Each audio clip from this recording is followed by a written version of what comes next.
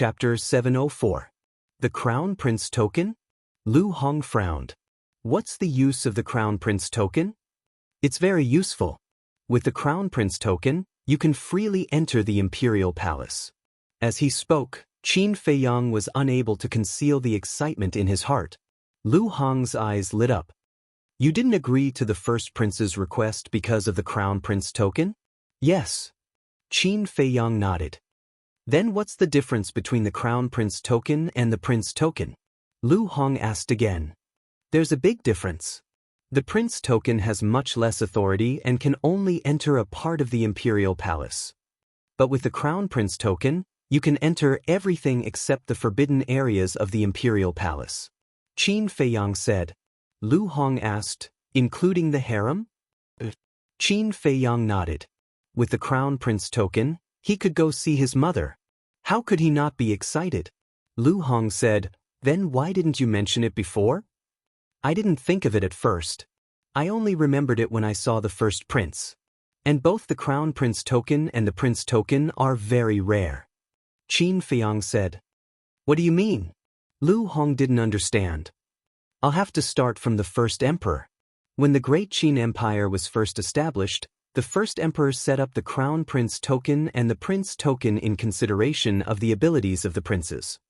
The purpose of the Crown Prince Token and the Prince Token is to recruit capable people to assist the princes and the Crown Prince. It's equivalent to a trusted aide. But at the same time, the first emperor was worried that the princes would recruit too many trusted aides and create chaos in the Imperial Palace, so he limited the number. There are 2 Crown Prince Tokens in total. The Prince Token is even rarer. Every prince only has 1. And it's a lifetime restriction. 1 token is 1 less token. That's why the first prince wasn't willing to take out the Crown Prince Token. Of course, I also guessed that other princes would come to me, so I kept delaying it. As expected. The 13th prince is here, and he even took out the prince's medallion as bait to force the first prince to use his trump card. Qin Feiyang briefly explained. After hearing this, Lu Hong sighed with emotion and said, You really didn't miss anything. There's one thing I didn't expect. Qin Feiyang shook his head. What is it? Lu Hong was suspicious. Eliminate the other princes. I thought that when I suggested this, the first prince would agree without hesitation.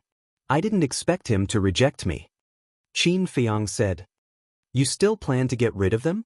Lu Hong frowned. If the first prince agrees, I would like to do that. But now, I have to think about it carefully. However, if they don't know what's good for them and try to scheme against me, I won't show any mercy. Qin Feiyang sneered. Lu Hong was silent for a moment before she smiled and said, No matter what you do, Fatso and I will support you. Thank you. Qin Feiyang looked at her gratefully and put the Crown Prince's medallion into his pocket. He smiled and said, Pay the bill and leave immediately. If nothing went wrong, the other princes would also come. He didn't have the time to waste on these people. Lu Hong quickly paid the bill and returned to the pavilion. Qin Feiyang immediately opened the teleportation gate and brought Lu Hong back to the alchemy room in the temple. As he expected, not long after he left, the other princes came to the fragrant moon in one after another. When they heard that he had left, they were all a little angry. Alchemy Room 701, inside the ancient castle. Qin Feiyang opened the 6-word divine formula. Lu Hong was also preparing to cultivate. Suddenly, she seemed to have thought of something and asked, Do you think the Crown Prince gave the other Crown Prince's medallion to Zhuge Mingyang? Qin Feiyang thought for a moment and said, It should be. Otherwise, with Zhuge Mingyang's ability, it's impossible for him to work for the Crown Prince. This is the difference between people. Take Wan Qiu for example. Not only will he lose face by sucking up to others, he won't have a good ending in the end. Lu Hong looked at him with disdain. That's for sure. In the eyes of the 13th prince, Wan Qiu is an obedient dog. If he's unhappy one day, he might kill him. In comparison, Tan Wu and Ling Yu are much wiser. They don't participate in any side and cultivate in a low-key manner. Although they will be targeted, at least they can keep their lives. Qin Feiyang said. Lu Hong nodded and said, Zhuge Mingyang is not simple. You have to be careful. I know. After Qin Feiyang finished speaking, he began to copy the second stroke of the kill formula. Seeing this, Lu Hong asked suspiciously, "Aren't you going to the Imperial Palace?" Qin Feiyang's arm trembled and said, "I want to go, but I can't go now." But Lu Hong didn't understand.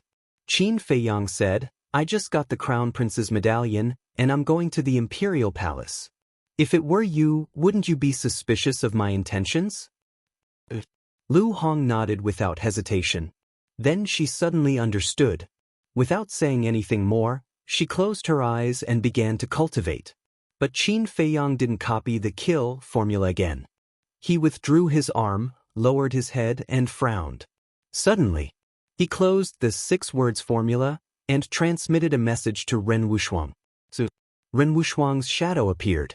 Qin Feiyang said with a smile, "Sister, how is it? Did Kai Yu and Xing Wanli come to harass you? Didn't you see that Shen Mei is still in my cultivation room? Now we don't even dare to go out of the cultivation room. It's so annoying." Ren Wuxuang said angrily. Qin Feiyang raised his eyebrows. It seemed that this Kai Yu had to be dealt with as soon as possible. He said, "Give me your current coordinates. I'll be there right away." "What are you doing here?" Ren Wuxuang looked at him suspiciously. "I have something to do." Qin Feiyang smiled faintly. "You're so mysterious all day." Ren Wuxuang rolled his eyes at him, but he also gave the coordinates to Qin Feiyang. Qin Feiyang immediately left the castle, opened the portal, and appeared in Ren Wuxuang's cultivation room. "You're here." Shen Mei was cultivating at the side. Seeing Qin Feiyang arrive, she opened her eyes and greeted him. "Not bad, your cultivation has improved quite a bit." Qin Feiyang laughed. "No matter how good it is, it can't be compared to you." Shen Mei shook his head helplessly. In the past, he could see through Qin Feiyang's cultivation, but now he couldn't see through it? Obviously, this guy had already broken through to the 2-star War Master. Qin Feiyang laughed and asked, "Which cultivation room is Feng Wuxia in?" "Why are you asking him?" The 2 girls couldn't help but frown, and the disgust on their faces was undisguised. Qin Feiyang laughed faintly. "Actually, this Feng Wuxia is not that annoying. At least, he is much better than Wanqiu." Ren Wuxuang said angrily, "In the 9 Nether Yellow Springs, he schemed against us time and time again, and you still don't hate him?" Qin Feiyang smiled bitterly. Okay, I won't argue with you. Tell me, I have something to ask him." Ren Wuxuang snorted, then turned his head and ignored Qin Feiyang. Qin Feiyang could only look at Shen Mei helplessly. Shen Mei shook her head and smiled. "He is in the 801 cultivation room." Qin Feiyang said, "What about Tan Wu? He seems to be next door to Feng Wuxia." Shen Mei thought for a moment and said, "Okay, I won't disturb you. As for Kai Yu, don't worry, I will take care of it soon." Qin Feiyang said and turned to look at the stone door. Looking at the tightly shut stone door, he was stunned. Then he looked back at Ren Wuxuang and smiled apologetically. "Sister, please open the door." Ren Wuxuang said angrily, "Then tell me first, why are you looking for Feng Wuxia?" "This," Qin Feiyang hesitated and said, "Can we talk about it later?" Forget it, since you are all grown up, you don't have to listen to me." Ren Wuxuang waved her hand, and the stone door slowly opened. Qin Feiyang smiled helplessly, turned his head, and strode out of the cultivation room.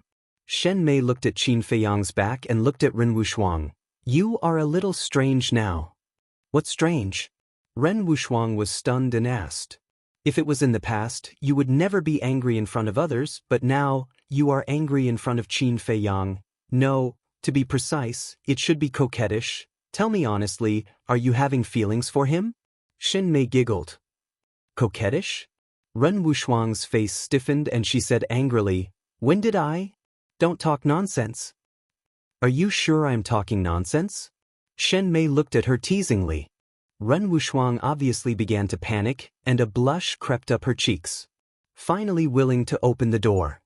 At this moment, a cold laugh sounded, and Xing Wanli rushed into the cultivation room like lightning. Their faces darkened at once. Ren Wuxuang shouted, "What are you doing here again? Get out immediately!" "Get out?" It's not up to you now, wait for me to inform senior brother Caillou, then I will definitely teach you a lesson. As Xing Wanli spoke, he took out an image crystal and sent a message to Caillou. At the same time, Qin Feiyang also came to the door of Cultivation Room 801 and gently knocked on the stone door. Not long after, the stone door slowly opened. Feng Wuxia was behind the door, and when he saw Qin Feiyang, he looked a little startled and said, "What are you doing here?" Qin Feiyang laughed. "After all, we are old friends, aren't you going to invite me in?" Feng Wuxia frowned and retreated to the side. After Qin Feiyang entered, Feng Wuxia closed the stone door and said, "You don't come without a reason. If you have something to say it quickly." Qin Feiyang looked around the cultivation room, which was about the same size as the alchemy room he was in, and there was nothing extra, only a shabby futon. He turned to look at Feng Wuxia and said, "Do you remember when we were in the 9 nether yellow springs, when we left the swamp? You hid in the mountain ridge and ambushed us? What? Now you want to settle the score with me?" Feng Wuxia frowned. "You misunderstood. I just want to know, who are the siblings?" Qin Feiyang said. Back then, Feng Wuxia personally said that their whereabouts were told to them by a pair of siblings. At that time, Qin Feiyang still felt a little incredulous, but because too many things happened later, he forgot about it. And on the day he entered the temple, he vaguely realized that he seemed to have missed something, but he couldn't remember it for a while. It wasn't until just now that he remembered. So he immediately ran over to ask Feng Wuxia. Of course, if it was just an ordinary person, he wouldn't care so much. But the key point was that this pair of siblings told Feng Wuxia and the others their location, allowing Feng Wuxia and the others to seize the opportunity to ambush them, obviously with bad intentions. Chapter 705. So that's what you're asking. Feng Wuxia suddenly understood and relaxed a lot. He smiled evilly. What's wrong? And when did you, Qin Feiyang, ever get scared? Scared? Qin Feiyang smiled faintly. I just want to know who they are. Feng Wuxia said, I don't know who they are either. Haven't you seen them before? How can you not know? Qin Feiyang frowned. Feng Wuxia shook his head. I've seen them before, but they didn't tell me their names. Qin Feiyang said, then you should know what they look like, right? I know that, but why should I tell you? Feng Wuxia smiled evilly. You don't have to tell me. But if you don't tell me, I'll definitely go find Xuening and Xuerua. Who knows what I'll do then? Qin Feiyang smiled faintly. Are you threatening me? Feng Wuxia's eyes darkened. Qin Feiyang nodded. You're right, I'm threatening you. Feng Wuxia narrowed his eyes, which flashed with a cold light. Suddenly, he smiled.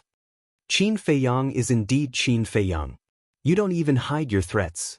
Okay, I'll tell you. Feng Wuxia waved his hand and his battle chi surged. 2 shadows of a man and a woman quickly condensed in the void.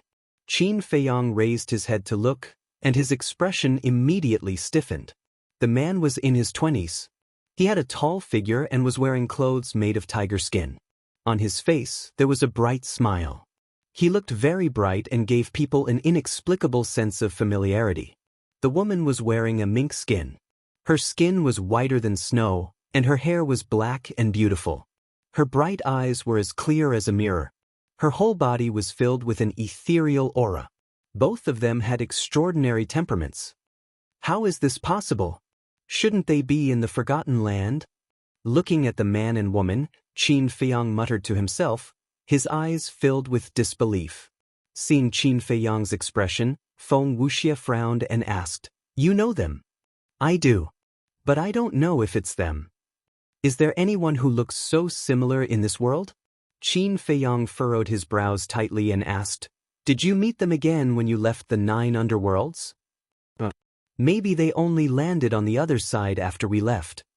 It's also possible that they've already died in the 9 underworlds. After all, the 9 underworlds' yellow springs is extraordinarily dangerous. Feng Wuxia said. That? Qin Feiyang frowned and lowered his head to ponder. I told you to get out, didn't you hear me? Suddenly, a cold shout came faintly from outside. Qin Feiyang was slightly stunned. Wasn't that Ren Wushuang's voice? Who was she scolding? Could it be? His expression suddenly changed as he looked at Feng Wuxia and cupped his hands. Thank you for telling me, goodbye. Feng Wuxia waved his hand and the stone door opened. Qin Feiyang immediately turned around and walked outside. Feng Wuxia suddenly said, Qin Feiyang, you can deal with me, but you can't hurt Xuening and Xuerua, otherwise I will not rest until you die. As long as you don't provoke me again, I don't have time to care about you. Qin Feiyang's footsteps paused. He didn't even turn his head as he spoke and left. So he arrived near Ren Wushuang's cultivation room. At this moment, both sides of the corridor were packed with people, but no one said a word. They just silently looked at Ren Wushuang's cultivation room. Get out of the way! Qin Feiyang's face darkened as he shouted. Qin Feiyang! Why is he here? The crowd was stunned as they looked towards the direction of the voice. Their expressions changed drastically as they hurriedly retreated to the side with a hint of respect on their faces. Qin Feiyang strode to the door of Ren Wushuang's cultivation room and turned to look inside. Inside the cultivation room, other than Ren Wushuang and Xin Mei, there were two more black-clothed youths. One of them was Xing Wanli. As for the other person, Qin Feiyang had some impression of him, but he was not too familiar with him. However, it was obvious that it was Caillou. What do you want? Qin Feiyang shouted coldly, his eyes gloomy. Feiyang. Upon hearing Qin Feiyang's voice, the two girls seemed to have seen their savior and hurriedly ran behind Qin Feiyang. Qin Feiyang? Caillou and Xing Wanli could not help but be stunned. Xing Wanli transmitted his voice. Senior brother Caillou, when I was waiting over there just now, I saw Qin Feiyang walk out of this cultivation room. Caillou frowned and said in a low voice, So, this Qin Feiyang and Ren Wushuang's relationship is not bad? I think so. Xing Wanli secretly said. Understood. Caillou's eyes flashed as he looked up at Qin Feiyang and said, I've long heard of Brother Qin's name. Now that I've met you, you really live up to your reputation. Qin Feiyang said indifferently, Let's skip the pleasantries. Tell me, what do I have to do for you to let them go? Caillou said, Look at what you're saying. As long as Brother Qin says the word, I'll never harass them again. What do you mean? Qin Feiyang frowned. Caillou glanced at the people on both sides and said with a faint smile, There are some words that can't be said in public. Come in and let's talk slowly. Ren Wushuang said angrily, You really think you're the owner of this place? This is my cultivation room. If you have anything to say, go somewhere else. It's fine. Wait for me outside. Qin Feiyang waved his hand and walked into the cultivation room. Then, he half closed the stone door and looked at Caillou saying, Speak. Caillou said, I believe you also know who I'm working for. I know. But I don't know, which prince are you working for? Qin Feiyang said. Caillou said, His Highness the Second Prince. So it's him. Qin Feiyang came to a sudden realization. He had quite a deep impression of this second prince. Because, apart from the first prince, the second prince was the one who schemed against him the most. Qin Feiyang said, What you want to say is that you want me to follow the second prince? That's right. As long as you follow the second prince, we'll be on the same side. At that time, not only will I not harass them, but I'll also treat them like my own sisters. Caillou said with a smile. Qin Feiyang nodded and said, In this way, both sides will be happy. It's a good idea, but what if I don't agree? If you don't agree, although I'm a little afraid of you now, with my power and ability, it's more than enough to deal with two women. You can't protect them all the time. Caillou said with a smile, as if he was sure that Qin Feiyang would be defeated. Qin Feiyang, let me give you a piece of advice. Be sensible.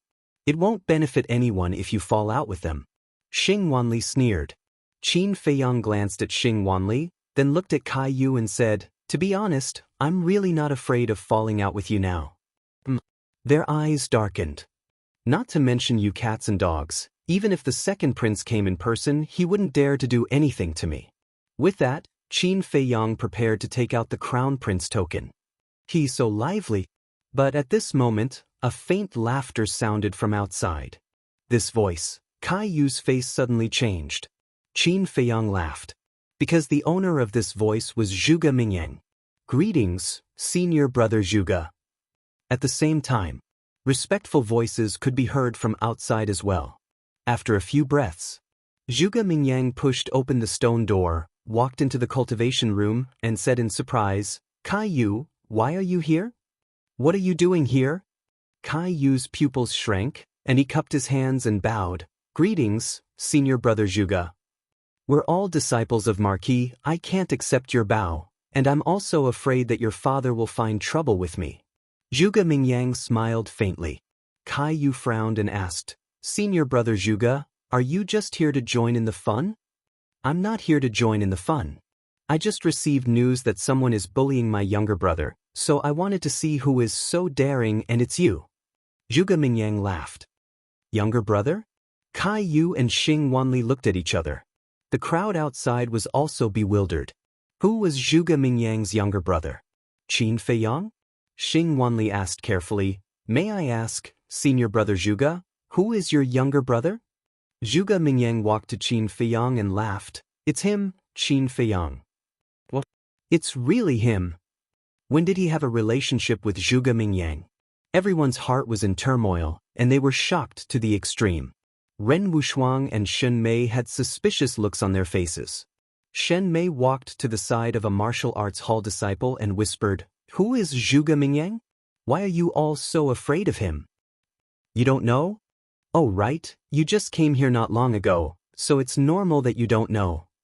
Let me tell you, he is the #1 martial marquis in the imperial capital, the only son of Marquis Zhuge, and he was once the #1 demon in the imperial capital. It's no exaggeration to say that even the hall masters of the Divine Hall and the princes of the Arch Palace have to be courteous when they see him.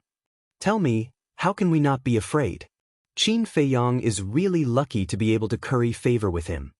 That martial arts hall disciple whispered. His heart was sour, and his face was filled with envy. Damn. Shen Mei was dumbfounded. Ren Wushuang was also speechless for a long time.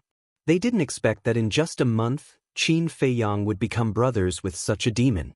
They couldn't help but be impressed by this ability. Kai Yu's expression was also very interesting. Originally, he was very confident that he could force Qin Feiyang to compromise, but he didn't expect Zhuge Mingyang to suddenly appear. This made it difficult for him to get off the tiger. However, Zhuge Mingyang's face always maintained a smile and said, Kai Yu, I really don't understand. How did my brother offend you? Why do you have to make such a big fuss? This, Kai Yu didn't know how to answer for a moment. Forget it, I won't ask. I'm not interested to know. I just want to say that from now on, if anyone dares to find trouble with Qin Feiyang, then they are going against me, Zhuge Mingyang. Of course, this includes his friends. Zhuge Mingyang laughed. He said it casually, but it was like a clap of thunder in the ears of Kai Yu and those outside. Zhuge Mingyang looked at Kai Yu and asked, Did you hear me clearly? Do you need me to say it again? No, I heard you clearly. I'll leave right away. Chapter 706. As soon as Kai Yu left, the crowd of onlookers also dispersed in an uproar. So, only Qin Feiyang and the other three were left. Qin Feiyang cupped his hands and smiled. Thank you, brother Zhuge, for coming to our rescue. Zhuge Mingyang smiled and glanced at Ren Wushuang and Shen Mei. Is it convenient for you to talk? Qin Feiyang nodded. Zhuge Mingyang asked, If I didn't come, would you have taken out the Crown Prince token? What else could I do? Qin Feiyang smiled bitterly. Zhuge Mingyang said, That's what I want to say. Don't tell anyone that you have the Crown Prince token. But Qin Feiyang was puzzled. Because of your safety. Although the Crown Prince token can protect you, it will also bring you a fatal disaster. After all, you are a great threat. If they know that you have joined the First Prince's side, they will definitely do everything possible to get rid of you. Zhuge Mingyang said. That makes sense. Qin Feiyang nodded. Of course, you don't have to worry. I have already said that. In the future, even if the First Princes want to deal with you, they will have to think twice. Zhuge Mingyang said confidently. Qin Feiyang smiled. Then I'll have to trouble you, brother Zhuge. Please take care of me in the future. We are all friends. Don't be so polite. If you need anything in the future, just send me a message. With that, Zhuge Mingyang took out an image crystal. Qin Feiyang also took out an image crystal. After establishing the contract, Qin Feiyang put away the image crystal and said, "Brother Zhuge, in your opinion, how should I reply to the 13th prince in 3 days?" This, Zhuge Mingyang pondered for a moment and said, "To be honest, I have the same idea as you." "What idea?" Qin Feiyang was stunned and asked. "Eradicate them." A cold light flashed in Zhuge Mingyang's eyes. Qin Feiyang felt a chill in his heart. This Zhuge Mingyang was indeed bold. Zhuge Mingyang continued, "If it were up to me, I'd like you to get close to the 13th prince and find an excellent opportunity." Qin Feiyang frowned and said, "I don't care. The key is whether your highness agrees or not. Your highness has too many concerns. I'm afraid it will be difficult for you to make a decision in a short time." Zhuge Mingyang sighed deeply and said, "But we can act first and report later. I believe that His Highness won't blame us." Qin Feiyang pondered for a moment and said with a smile, "Since Brother Zhuge said so, I might as well give it a try." Zhuge Mingyang reminded him, "Just try your best. Don't force yourself." Qin Feiyang nodded. "Then I'll take my leave first," Zhuge Mingyang said with a smile and turned to leave. Qin Feiyang also turned and walked out of the cultivation room. Looking at Zhuge Mingyang's back, his eyes flickered. Ren Wushuang walked up and said in a low voice, "Feiyang, what are you guys talking about? You don't have to worry about this. Just focus on your cultivation." Qin Feiyang hurriedly left these words and opened the teleportation gate. He returned to Alchemy Room 701 and immediately entered the castle. Inside the ancient castle, Qin Feiyang looked at Fatso and the others and said, "You guys heard Zhuge Mingyang's words, right? Tell me what you think." Lu Hong pondered for a moment and said, "I feel that this might not be Zhuge Mingyang's idea, but the first prince's." Qin Feiyang's eyes flashed and asked, "What do you mean?" "Back at the Fragrant Moon Inn, from what I saw, the first prince actually had the idea of eliminating the other princes. But just as Zhuge Mingyang said, he had too many misgivings and did not dare to say it out loud. Therefore, Zhuge Mingyang's words were very likely the first prince's idea. Firstly, he wanted to use this to test your loyalty. After all, you just met him, so it's impossible for him to trust you 100%. Secondly, if the plan succeeds, he will reap all the benefits. But if it fails or the plan is exposed, you will be the scapegoat. He won't lose anything. After all, he never personally asked you to deal with the 13th prince." Lu Hong analyzed. "Not bad. Just as I thought. But I think that this was not the first prince's idea, but Zhuge Mingyang's. Because the first prince's mind is simply unable to think of a plan that would satisfy both sides. But the first prince definitely knows." Qin Feiyang smiled. "They're already scheming against you, and you're still smiling?" Lu Hong furrowed her brows and said angrily. Fatso said, "Actually, this is a good thing for boss." "A good thing?" Lu Hong was puzzled. "Think about it. What is boss's goal in coming to the imperial capital? He's here for revenge. Now that the first prince wants to kill, boss can borrow the first prince's hand to eliminate those people who are in the way. As for being the scapegoat, do you think boss will give them the chance?" Fatso chuckled. "So that's how it is." Lu Hong nodded in understanding. She then looked at Qin Feiyang and said, "Although Fatso's words make sense, murdering a prince is no small matter. You must be careful." "I know." Qin Feiyang nodded.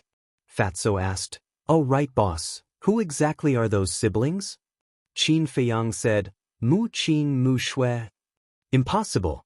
Aren't they in the Forgotten Land?" Hearing these two names, the expressions of Fatso and the others changed. "I don't understand either. I don't understand even more. Why would they scheme against me?" Qin Feiyang frowned. "Back then in the Forgotten Land, we haven't even settled the score with them for informing the Pill Tower's pagoda master. Now they actually dare to provoke us again." Wolf King said coldly, his eyes flashing with killing intent. At that time, if it hadn't consumed the 9-chew yellow dragon pill at the critical moment and broken through to the War Emperor, they would have already been buried in the Forgotten Land. Qin Feiyang said, "Looks like when we have the chance, we'll have to make another trip to the Forgotten Land. I didn't get the heavenly thunder flame last time. I must get it next time. Fatso nodded. There were too many secrets hidden in the Forgotten Land. For example, that mysterious madam, what was her true identity? And that snow python, was she hiding at the bottom of the lake to protect the altar, or was there another reason? What was the background of the Muqing siblings? How did they leave the Forgotten Land and enter the 9 Netherworld Yellow Springs? Where was he now? There were too many questions that filled their hearts. In the next 3 days, Qin Feiyang and the others were cultivating in the castle. As for the disciples of the various martial marques, they would knock on the door every day, but in the end, they would return empty-handed. At the same time, in the next 3 days, the treasure pavilion auctioned off another 3 potential pills. The transaction price was not out of Qin Feiyang's expectations, it was 10 to 20 billion higher than the transaction price on the first day. And the 4 potential pills that Qin Feiyang had left behind had a total value of more than 800 billion. After deducting the cost of purchasing medicinal ingredients, Qin Feiyang could still earn around 300 billion. And on the morning of this day, Lin Dian came. Qin Feiyang closed the 6-word divine formula, lowered his head and pondered for a while, then turned to look at Lu Hong and said, "Go to the treasure pavilion and get the remaining gold coins, and ask Sun Dehai if he can find a grade 5 pill fire." Lu Hong nodded. After leaving the castle, she immediately opened a portal and left. Qin Feiyang took a deep breath, and with a thought, the stone door slowly opened. Seeing Lin Dian walk in, Qin Feiyang smiled faintly and said, "You're here so early, aren't you a bit too impatient?" "If it wasn't for the 13th prince, do you think I would want to come to this damned place? Tell me, what's your answer?" Lin Dian snorted and said expressionlessly. Qin Feiyang said faintly, "Your attitude makes me very unhappy, so I don't want to talk to you. Send a message to the 13th prince, I want to talk to him face to face." "You?" Lin Dian glared at him. "What? Do you have a problem with that? Do you believe that I won't throw you out?" Qin Feiyang sneered. "You win." Lin Dian gritted his teeth and glared at him, then took out the image crystal and quickly activated it. So, the 13th prince's figure appeared, and he smiled. "Brother Qin, what do you think?" Qin Feiyang said, "I can help you, and I don't even need your prince's token, but I need a grade 5 alchemy fire." "A grade 5 alchemy fire?" The 13th prince frowned and shook his head. "A grade 5 alchemy fire is not rare in the temple, but it's extremely rare outside. It won't be easy to find one. That's your problem. If you don't have a grade 5 alchemy fire, you can go to the general pavilion and compete with them for the potential pill. But I don't think you can compete with the other princes with your wealth." Qin Feiyang smiled. The 13th prince's face darkened. "Can't you change your condition?" "No." Qin Feiyang shook his head without hesitation. The 13th prince was silent for a while, then he looked at Lin Dian and said, "I remember that you have a grade 5 alchemy fire at home?" Qin Feiyang was stunned and turned to look at Lin Dian. What a coincidence. Fatso had heard that there were 5 martial marquises who each had a grade 5 alchemy fire.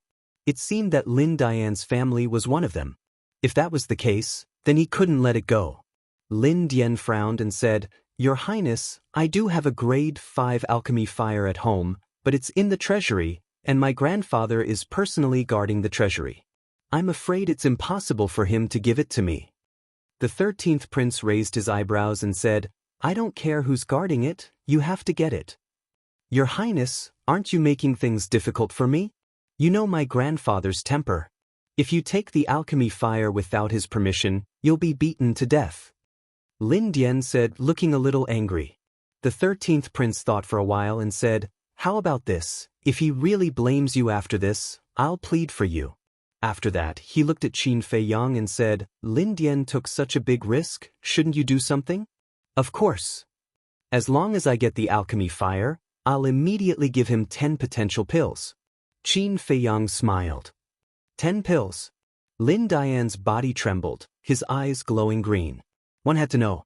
The price of the potential pills auctioned by the general pavilion reached more than 200 billion. What was the concept of 10 potential pills? Of course, his family didn't lack this money. But the point was, he didn't dare to participate in the competition between the princes. So, no matter how many potential pills were auctioned by the general pavilion, he wouldn't get a share. Chapter 707. Seeing that Lin Dian still had some concerns, Qin Feiyang smiled and said, "If you miss this time, there won't be a next time." Lin Dian gritted his teeth and said, "Okay, I'll think of a way to get the alchemy fire, but how do I know if you're lying to me?" Qin Feiyang took out a potential pill and threw it to Lin Dian. He smiled and said, "Is this enough sincerity?" Lin Dian caught the potential pill. After confirming that there was no mistake, he said happily, "It's enough, it's enough." The Crown Prince laughed and said, "Brother Qin is indeed a straightforward person. Then let's meet outside the city tomorrow." Outside the city? Qin Feiyang stared blankly and asked in confusion, "Why do we have to go outside the city? Opening the door of potential is not a small matter. Naturally, I have to find a secret place. That place is called the Black Dragon Pool. Only Lin Dian and I know about it. Lin Dian will tell you the coordinates. I'll see you tomorrow morning." After the 13th prince finished speaking, he turned off the image crystal. Lin Dian also put away the potential pill and said, "Brother Qin, I was wrong in the past. I hope Brother Qin can forgive me." "It's all in the past. Don't mention it again." Qin Feiyang smiled. Lin Dian said with shame, "Brother Qin's magnanimity is really admirable." Qin Feiyang smiled faintly and said, "Is the Black Dragon Pool far from the capital city?" "It's surrounded by barren hills. No one will come to disturb us." Lin Dian said. "That's good." Qin Feiyang nodded. "Then I'll go do my work. Goodbye." After Lin Dian gave the coordinates of the Black Dragon Pool to Qin Feiyang, he opened the portal and left. Outside the city, Black Dragon Pool, Qin Feiyang also lowered his head and pondered. He felt that there was something fishy about this. Wasn't it just opening the door of potential? Was there a need to go so far? Suddenly, he took out the image crystal and sent a message to Lu Hong. After a while, Lu Hong's image appeared. Qin Feiyang asked, "Did you ask Sun Dahai about a 5th grade pill fire?" Lu Hong said, "He's still busy. I haven't seen him yet." Qin Feiyang said, "Then don't ask about it later." But Lu Hong was stunned and looked at him in confusion. "We'll talk about it when we get back." After Qin Feiyang finished speaking, he turned off the image crystal and fell into deep thought again. About half an hour passed. Lu Hong finally returned and asked suspiciously, "What's wrong?" Qin Feiyang explained in detail that the 13th prince had invited him to meet outside the city. "Something's wrong," Lu Hong said immediately. "Tell me," Qin Feiyang said. "Think about it. The capital city is so big, and the imperial palace isn't small either. There must be a secret place. Even if he doesn't want to be disturbed, there's no need for him to go outside the city, right? I have a feeling that he wants to hide something by asking you out of the city." Lu Hong speculated. Qin Feiyang pondered for a while and said, "I think he wants to get rid of me after I've outlived my usefulness." "That's completely possible." Lu Hong nodded. After Qin Feiyang helped the 13th prince open the door of potential and enter the Master of War, the 13th prince would then turn hostile and kill Qin Feiyang. This way, no one would be able to refine the potential pill in the future. At that time, the other princes would not be able to get the potential pill and would not be able to open the door of potential. In the end, the throne would be in the 13th prince's bag. Because only he had opened the door of potential, the other princes had not, and the gap between them would only grow bigger.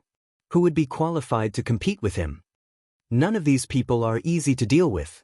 Lu Hong sighed and said, "If the 13th prince really wants to deal with you, he will definitely set up an ambush. I think it's best if you don't go tomorrow." "I'm going," Qin Feiyang said. Lu Hong frowned and said, "You're going to die, do you know that?"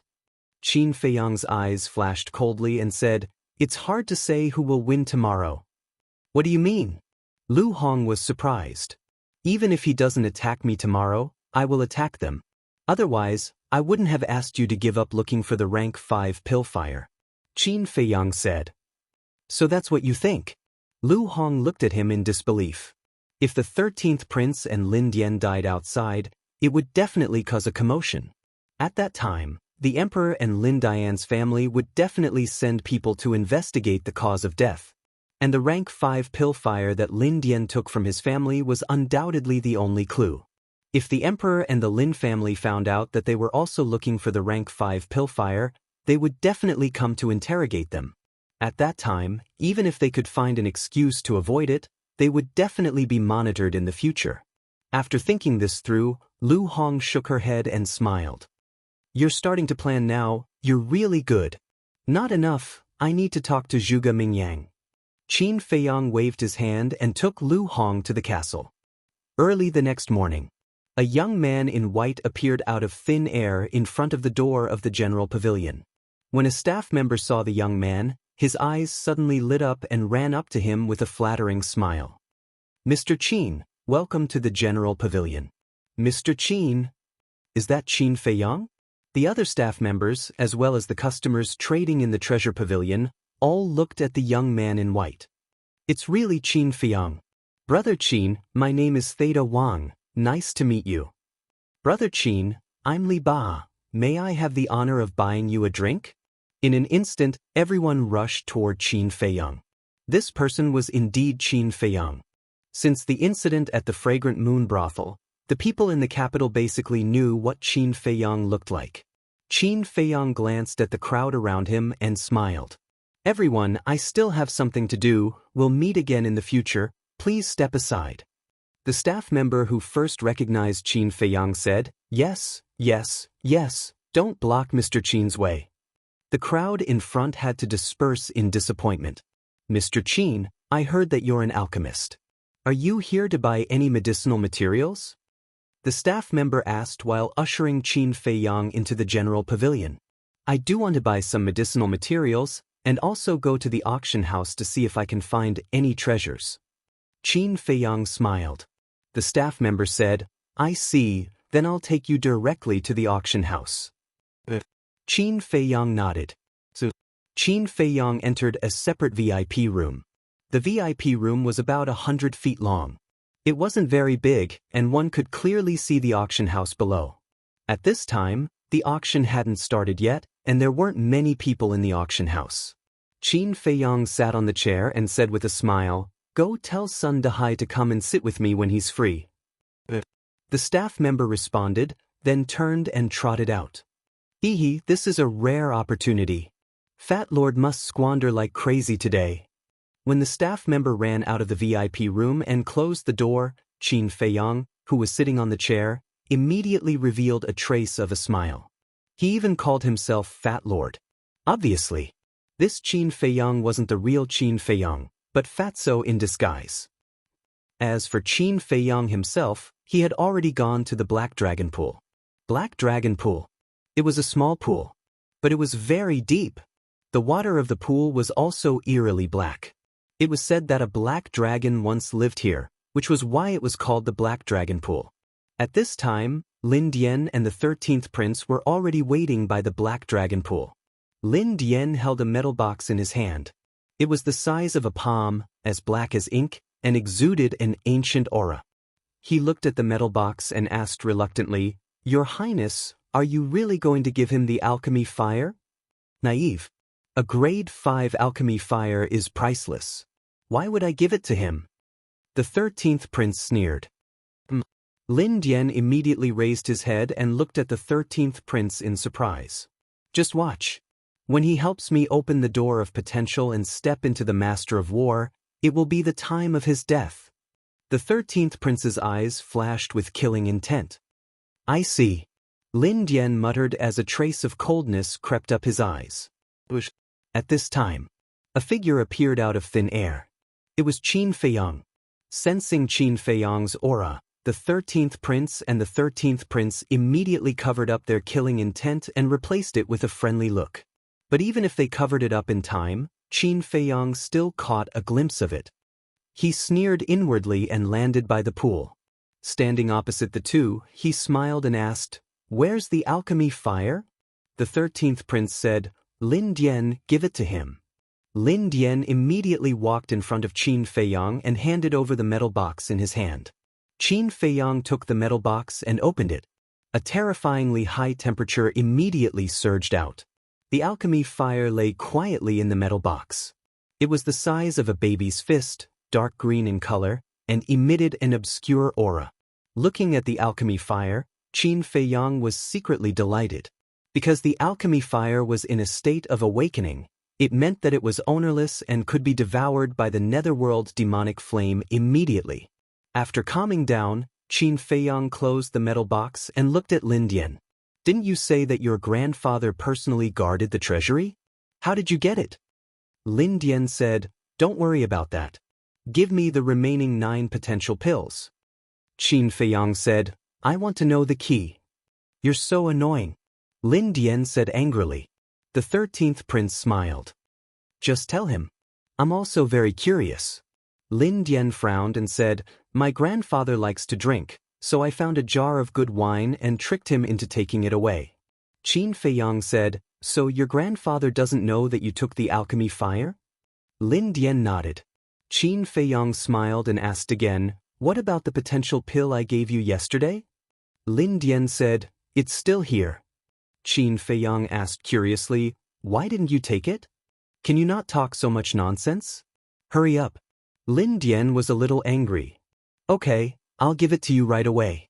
Qin Feiyang smiled and put away the metal box, then put his hand into his chest. Suddenly, killing intent surged in his eyes. At the same time, he pulled out his big hand from his chest. However, it was not the potential pill in his hand, but the Chang Shui. How could Lin Dian have expected such a change? Qin Feiyang held pale snow in his hand and directly pierced his heart with a saber. Lin Dian could not help but scream in pain. If you had taken that potential pill yesterday, you could have had a taste of opening the door of potential before you died. Unfortunately, you don't have the chance now. Qin Feiyang laughed and pulled out the Chang Shui. An arrow of blood spurted out from Lin Dian's heart. You? Lin Dian raised his hand and pointed angrily at Qin Feiyang.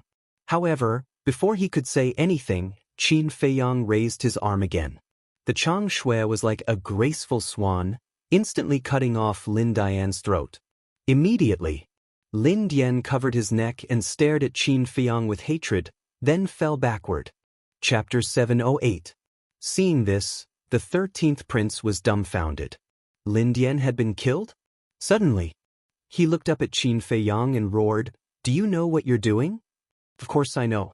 I also know what you're trying to do. Qin Feiyang faintly smiled. The 13th prince's heart skipped a beat. Qin Feiyang said, If I'm not wrong, there should be other people hiding nearby, right? You, the 13th prince looked at him in disbelief. Looks like I'm right. Tell them to come out. They're the guards of the princes. Don't you think it's embarrassing to hide? Qin Feiyang sneered. Ha, Qin Feiyang, oh Qin Feiyang, I like you more and more. If you follow me, you won't have to worry about anything. Unfortunately, you've chosen a path of no return. The 13th prince laughed out loud, and his face was filled with disdain. Before he finished speaking, the calm black dragon pool suddenly splashed water everywhere. 2 burly men jumped out of the water and landed behind the 13th prince. Both of them were tall, and their upper bodies were exposed. Their bronze chest muscles were filled with explosive power. You're indeed the 13th prince's men. Qin Feiyang looked at the two with a gloomy gaze. Whether it was their figure or aura, they were exactly the same as the 2 black-robed men in the fragrant moon brothel. The 2 didn't speak, but their faces were cold. I really can't bear to kill you. Follow me. When I become the emperor, I promise to make you the imperial advisor of the great Qin Empire. At that time, you'll be second only to one and above all. How impressive will that be? The 13th prince said in high spirits. He felt as if the emperor's throne was already in his bag. Second only to one and above all, Qin Feiyang shook his head and smiled. I can't refuse such tempting conditions. Then agree. Because only by agreeing can you keep your life and have everything. The 13th prince chuckled. Qin Feiyang glanced at the 2 men and asked with a smile, Are you so confident that you can kill me? These two guards of mine are both from the 9 Stars War sect. What do you think? The 13th prince joked. 9 Stars War sect. Qin Feiyong's pupils shrank. Sure enough, they were 2 terrifying experts. However, he had come prepared. Brother Zhuge, come out. Following his words, a short mountain behind him collapsed, causing a cloud of dust to rise into the air.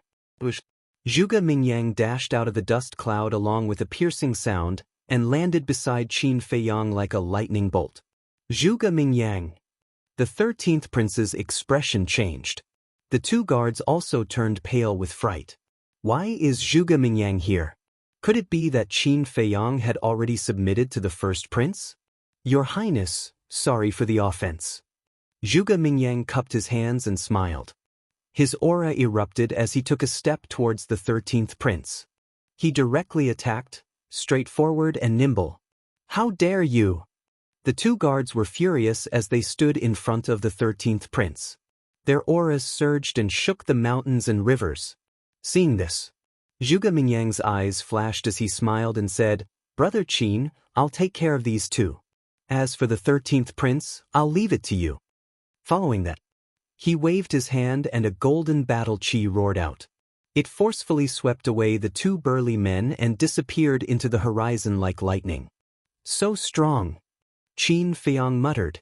Judging from his aura, Zhuge Mingyang was also a 9 Stars War sect, but his battle strength was much stronger than the 2 burly men, as expected of the number 1 genius of the imperial capital. And Zhuge Mingyang's intention was also quite obvious. With his strength, he was completely capable of killing the 3 of them. There was no need for him to take the 2 burly men away. He did this because he wanted Qin Feiyong to kill the 13th prince with his own hands. In this way, Qin Feiyong would have no choice but to accompany the first prince to the end. Of course, Qin Feiyong didn't care about any of this. He withdrew his gaze and looked at the 13th prince, only to see that the 13th prince's face was filled with panic. Qin Feiyong smiled faintly and said, You didn't expect Zhuge Mingyang to appear, did you? You. The 13th prince looked at Qin Feiyong in panic. His throat seemed to be blocked by something and he couldn't say what he wanted to say for a long time. Qin Feiyong said, You want to ask why we're working together? The 13th prince nodded. Let me show you something and you'll know. Qin Feiyong took out the crown prince's token. The crown prince's token. Seeing this, the 13th prince's body trembled. He finally understood. As expected, Qin Feiyong had already sided with the first prince. Qin Feiyong put away the crown prince's token and shook his head with a smile. I have to say that you're really stupid. Why don't you think about it? Since I already knew your intentions, why would I come to see you unprepared? Qin Feiyong said as he walked towards the 13th prince. What do you want to do? The 13th prince stepped back in fear. You still don't understand? Of course I'm going to kill you for the first prince. Qin Feiyong said. How dare you? The 13th prince shouted angrily. Qin Feiyong smiled and said, I've already killed Lin Dian, the son of a marquis. It's not a big deal to kill another prince. The 13th prince's body trembled and he hurriedly said, Qin Feiyong, let's talk nicely. Doing this will only benefit my brother. It won't do you any good. But Qin Feiyong asked. The 13th prince said anxiously, Think about it. You've been in the limelight for the past few days. If I'm killed now, my father will think of you sooner or later and send people to investigate you, Qin Feiyong said. It's fine. I've already arranged everything. Now everyone in the first district knows that I'm at the main pavilion's auction house. What do you mean? The 13th prince was surprised. Before I came, I asked Fatso to disguise himself as me and enter the main pavilion. So, even if the emperor investigates, there will be countless people who can testify for me. Qin Feiyong said with a smile. The 13th prince was extremely shocked. He had actually arranged everything in advance. This person's mind was too terrifying. Qin Feiyong said, Any last words? You can't kill me, because you're offending your superior. When this matter is exposed, you will die without a complete corpse, the 13th prince roared. When that day comes, it's hard to say who will live and who will die. Qin Feiyang said in a low voice. Murdering the current prince is an unforgivable crime. You're a madman. The 13th prince was completely terrified. He turned around and ran like crazy. Boom. Qin Feiyang released his aura, and the 13th prince was immediately imprisoned in the air. He walked step by step, and the 13th prince fell into the abyss of despair. Finally, Qin Feiyang stopped in front of the 13th prince. At this moment, the 13th prince was so scared that he lost control of his bladder. The stench assailed his nostrils, and his face was pale. Qin Feiyang said, "If you don't have any last words, I'll tell you a secret." "What secret?" the 13th prince asked in a trembling voice. Qin Feiyang lowered his head and whispered a few words into the 13th prince's ear. "What?" The 13th prince was shocked. He muttered in his heart, "How is this possible?" Qin Feiyang said with a smile, "Brother 13, you didn't expect that I would come back one day, did you?" "No way, you're lying. This is impossible." The 13th prince stared at Qin Feiyang and shook his head like a madman. "Nothing is impossible in this world. I came back for revenge. I want our father to regret it for the rest of his life. So, you won't be lonely in the Yellow Springs. Because soon, others will accompany you." Qin Feiyang's eyes were filled with murderous intent as he grabbed the 13th prince's throat. "Fourth brother, for the sake of our brotherhood, I beg you not to kill me. I can help you take revenge," the 13th prince shouted in panic. But his throat was stuck, and his voice was weak and hoarse. "Do you still have brotherly love in your eyes? When you learned that my cultivation was destroyed and I was kicked out of the imperial palace, you were all celebrating, right?" Qin Feiyang smiled sinisterly. He exerted force with his 5 fingers and broke the 13th prince's neck. Arg! The 13th prince screamed and died on the spot. Qin Feiyang loosened his grip and the 13th prince fell to the ground. Looking at the 13th prince's body, there was a trace of pain in his eyes. It wasn't because of the 13th prince's death. It was because he remembered what happened more than 10 years ago and the pain and despair he suffered in the 5 years in the Iron Ox town. Boom! Crack!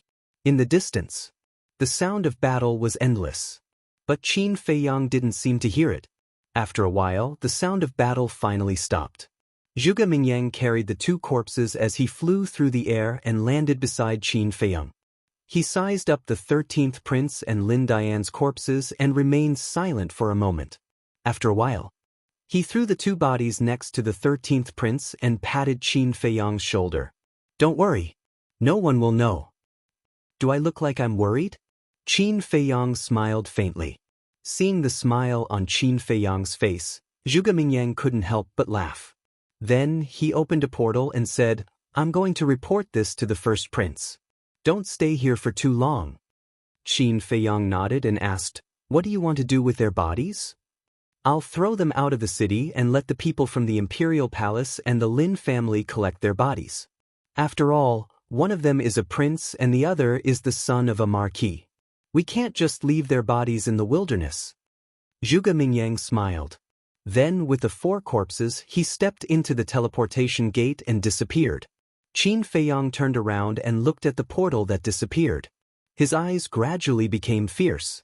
No one in this world liked to be played in the palm of another's hand. The first prince and Zhuge Mingyang had schemed against him so many times that he wanted to kill them. Tap, tap. At this moment, the sound of steady and powerful footsteps could be heard coming from the nearby forest. It was Lu Xingchen. Qin Feiyang seemed to have known about Lu Xingchen's appearance and wasn't surprised at all. Lu Xingchen walked to Qin Feiyang and said with a smile, "It's imperative to get rid of the first prince, but he must be the last one." "I understand." Qin Feiyang nodded and asked, "Is there anyone else hiding nearby?" "No, only Zhuge Mingyang came," Yi Futian said. Lu Xingchen said. In fact, Lu Xingchen had been hiding nearby for a long time and had been instructed by Qin Feiyang. Qin Feiyang was worried that the first prince would do the same thing as the 13th prince and get rid of him after he had outlived his usefulness. Lu Xingchen might not be as strong as Zhuge Mingyang, but he had a spatial divine item that could move and save him at a critical moment. Chapter 709. Qin Feiyang and Lu Xingxin also left the Black Dragon Pool and returned to their respective alchemy rooms. The next morning, Lin Dian's grandfather found out that the alchemy fire in the treasury had been stolen. Combined with Lin Dian's strange behavior on the first day, he naturally thought that Lin Dian had taken it. But sending a message to Lin Dian was like throwing a stone into the sea. Lin Dian's grandfather was furious and personally entered the temple, but he found that Lin Dian was not there. Immediately, Lin Dian's grandfather contacted the 13th prince. Because Lin Dian and the 13th prince had the best relationship. With this contact, he was shocked to find that the 13th prince had also disappeared. Soon, this matter alarmed the people in the imperial palace. They asked around, but no one knew where the two had gone. Immediately, they realized that something was wrong. After some investigation, they were shocked to find that the 13th prince's bodyguard had also disappeared. Thus, the people of the Lin family and the imperial palace deduced that the two had met with misfortune and immediately sent people to investigate. At noon that day, suddenly, someone sent news that the 13th prince and Lin Dian's bodies had been found in a barren mountain outside the city. The son of a prince and a marquis had been killed. How could this be? The news spread like a plague in the capital city. In less than an hour, everyone in the capital city knew that the two of them had been killed. Without a doubt, a huge storm was stirred up. Inner city, in a magnificent mansion. Investigate. We must find the real culprit who murdered Lin Dian. In a certain hall, an angry roar was heard. The owner of the voice was Lin Dian's father, Marquis Lin. The imperial palace. A golden shadow appeared in the air above the throne room. As soon as this person appeared, a mighty emperor's aura enveloped the entire imperial palace. In an instant, everyone in the imperial palace knelt down and kowtowed. Murdering a prince, you deserve to die. Commander, I order you to investigate this matter thoroughly and find the real culprit. The golden shadow said faintly, filled with a great majesty. Before the voice died away, a middle-aged man in golden armor soared into the sky, knelt in front of the golden shadow, and said respectfully, I accept the order. The golden figure then dissipated. The man in golden armor also stood up and shouted, Whoosh! Another group of guards in black iron armor flew into the sky and knelt on one knee in front of this person. Investigate everyone who has a grudge against the 13th prince. I would rather kill 1,000 by mistake than to let one go. The golden armored man shouted. His words carried a shocking murderous aura. The guards responded respectfully and dispersed, disappearing without a trace. Since the Emperor Ascension, this is the first time a prince has been murdered. Who could it be? Who has the guts to do that? The golden armored man frowned and also disappeared without a trace. Before the 13th prince palace. To the imperial palace to the palace.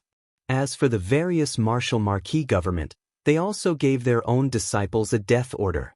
Because they could see, the Tian Palace was the capital palace, evening. 2 guards in black iron armor appeared in the sky above the Pill Palace. They did not hide their powerful aura at all. The white-haired old man who was guarding the Pill Palace hurriedly ran to the center of the square and bowed, Greetings, lords. The disciples of the Pill Palace bowed and did not even dare to breathe loudly. Whoosh! The 2 of them landed on the square and said expressionlessly, Bring us to see Qin Feiyang. Qin Feiyang? The white-haired old man was slightly stunned. He cupped his hands and said, May I ask, why are you looking for Qin Feiyang? One of them frowned and said, Are you qualified to ask about the invincible Black Army's matters? No.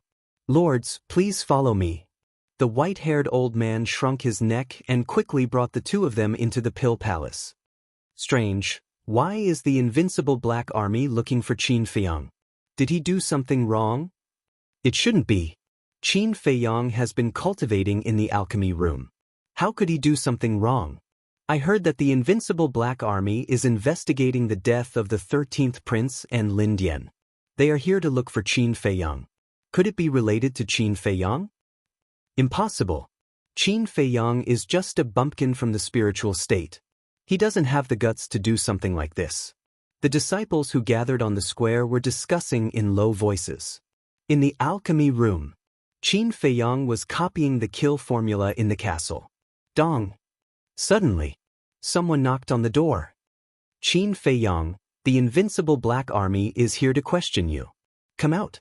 The white-haired old man's voice also echoed in the castle. Invincible black army. Qin Feiyang's arm trembled. Fatso opened his eyes and asked, "Boss, what is the Invincible Black Army?" The Invincible Black Army is responsible for maintaining order in the Imperial Palace. Every one of them is extremely powerful. They are also known as the Imperial Guards. And the commander of the Invincible Black Army is one of the Emperor's confidants. Since the Invincible Black Army is here, it means that the 13th Prince's death has alerted the Emperor. Qin Feiyang said. Fatso reminded him, "Then you have to be careful. Don't worry. They haven't found any evidence yet. Otherwise, they wouldn't be here to question you but to arrest you." Qin Feiyang sneered and left the castle.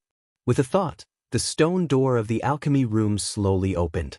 The white-haired old man led the two people into the alchemy room and pointed at Qin Feiyang. "He is Qin Feiyang." He then looked at Qin Feiyang and said, "Following this, you must honestly answer every question that the two lords ask." "I understand."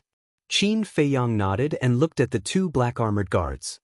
He cupped his hands and said, "Please enlighten me." One of them said, "Do you know that the 13th Prince and Marquis Lin's son, Lin Dian, were murdered?" Qin Feiyang was slightly surprised and said, "How is that possible? Who dares to murder them?" "You don't know?" The two frowned. "I have been cultivating in seclusion.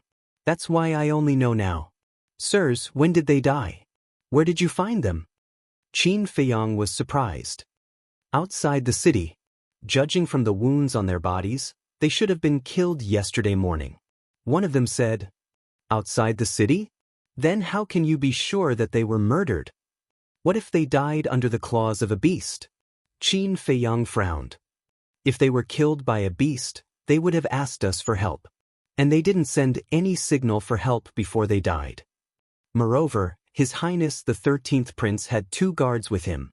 Both of them were from the 9-star battle sect. And there were no such strong beasts in the place where they were killed. It's enough to see that they were murdered. Also, we didn't find any traces of battle at the scene, so we concluded that the murderer was an acquaintance of theirs. Kill them when they were unprepared," the two black-armored guards said. Qin Feiyang suddenly said, "So it's like that. Then who is it? How dare they?" "That's why we came to find you. According to our investigation, they had the most contact with you before they died.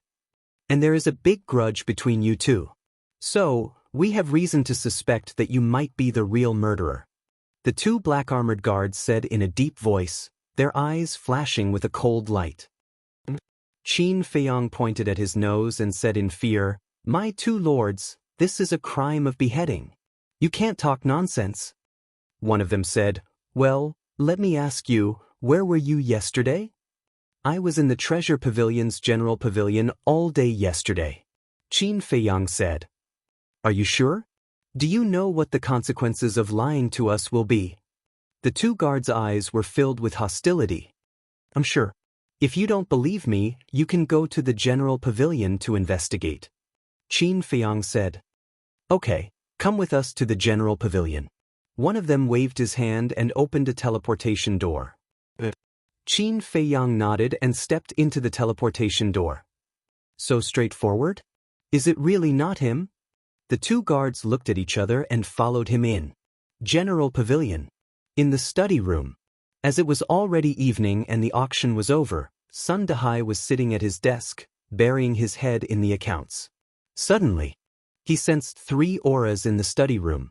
He immediately looked up and saw Qin Feiyang standing in front of him. His old face was full of smiles and he got up to greet him. But when he saw the two guards behind Qin Feiyang, his face suddenly changed and he hurriedly said, "Greetings, my two lords." One of them said, "We came to the General Pavilion to investigate the death of the 13th Prince and Lin Dian." Sun Dahai's heart skipped a beat. He walked in front of the three and looked suspiciously at Qin Feiyang. He then looked at the two guards and said with a smile, "Ask away." According to Qin Feiyang, he was in the general pavilion yesterday. Is that true? Don't lie to us, because we are under the emperor's order to thoroughly investigate this matter. The two said, "We wouldn't dare." Sun Dahai hurriedly waved his hand and said, "Qin Feiyang was indeed in the general pavilion yesterday and didn't leave until evening." The two guards frowned. One of them asked, "Why did you come to the general pavilion yesterday?" Qin Feiyang said, "Of course I'm here to buy medicinal herbs." The man frowned and said, "Then why do you need an entire day?" "My two lords, forgive this junior for saying something offensive, but this question is strange. I think it's my freedom to stay here for as long as I want, right? If you suspect that this junior killed them, you have to pay attention to the evidence. Moreover, you also said that the guards beside the 13th prince are 9-star war masters, and this junior is only a 2-star war master. Do I have the ability to do so?" Qin Feiyang said in a neither servile nor overbearing manner. The two of them stared at Qin Feiyang for a long time without saying a word. Seeing that Qin Feiyang did not show any signs of lying, they looked away. One of them cupped his hands and said, "Sorry to disturb you." "It's fine. If you have any questions in the future, feel free to find this junior. This junior will definitely cooperate with you." Qin Feiyang said with a faint smile. "All right. Then I'll take my leave." Chapter 710.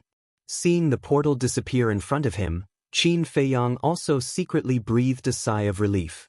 Although his expression didn't change during the whole process, he was actually quite nervous. Because the people of the Invincible Black Army were good at observing people's body language, the slightest mistake would be discovered by the other party. Therefore, he had to be absolutely sure. Sun Dahai also wiped his cold sweat and asked suspiciously, "Brother Qin, what's going on? Why did they suspect you?" Although he was the steward of the general pavilion and had a high position, he was still quite afraid of the Invincible Black Army. Because the Invincible Black Army was directly under the jurisdiction of the emperor. Qin Feiyang smiled bitterly, "It's because I've been too ostentatious recently." Ostentatious? Sun Dahai was stunned and then shook his head and laughed. Indeed. Because of the potential pill, Qin Feiyang was like a comet, rapidly rising in the imperial capital. And it was a famous saying that there were many troubles when one was popular. Therefore, some troubles were inevitable. Suddenly, a bright light flashed in Sun Dahai's eyes. He chuckled and said, "Although this is just a misunderstanding, I'm the one who helped you out. Shouldn't I express my gratitude?"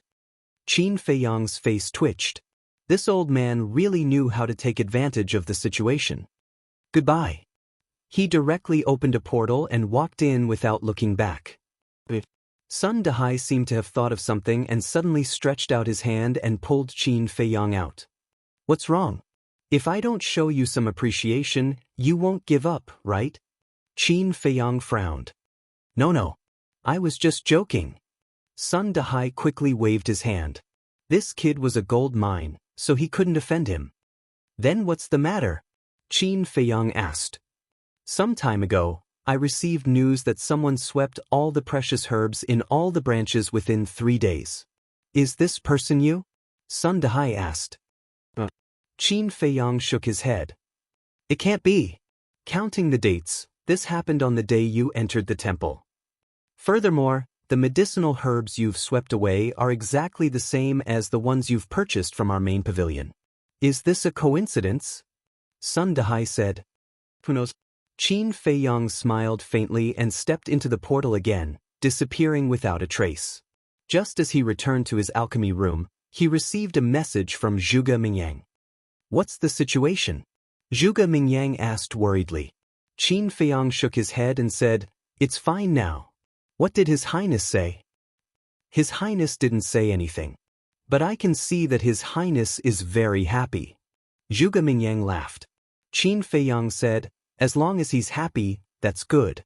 However, you'd better not scheme against me again, or you'll have to bear the consequences." After that, Qin Feiyang turned off the image crystal and entered the castle to continue copying the kill formula. Imperial Palace. In a certain hall, Zhuge Mingyang sat on a chair and looked at Qin Feiyang's disappearing figure with flickering eyes. When the figure completely disappeared, the first prince walked out from behind a screen. The aura he exuded was even stronger than before. Clearly, he had consumed the potential elixir, and the 9 tunes yellow dragon elixir to enter the War Master realm. Your Highness. Zhuge Mingyang stood up and cupped his fists in greeting. The first prince nodded and said, "It seems that Qin Feiyang has seen through our intentions. I told you long ago that this person's mind is not to be underestimated. Unless it's absolutely necessary, don't scheme against him. Fortunately, he's not angry this time. Otherwise, the consequences would be unimaginable." Zhuge Mingyang sighed. "I'm the crown prince of the great Qin Empire. So what if I scheme against him once? Afraid that he'll be angry? Isn't he afraid that I'll be angry after hearing his words?" The first prince snorted coldly. He was quite dissatisfied with Qin Feiyang's previous attitude. Zhuge Mingyang couldn't help but sigh inwardly. It seemed that after opening the door of potential and stepping into the War Master realm, the first prince was a little arrogant. But why didn't he think about who gave him all of this? Since Qin Feiyang had the ability to help him, he naturally had the ability to help the other princes. Therefore, this person must not be offended. And the first prince obviously hadn't realized this point yet. He couldn't say much, otherwise, the first prince would also bear a grudge against him. In the following period of time, the Lin family and the Imperial Palace worked together to conduct a thorough investigation of the Imperial capital. Therefore, every day the Imperial capital was in a state of panic. Those originally arrogant and despotic Marquis disciples were now unprecedentedly obedient. Those who should cultivate cultivated, and those who should do things did things. As for Qin Feiyang, ever since he returned to the alchemy room, he didn't leave the room at all. In the blink of an eye, a month had passed. The second stroke of the kill formula was already half done. However, the one who broke through to the 3-star War Master realm first was Wolf King. Fatso was also not far from breaking through. Lu Hong's cultivation, after many years of continuous seclusion, had finally stepped into the 8-star War Emperor, only 2 steps away from the War Master realm. The pangolin had also improved a lot. Only the black dragon snake was still in the same place. On this day, "Qin Feiyang, get out here." An angry roar sounded from outside the door, startling everyone. Qin Feiyang raised his eyebrows. This voice, it was somewhat familiar? Fatso said, "It seems to be Mo Dong." "That's right, it's him." Qin Feiyang nodded, retracted his arm, and closed the 6-word divine formula. Fatso frowned. His tone is a bit unfriendly. Could it be that he already knows the cause of Mo Wuxian's death? So what if he knows? Qin Feiyang laughed disdainfully. With a thought, he left the ancient castle and opened the stone door. Immediately, he saw Mo Dong standing outside angrily. "Senior brother, what's the matter?" Qin Feiyang asked with a smile. Mo Dong said angrily, "Put away that hypocritical face of yours." Qin Feiyang was puzzled. "Senior brother, what do you mean by that? Did I offend you in any way? Still playing dumb? Did you kill my cousin, Mo Wuxian?" Mo Dong roared. "I killed him. But he brought it upon himself. Moreover, the person I killed was him, and I didn't provoke you. Why are you so angry?" Qin Feiyang said. "Then, do you still remember what I once said? Don't let me know that Mo Wuxian was killed by someone, or else I will make him pay the price." Mo Dong's eyes were hazy. "I remember." Qin Feiyang nodded and said, "So, senior brother Mo is prepared to make a move on me.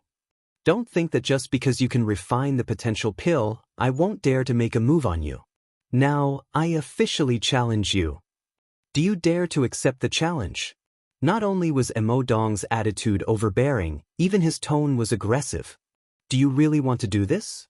Is it worth it to lose your life for a despicable person?" Qin Feiyang frowned. Mo Dong shouted coldly, "Don't talk nonsense, just tell me if you dare or not." "Why wouldn't I dare?" Qin Feiyang smiled faintly and said, "But I want to ask first, who told you?" If you beat me, I'll tell you. Emodong said. Qin Feiyang said, then let's go. Although the temple had rules that forbade private fights, as long as both sides agreed, they could go to the fighting arena to settle their grudges. Moreover, even if he killed the other party, no one would pursue the matter. The fighting arena was located between the Pill Hall and the Martial Arts Hall. It was a plaza with a diameter of more than 10 miles. Basically, people would settle their personal grudges here every day. Because of that, in private, many disciples would be the banker here, betting on who would win and who would lose. And without a doubt, the banker was the disciple of the various martial marquis, because only they had the leisure and financial resources to do so. What a coincidence! The banker today was the son of the Jianghu Marquis, Feng Yun. On the east side of the fighting arena, there was a gambling table that was more than 10 meters long. Feng Yun sat beside the gambling table with his legs crossed, looking extremely comfortable. Beside Feng Yun, there were more than 10 disciples who were counting the bets on the gambling table. These people were naturally Feng Yun's followers. As for the bets, there were gold coins, medicinal herbs, pills, etc. A moment later, Qin Feiyang and Emodong both walked into the fighting arena. It's Qin Feiyang. Why did he come to the fighting arena?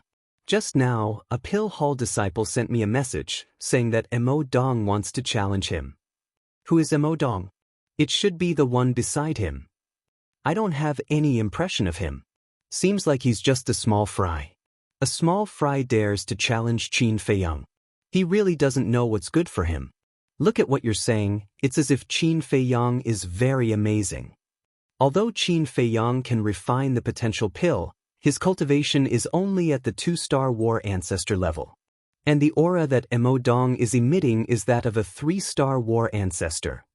Indeed, the potential pill can't explain everything. Strength is the king. It's hard to say who will win and who will lose in this challenge. Upon seeing Qin Feiyang and Emodong, the disciples gathered around the fighting arena began to whisper. At the same time, Feng Yun, who was sitting beside the gambling table, also had a cold glint in his eyes. In the arena, there were also 2 people dueling at this moment. Both of their strengths were 3-star war ancestor level. It was very exciting. But at this moment, no one paid attention to them. Their attention was all on Qin Feiyang. At the same time, Qin Feiyang also noticed Feng Yun. However, he only glanced at him hurriedly before moving his gaze away. He looked at the 2 people fighting in the arena with interest. This action undoubtedly made Feng Yun even more angry. No matter what, he was still the son of a martial marquis and the controller of the 1st floor of the Pill Hall. Shouldn't he at least greet him when he saw him? He turned his head to look at the person beside him and said, "Go and invite Qin Feiyang over." The word invite was said with gritted teeth. That follower smiled flatteringly and immediately ran towards Qin Feiyang. On the other side of the crowd, there was a face that Qin Feiyang was very familiar with. It was Wan Qiu. At this moment, he was also looking at Qin Feiyang with a cold smile.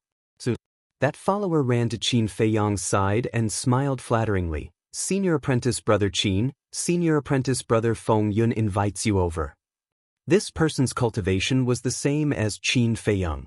They were both 2-star war ancestor level. But facing Qin Feiyang, who was at the peak of his power, he didn't dare to be as arrogant as Feng Yun. Qin Feiyang looked at Feng Yun indifferently and said, "Tell him that if he wants me to go over, he should come and invite me over himself." That follower didn't know what to do. When he said those words, Qin Feiyang did not deliberately lower his voice. Thus, the surrounding people all heard him. Chapter 7:11. To actually let the son of a martial marquis personally invite him? After these few months of understanding, they all knew that Qin Feiyang was a very arrogant person, but they never thought that he would be arrogant to such an extent. At the same time, Feng Yun also suddenly stood up and stared angrily at Qin Feiyang. However, Qin Feiyang completely ignored him. One of them said in a low voice, "Senior brother Feng, since he doesn't give you any face, do you want us to go and take care of him?" Feng Yun said angrily, "He has Zhuge Mingyang as his backer, what are you going to use to take care of him?" That person immediately lowered his head with a face full of panic. Just hearing about Zhuge Mingyang scared him to this extent. What a waste. Feng Yun snorted coldly, slightly sorted out his state of mind, and walked towards Qin Feiyang. He actually went to personally invite him?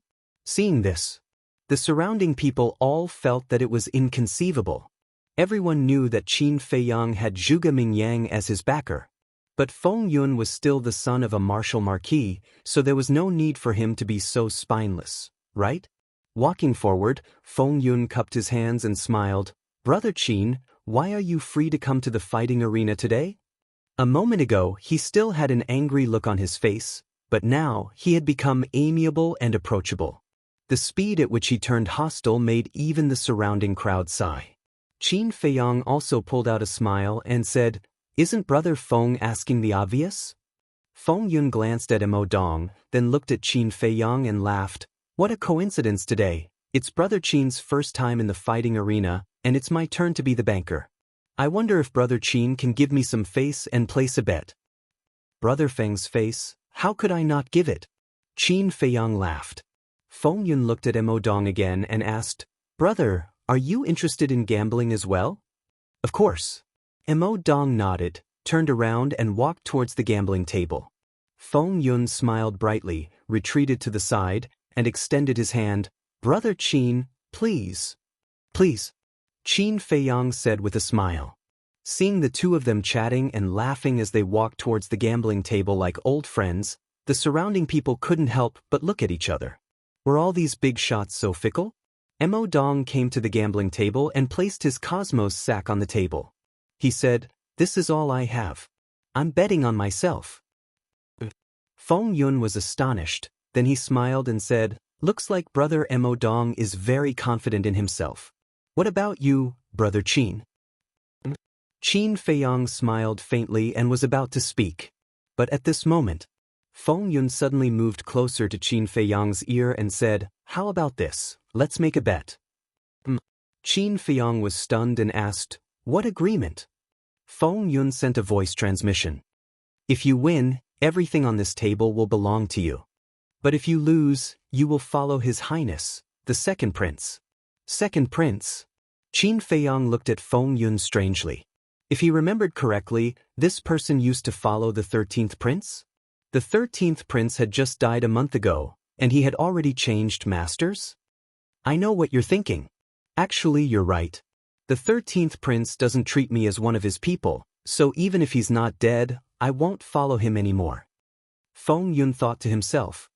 Impressive. Qin Feiyang gave him a thumbs up, but with a hint of sarcasm. Feng Yun didn't mind and sent a voice transmission. How about it?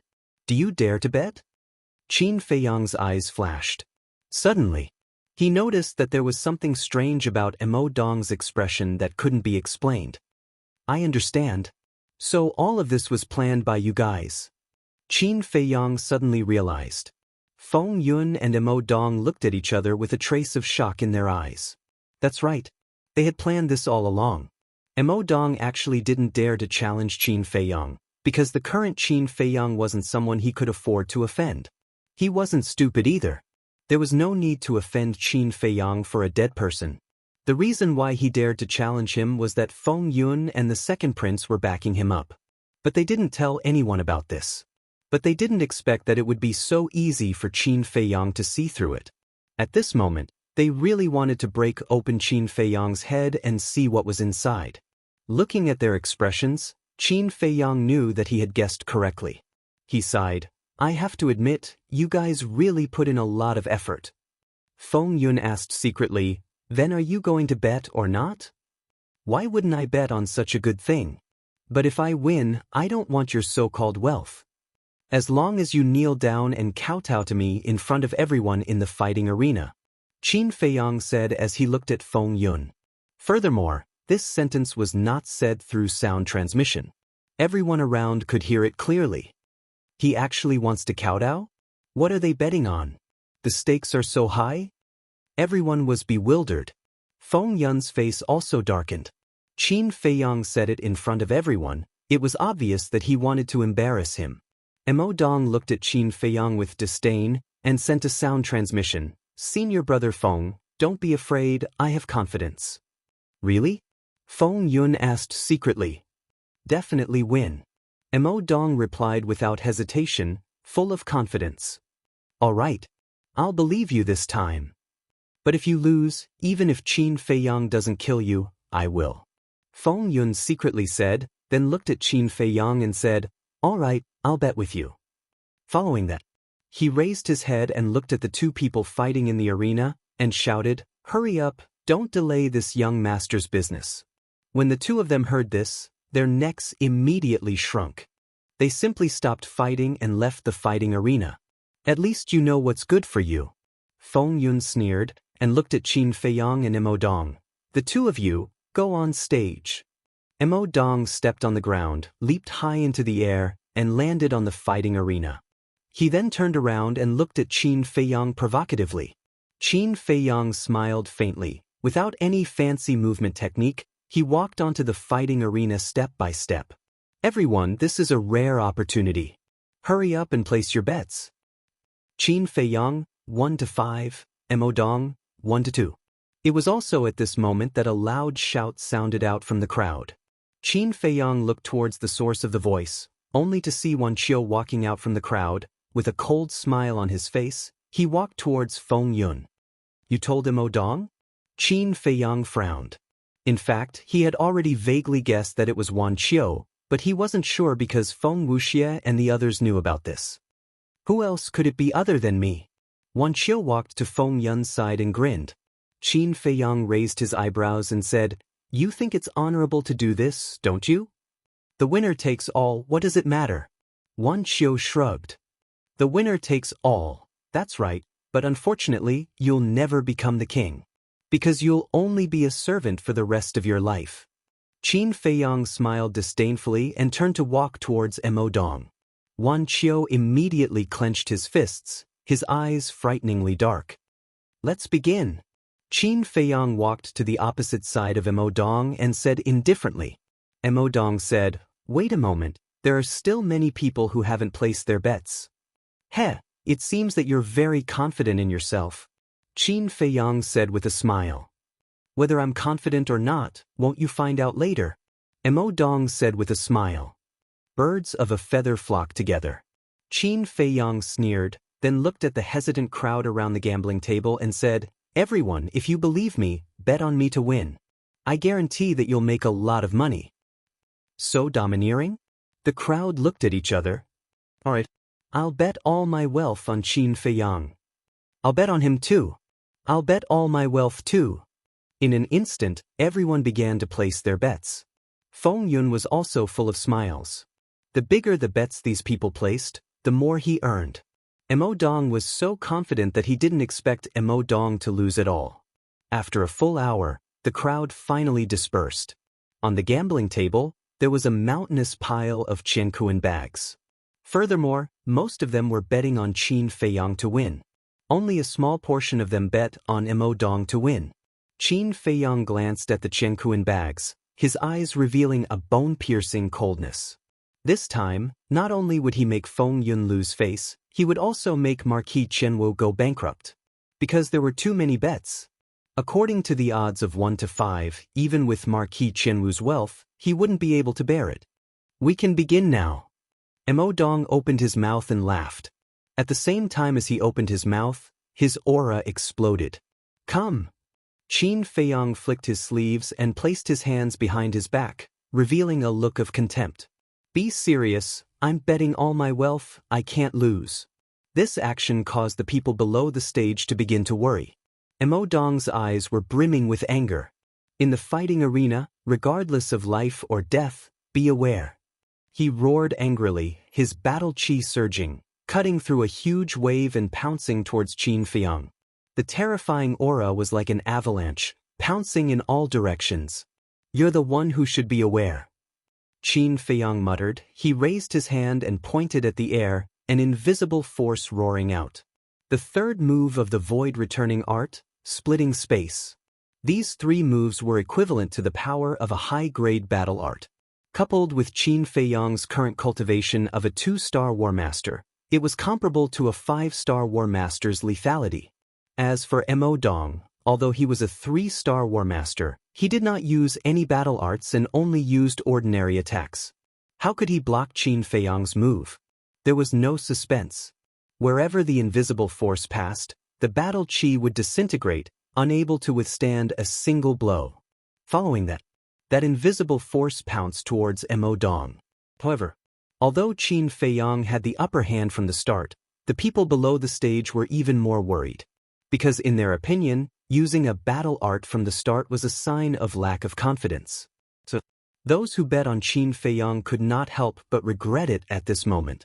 Mo Dong also had a disdainful look on his face as he said, "I heard from Wan Qiu that you have mastered several perfect battle arts. Hurry up and show them to me." As he spoke, he took a step forward and his speed suddenly increased. He actually calmly avoided the attack of the invisible force. An auxiliary battle art? Qin Feiyang muttered. However, judging from Mo Dong's speed, it should only be a high-grade auxiliary battle art. It was nothing to worry about. Since that's the case, then I'll do as you wish. A cold light flashed in Qin Feiyang's eyes as he pointed his index finger in the air. The 4th level of the Void Returning art, the Void Returning, attacked. At this moment, the fighting arena began to tremble violently. The invisible force was like a terrifying python, roaring in the sky and intimidating all directions. It really is a perfect battle art. Looks like there's still hope. Chapter 712. There's hope. You're too naive. Mo Dong glanced at the crowd below the field, his eyes full of sarcasm. Boom. He put his hands in front of his chest and quickly formed a seal. A destructive aura suddenly rushed out from his hands. Mountain-toppling seal. At the same time, a palm-sized khaki square seal broke through the air from his hands. The square seal expanded with the wind. At last, it was like a towering mountain, lying above Qin Feiyang's head, exuding a shocking aura. Some of the people below the field couldn't help but retreat in horror. Qin Feiyang, this is the temple, not the spiritual state. You don't have the right to be arrogant. Kill! Mo Dong roared, and the mountain-toppling seal suddenly sank, crashing into the invisible force with irresistible force. Boom! An earth-shaking loud noise suddenly exploded. For a moment, the wind whistled in this place, and the void was distorted. Qin Feiyang immediately spat out a mouthful of blood, and his feet kept retreating. Mo Dong's body and mind were also trembling, and he kept retreating. Bang! He stepped on the ground and steadied his body. Then, he rushed up to the sky and looked down at Qin Feiyang condescendingly. See? I only need to use a high-tier battle art to force you to retreat. Admit defeat, and you'll be spared from physical pain. Not only was his tone full of disdain, but even his eyes were contemptuous to the extreme, as if he was looking down at an ant. Admit defeat? Qin Feiyang lifted the corner of his mouth. Stubborn. Mo Dong snorted, and his khaki battle aura emerged like a torrent. A giant hand that blotted out the sky appeared in the blink of an eye. Boom. Immediately, the giant hand with the power to destroy the world rushed toward Qin Feiyang. Seeing this, Qin Feiyang narrowed his eyes slightly. This was also a superior battle technique. But instead of dodging, he took the initiative to meet it. Is he courting death? I regret it, I shouldn't have bet on him.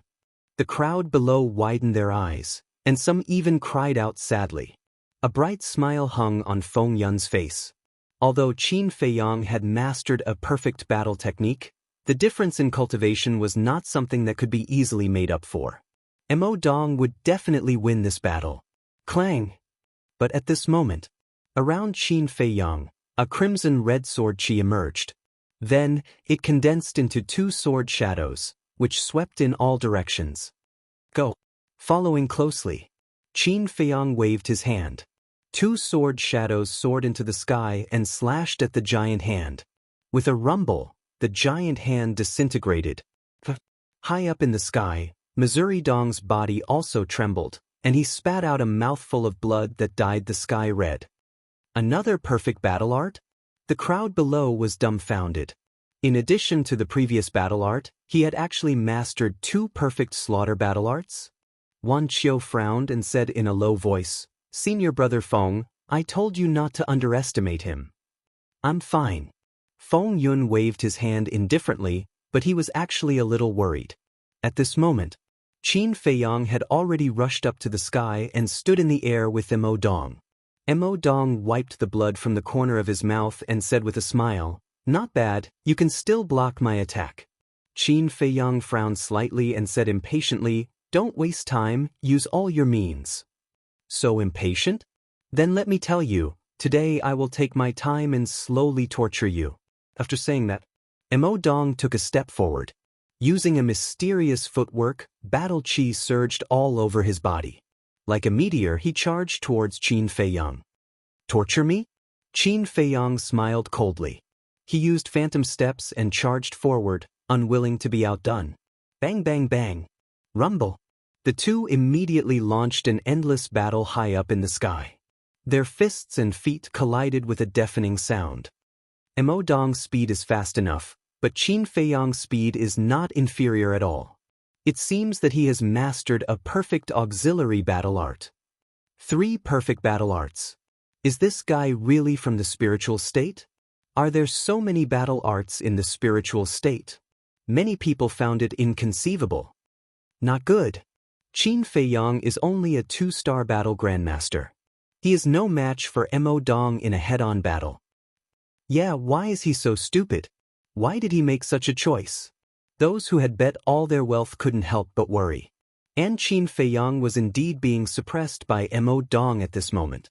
The difference in realms made him helpless. So, his entire body was dripping with blood. Do you know the difference between us? If it weren't for the second prince's order, I would have already killed you. Mo Dong sneered. At the same time, he punched towards Qin Feiyang's chest. Qin Feiyang said, "Then shouldn't I thank you for not killing me?"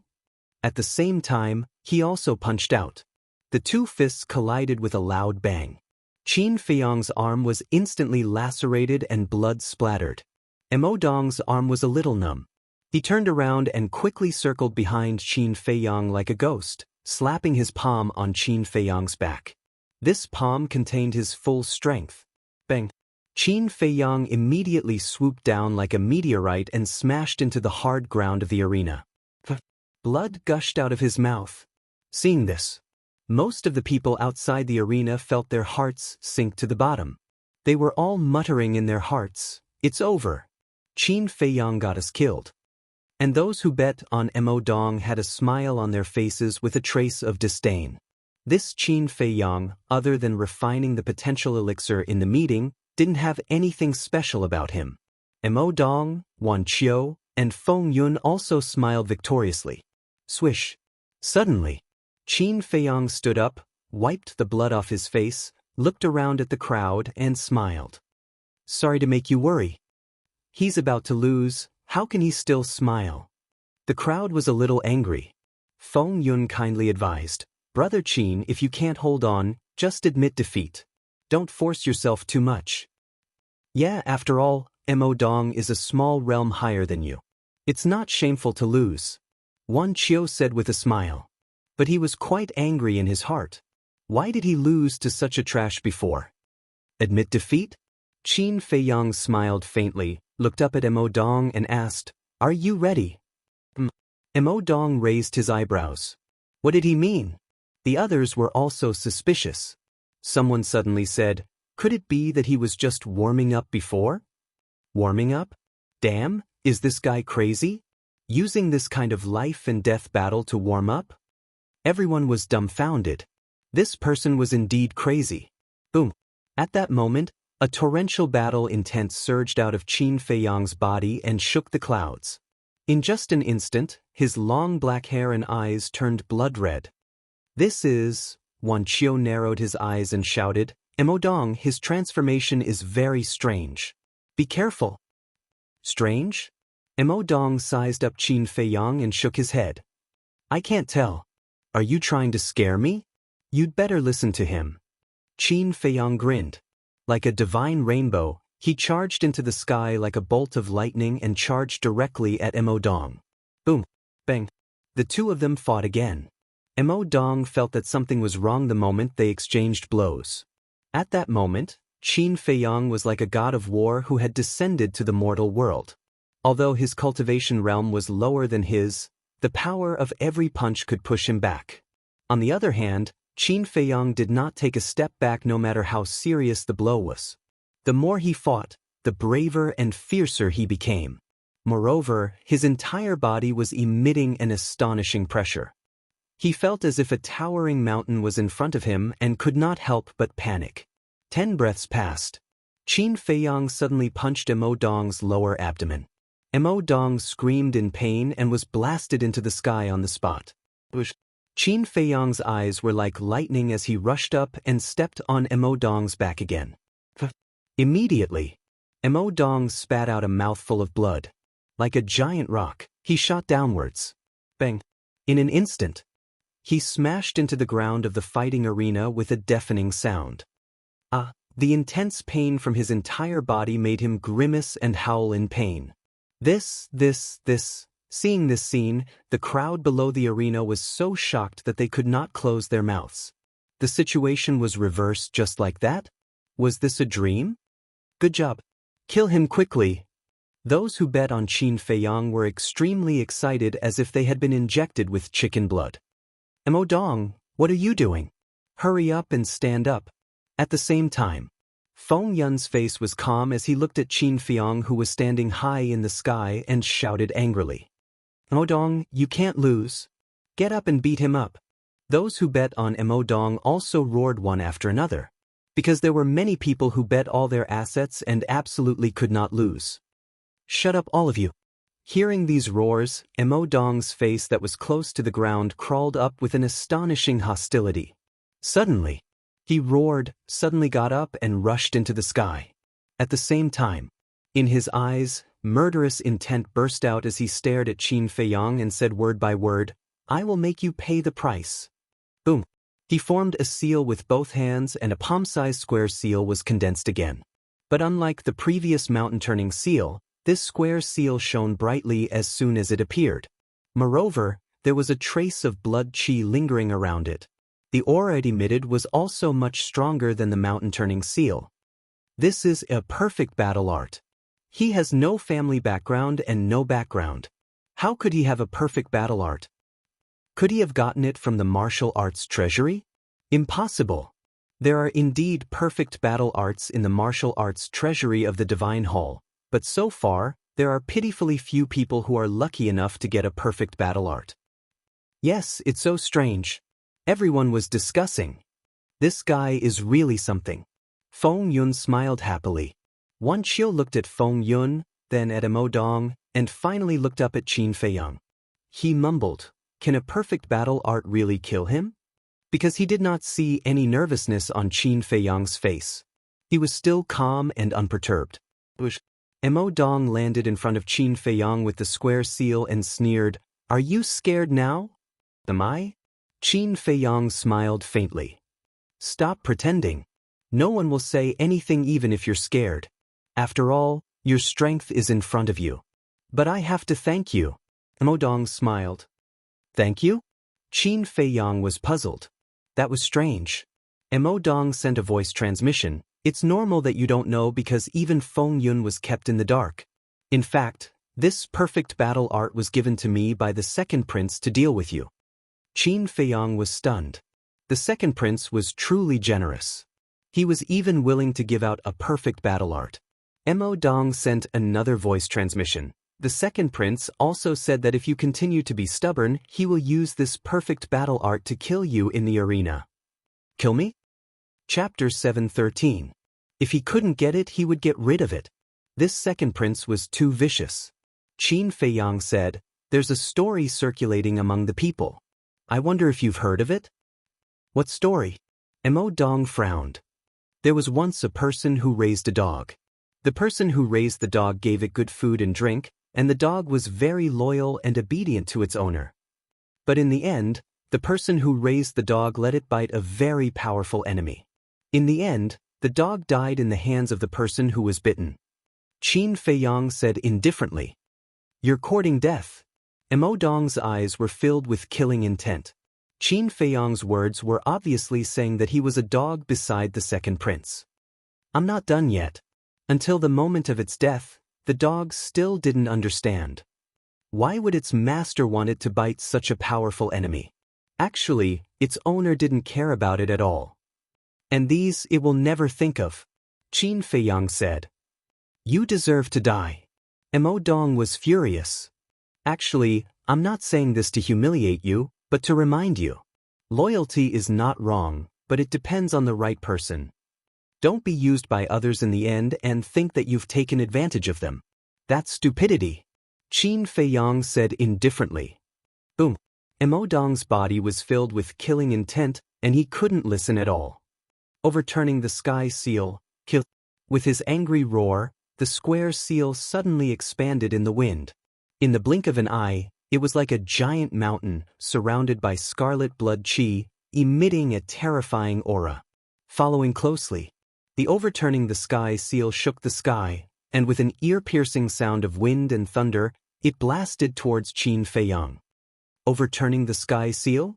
In my opinion, it might not be able to overturn the sky. Qin Feiyang's eyes shone with a bloody light, as if a sea of blood was floating. Clang. Scarlet sword qi surged. 28 sword shadows instantly appeared in the sky. The number of Guiyuan sword technique depended on a person's cultivation. In the War King realm, one could condense 10 sword shadows. In the War Emperor realm, one could condense 20 of them. Right now, Qin Feiyang had already stepped into the War Master and was able to condense 30 sword images. Previously he had used 2, so there were only 28 sword shadows left.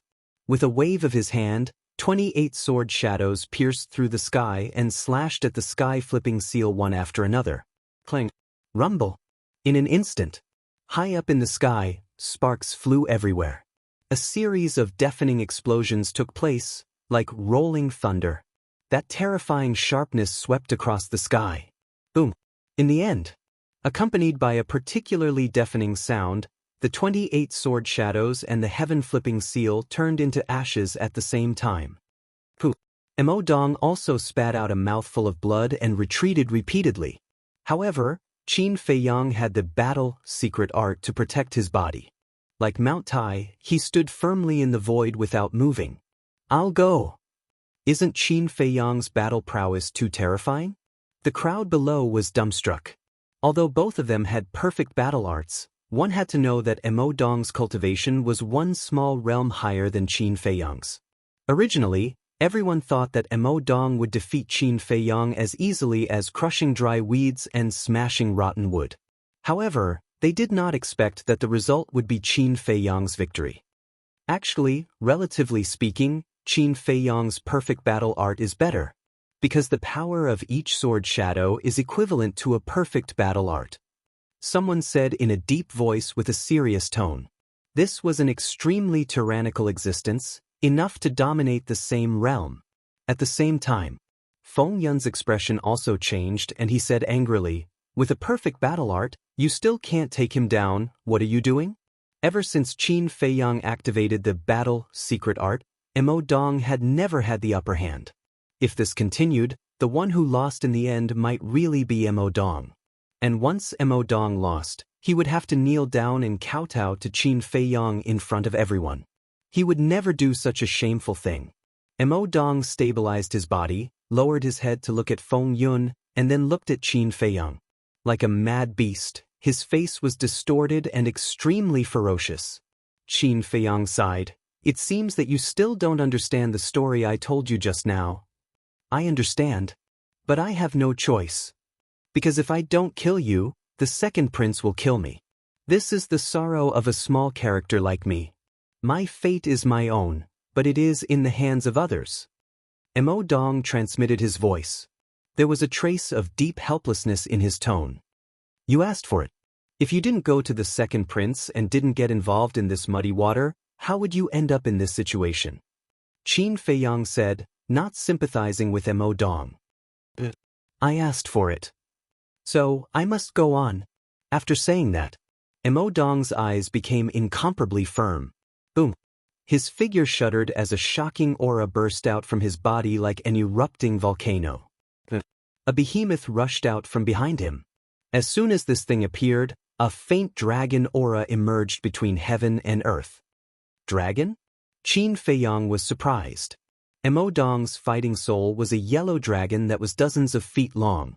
Its whole body seemed to be cast from stone, and it exuded an extremely terrifying aura. I know you will definitely not let me go. So now I will fight with all my strength. Even if I die, I will die with dignity. Emodong transmitted his voice, and his hands formed a seal. The overturning sky seal appeared again. Come on. Today, either you die or I die. He roared fiercely and rushed toward Qin Feiyang with the overturning sky seal and the dragon fighting soul. The destructive aura shrouded all directions. Qin Feiyang smiled faintly. Emodong's performance at the last moment was worthy of the title of a man. In the face of a worthy opponent, he would naturally go all out.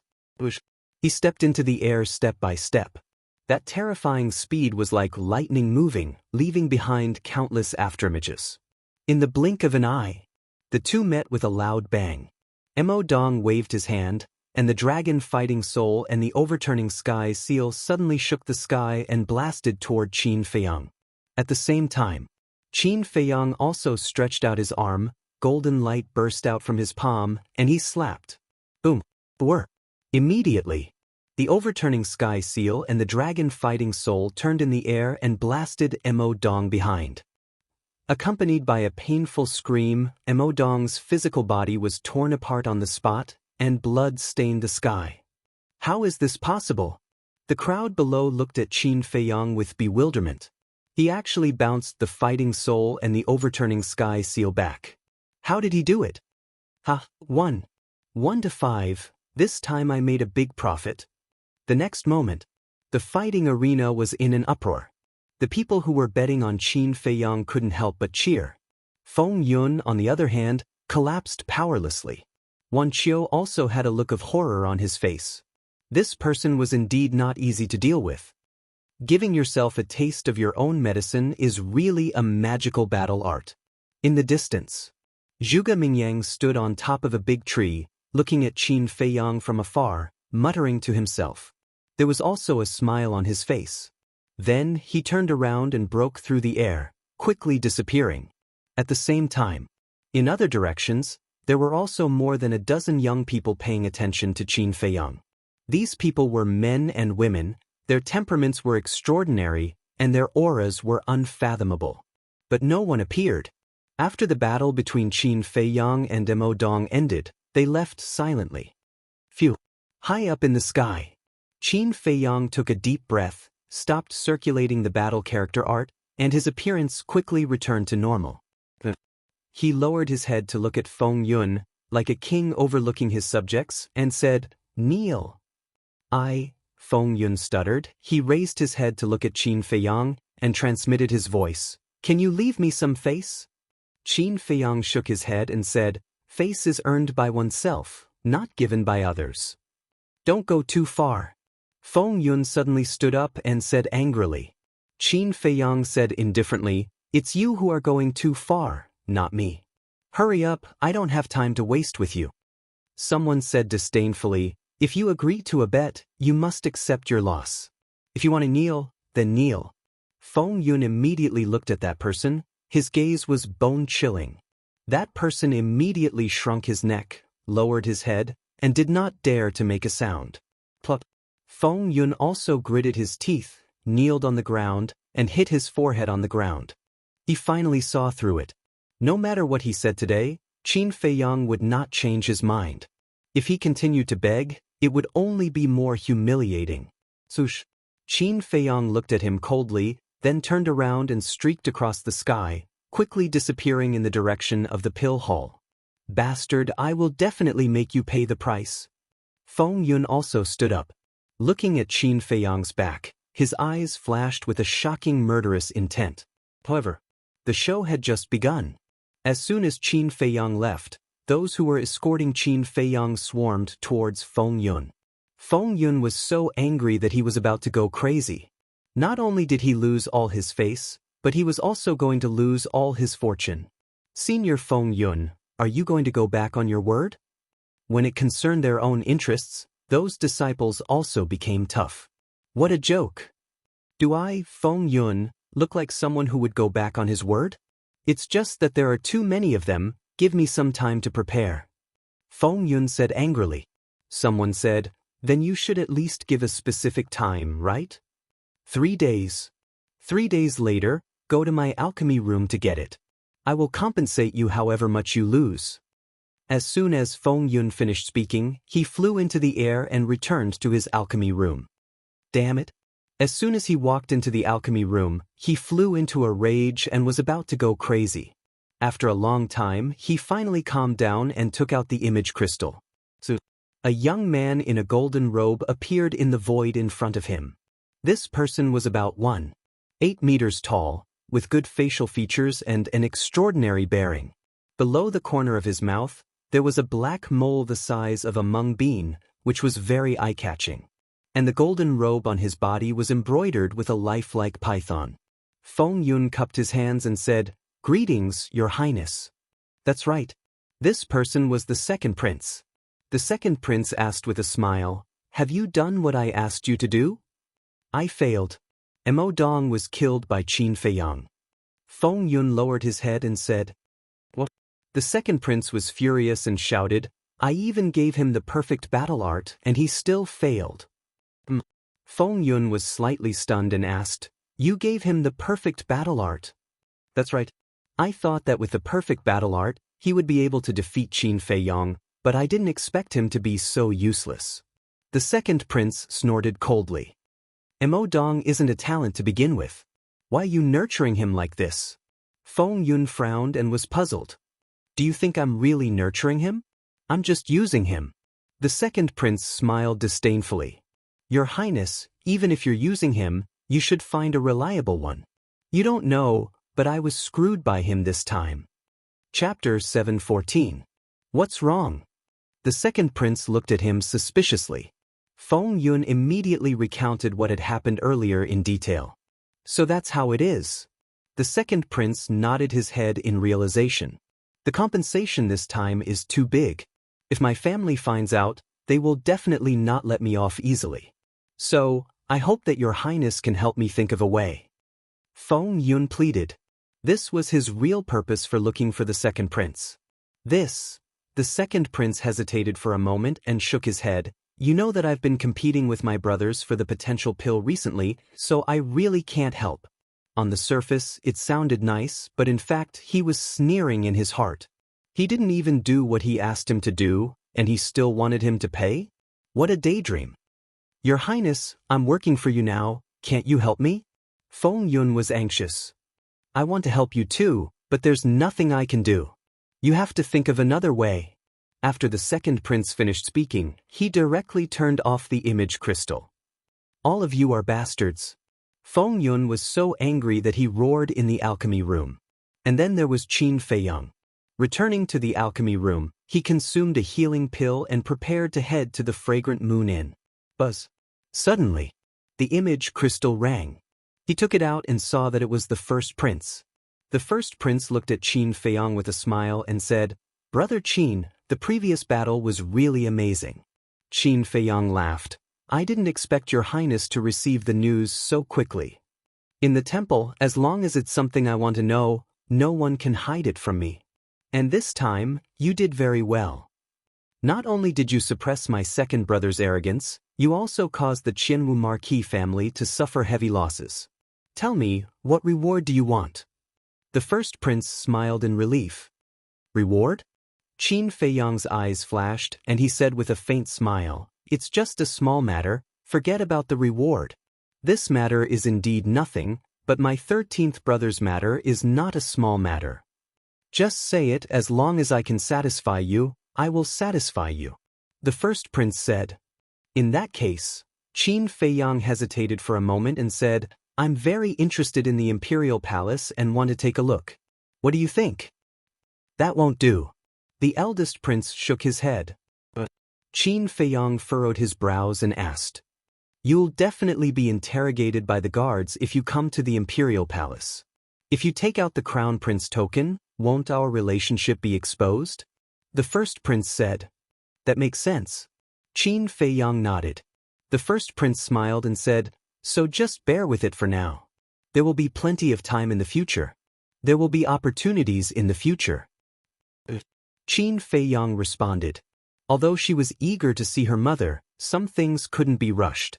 After pondering for a moment, he cupped his hands and said, "Then your highness, please bestow upon me a few perfect battle arts." "How many types?" The first prince's face twitched and said helplessly, "The imperial palace does not lack perfect battle arts, but they are not cabbages." Qin Feiyang frowned and said, "Then I don't know what to ask for. Just give it to me." The first prince thought for a moment and said with a smile, "Aren't you an alchemist? Then I'll give you a 5th-grade cauldron." A 5th-grade cauldron. Qin Feiyang's eyes lit up. The cauldrons he had now were all 4th-grade cauldrons and could still be used. But when the Nether Devil Flame was upgraded to the 6th grade, these 4th-grade cauldrons would be useless, because a cauldron would explode if he didn't control it well. Therefore, a 5th-grade cauldron was a good choice. Qin Feiyang cupped his hands and said, "Thank you, Your Highness. It's fine. I'll ask Zhuge Mingyang to send it to you later. During this period, you'd better behave and not attract too much attention. Because as far as I know, the invincible Black Army hasn't given up their suspicion of you." The first prince warned. "Still suspecting me?" Qin Feiyang frowned. The first prince nodded and said, "Yes, so you must be careful." "I know." Qin Feiyang nodded. "Then that's it." The first prince smiled, and the phantom image quickly dissipated. Qin Feiyang put away the image crystal and frowned. Originally, he planned to go to the Fragrant Moon Brothel and find the owner of the Fragrant Moon Brothel to see if he could get the 5th-grade cauldron fire. But now it seemed that he couldn't go to the Fragrant Moon Brothel for the time being. Because once the people of the Imperial Palace received the news, it wouldn't be as simple as suspicion. At that time, he might even be captured and tortured. In less than half an hour, Zhuge Mingyang came with the cauldron. This cauldron was scarlet red, as if it was cast from magma, and a lifelike dragon was engraved on it. According to Zhuge Mingyang, this cauldron was called the Jiao Dragon Cauldron, and it was one of the best among the 5th-grade cauldrons. Qin Feiyang thanked Zhuge Mingyang and sent him away. After Qin Feiyang dripped blood on it, he also took the Jiao Dragon Cauldron into the castle and continued to copy the kill formula. At the same time, in the first prince's palace, the first prince looked down at Zhuge Mingyang and asked, "Is he satisfied with the cauldron?" "I don't know. Because his expression is extremely calm, I really can't guess what he's thinking." Zhuge Mingyang shook his head. "If he's not satisfied with the 5th-grade cauldron, then he's too greedy. Greedy people can't be kept alive." The first prince sneered. Zhuge Mingyang frowned as if he wanted to say something, but he didn't say it. After a moment of silence, a glint flashed across the first prince's eyes as he asked, "Don't you think we should do something?" "What do you mean?" Zhuge Mingyang looked at him suspiciously. Right now, the invincible Black Army is still suspicious of Qin Feiyang. If we don't get rid of this problem quickly, I'm afraid that Qin Feiyang will accidentally reveal a flaw and implicate us. The first prince said worriedly. Although the 13th prince was killed by Qin Feiyang, they also had accomplices. If this matter was exposed, they would more or less be affected. Zhuge Mingyang's pupils shrank when he heard this. He said in surprise, "Your Highness, you're not planning to kill him, are you?" "Kill him?" The first prince was taken aback. He shook his head and said with a smile, "Qin Feiyang is too valuable. How could I bear to kill him?" "Then Your Highness, what do you mean?" Zhuge Mingyang was puzzled. The first prince said, "I mean to find a scapegoat. As long as the culprit is caught, the invincible Black Army will naturally not suspect Qin Feiyang." "A scapegoat," Zhuge Mingyang pondered for a while and said with a smile, "Your Highness is wise. I'll take care of this. You must do it well. Don't make any mistakes." The first prince said, "Don't worry.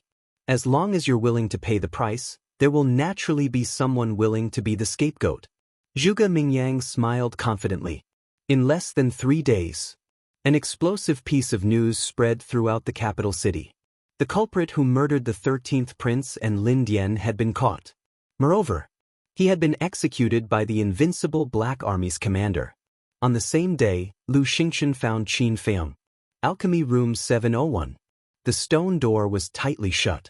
Lu Xingchen waved his hand. 2 chairs and a tea table appeared on the ground. Lu Xingchen sat on one of the chairs and looked at Qin Feiyang. He said with a smile, "Sit down and talk." As he spoke, he took out a tea set. Qin Feiyang looked at Lu Xingchen in confusion. He sat opposite Lu Xingchen and asked, "What's going on?" "Just now, I heard something very interesting," Lu Xingchen said with a smile while making tea. "What is it?"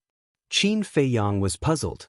Lu Xingchen said with a smile, "The real culprit, who murdered the 13th prince and Lin Dian, has been caught and executed."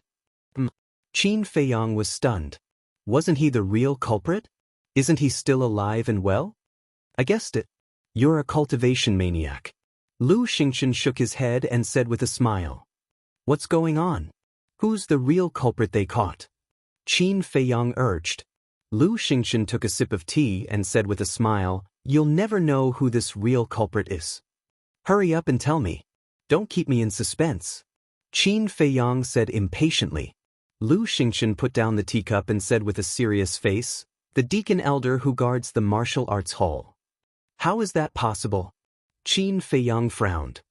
"I'm also very confused.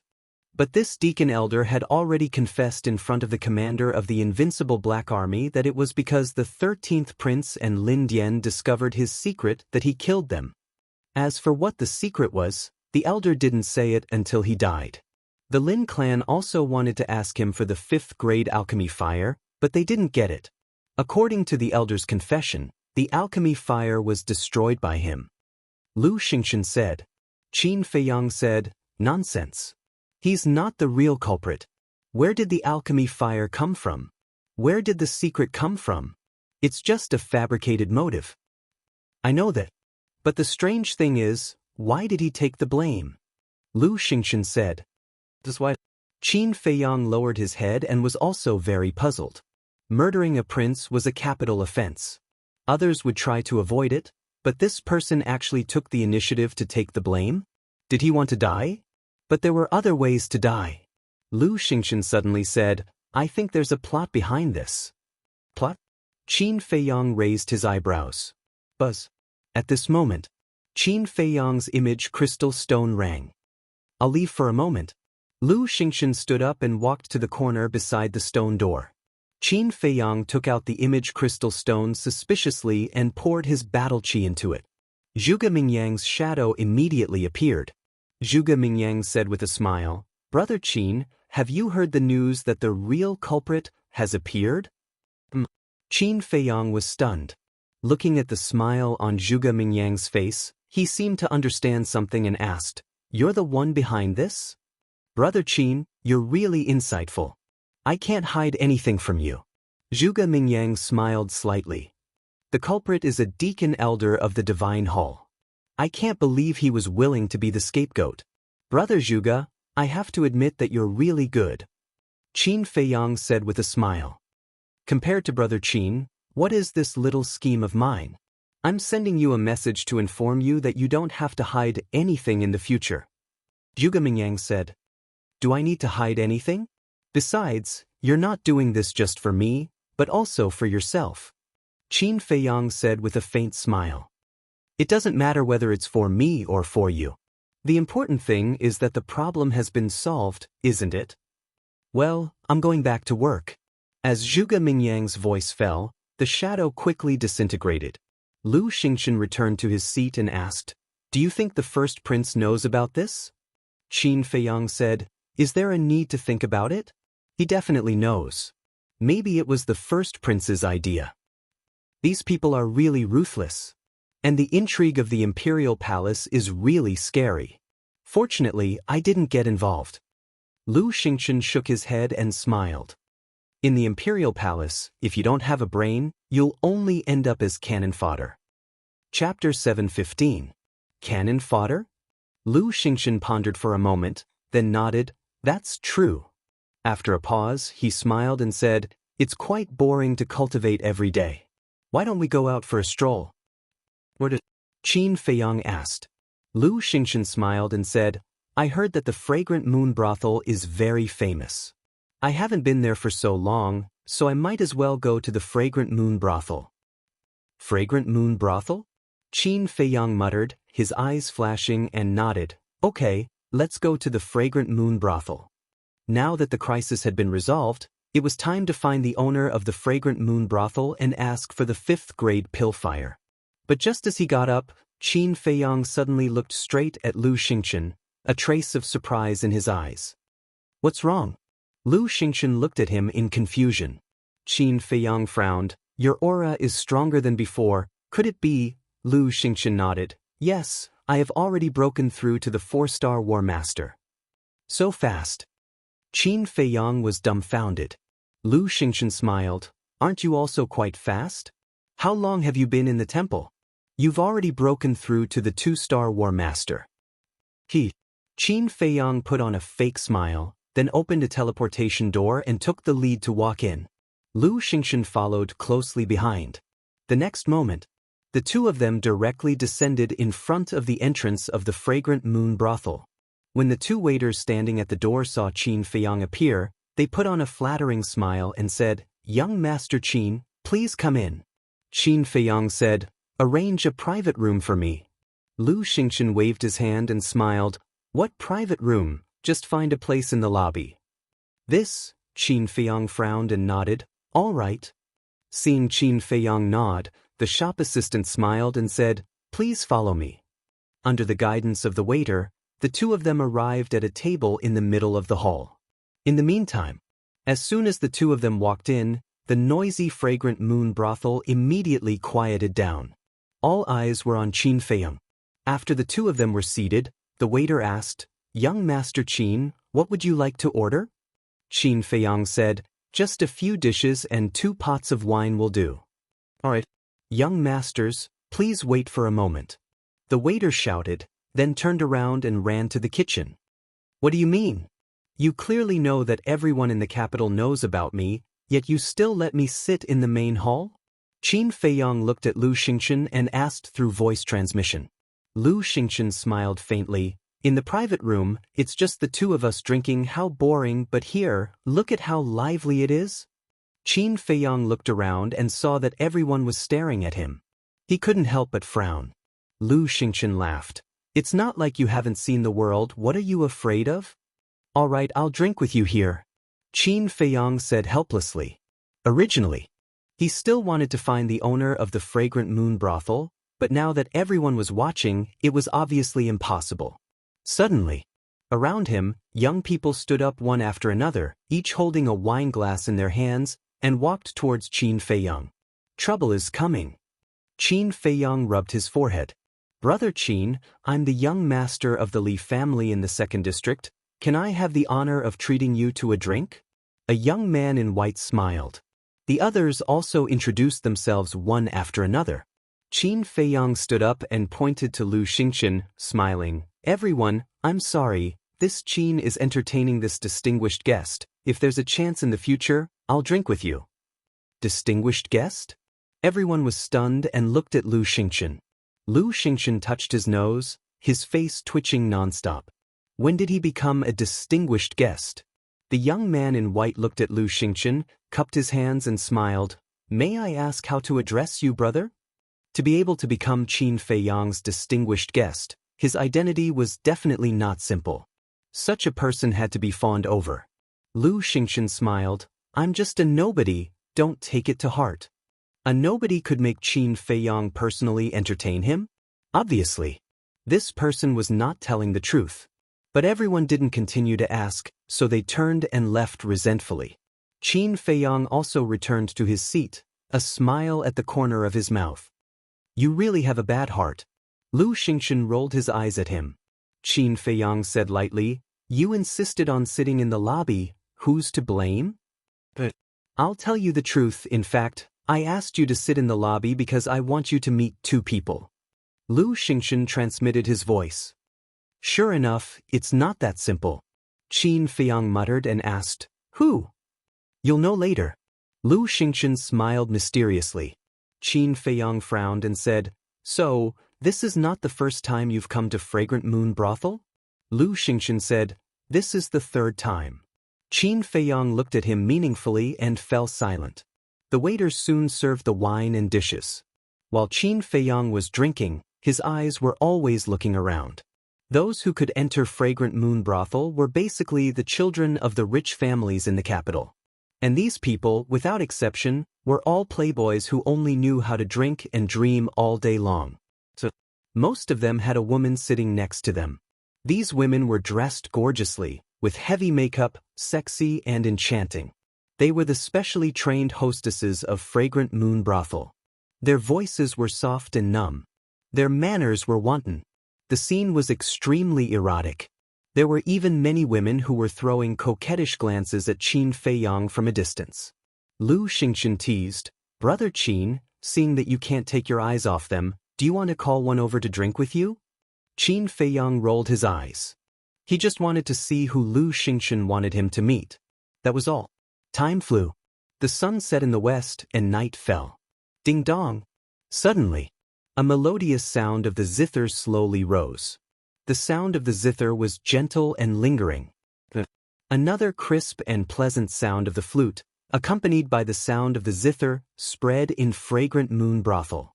At this moment, everyone raised their heads and looked at the top floor of Fragrant Moon Brothel in silence. And even the people in the private rooms came out. At the same time, Lu Xingxian also put down his wine glass and looked up, with a faint smile in his eyes. Seeing this, Qin Feiyang also looked up, but he didn't see the person playing the zither and the flute at all. The sound of the zither and the flute came from two different rooms on the top floor. Brother Qin, the person I want you to meet is the person playing the zither and the flute. Lu Xingxian said with a faint smile. Qin Feiyang frowned and said, Who is it? Lu Xingxian made a gesture of silence and said, Listen carefully to the sound of the zither and the flute. There is a lot of information hidden in them. A lot of information? Qin Feiyang was slightly stunned, calmed down, and listened silently. The sound of the zither and the flute were very beautiful, like the sound of nature. But gradually, Qin Feiyang felt a deep sense of helplessness, despair, sadness, and a trace of desolation in the sound of the zither and the flute. What's going on? Why are there such complicated emotions mixed in? Qin Feiyang was puzzled. A moment later, Lu Xingxian suddenly retracted his gaze and said, Brother Qin, I want to give you a surprise. What do you mean? Qin Feiyang was a little annoyed. Since entering the Fragrant Moon Brothel, Lu Xingxian had been keeping him in suspense. But before his voice fell, the sound of the zither and the flute disappeared. At the same time, a middle-aged woman in a red robe came out from a room on the top floor. The middle-aged woman looked at the guests below and said with a smile, Everyone, it's still the same old rules, the highest bidder wins. 100,000. 200,000. 300,000. 1 million. At that moment, everyone began to scramble to be the first to bid. Qin Feiyang looked at it strangely. Was this an auction? Lu Xingxian suddenly raised his hand and said with a smile, I bid 200 million, I want both of them. Swish. At that moment, everyone in the Fragrant Moon Brothel looked at Lu Xingxian in unison. Seeing Qin Feiyang sitting next to him, the look in their eyes changed. No one bid anymore. The middle-aged woman smiled and said, So it's the famous young Master Qin, congratulations to the two of you, please go upstairs. Lu Xingxian laughed. Brother Qin, this is my surprise for you, quickly go up. Speak clearly. Qin Feiyang secretly shouted. Lu Xingxian said, As long as you go up, I don't need to say anything, you will naturally know. Qin Feiyang frowned and raised his head to look at the middle-aged woman. He leaped up and landed beside the middle-aged woman. First Prince, when Qin Feiyang knows about their current situation, you will be completely finished. Just wait. Lu Xingxian muttered, a strange light flashing in his eyes. He picked up the wine pot, sat there alone, and drank by himself. The top floor. The middle-aged woman was still charming, dressed coquettishly, and exuded a strong smell of perfume. Qin Feiyang was a little disgusted. He felt that this person was like a brothel's procuress. The middle-aged woman smiled. I didn't expect young Master Qin to be a romantic person, please follow me. Finished. The middle-aged woman turned around and walked towards a private room called Spring Pavilion. Romantic person? Qin Feiyang raised his eyebrows and followed. Walking to the front of the Spring Pavilion, the middle-aged woman pushed open the door, then stepped aside and said with a smile, "Young Master Qin, please come in." Qin Feiyang walked to the door and looked inside. This private room was very large, at least a few hundred feet, but there was no dining room, only a tea room and a bedroom. But the layout inside was quite. Qin Feiyang didn't know how to describe it. The entire floor was covered with a pink carpet. The silk curtains hanging on the wall, the bedding on the bed in the bedroom, and the bedsheets were also a brand new pink. It gave people the feeling that this was a place for indulgence. Qin Feiyang immediately realized that he had been tricked by Lu Xingqian. Seeing that Qin Feiyang didn't move, the middle-aged woman smiled. "Young Master Qin, if you are not satisfied, I will get someone to redecorate for you." "There is no need."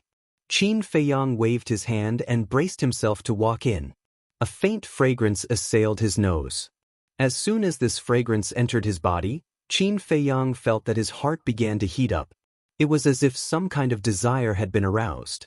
Qin Feiyang stood in the middle of the private room, looking around, and suddenly found an incense burner beside the bed in the bedroom. Wisps of green smoke were floating out of the incense burner, and the fragrance came from the green smoke. Chapter 716. Because in this incense burner, there was a kind of leaf called spring grass. This spring grass leaf, after being dried and burned in the incense burner, would emit a green smoke with a delicate fragrance. And this delicate fragrance had the effect of aphrodisiac. So, this was simply a place to indulge in debauchery. Qin Feiyang was about to flick his sleeves and leave.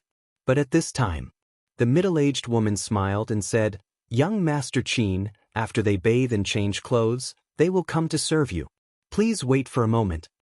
After saying that, she directly closed the door. Qin Feiyang was angry. She had said it so straightforwardly. If he still didn't understand, then he was a fool. But just as he walked to the door and was about to slam the door and leave, he suddenly put down his arm.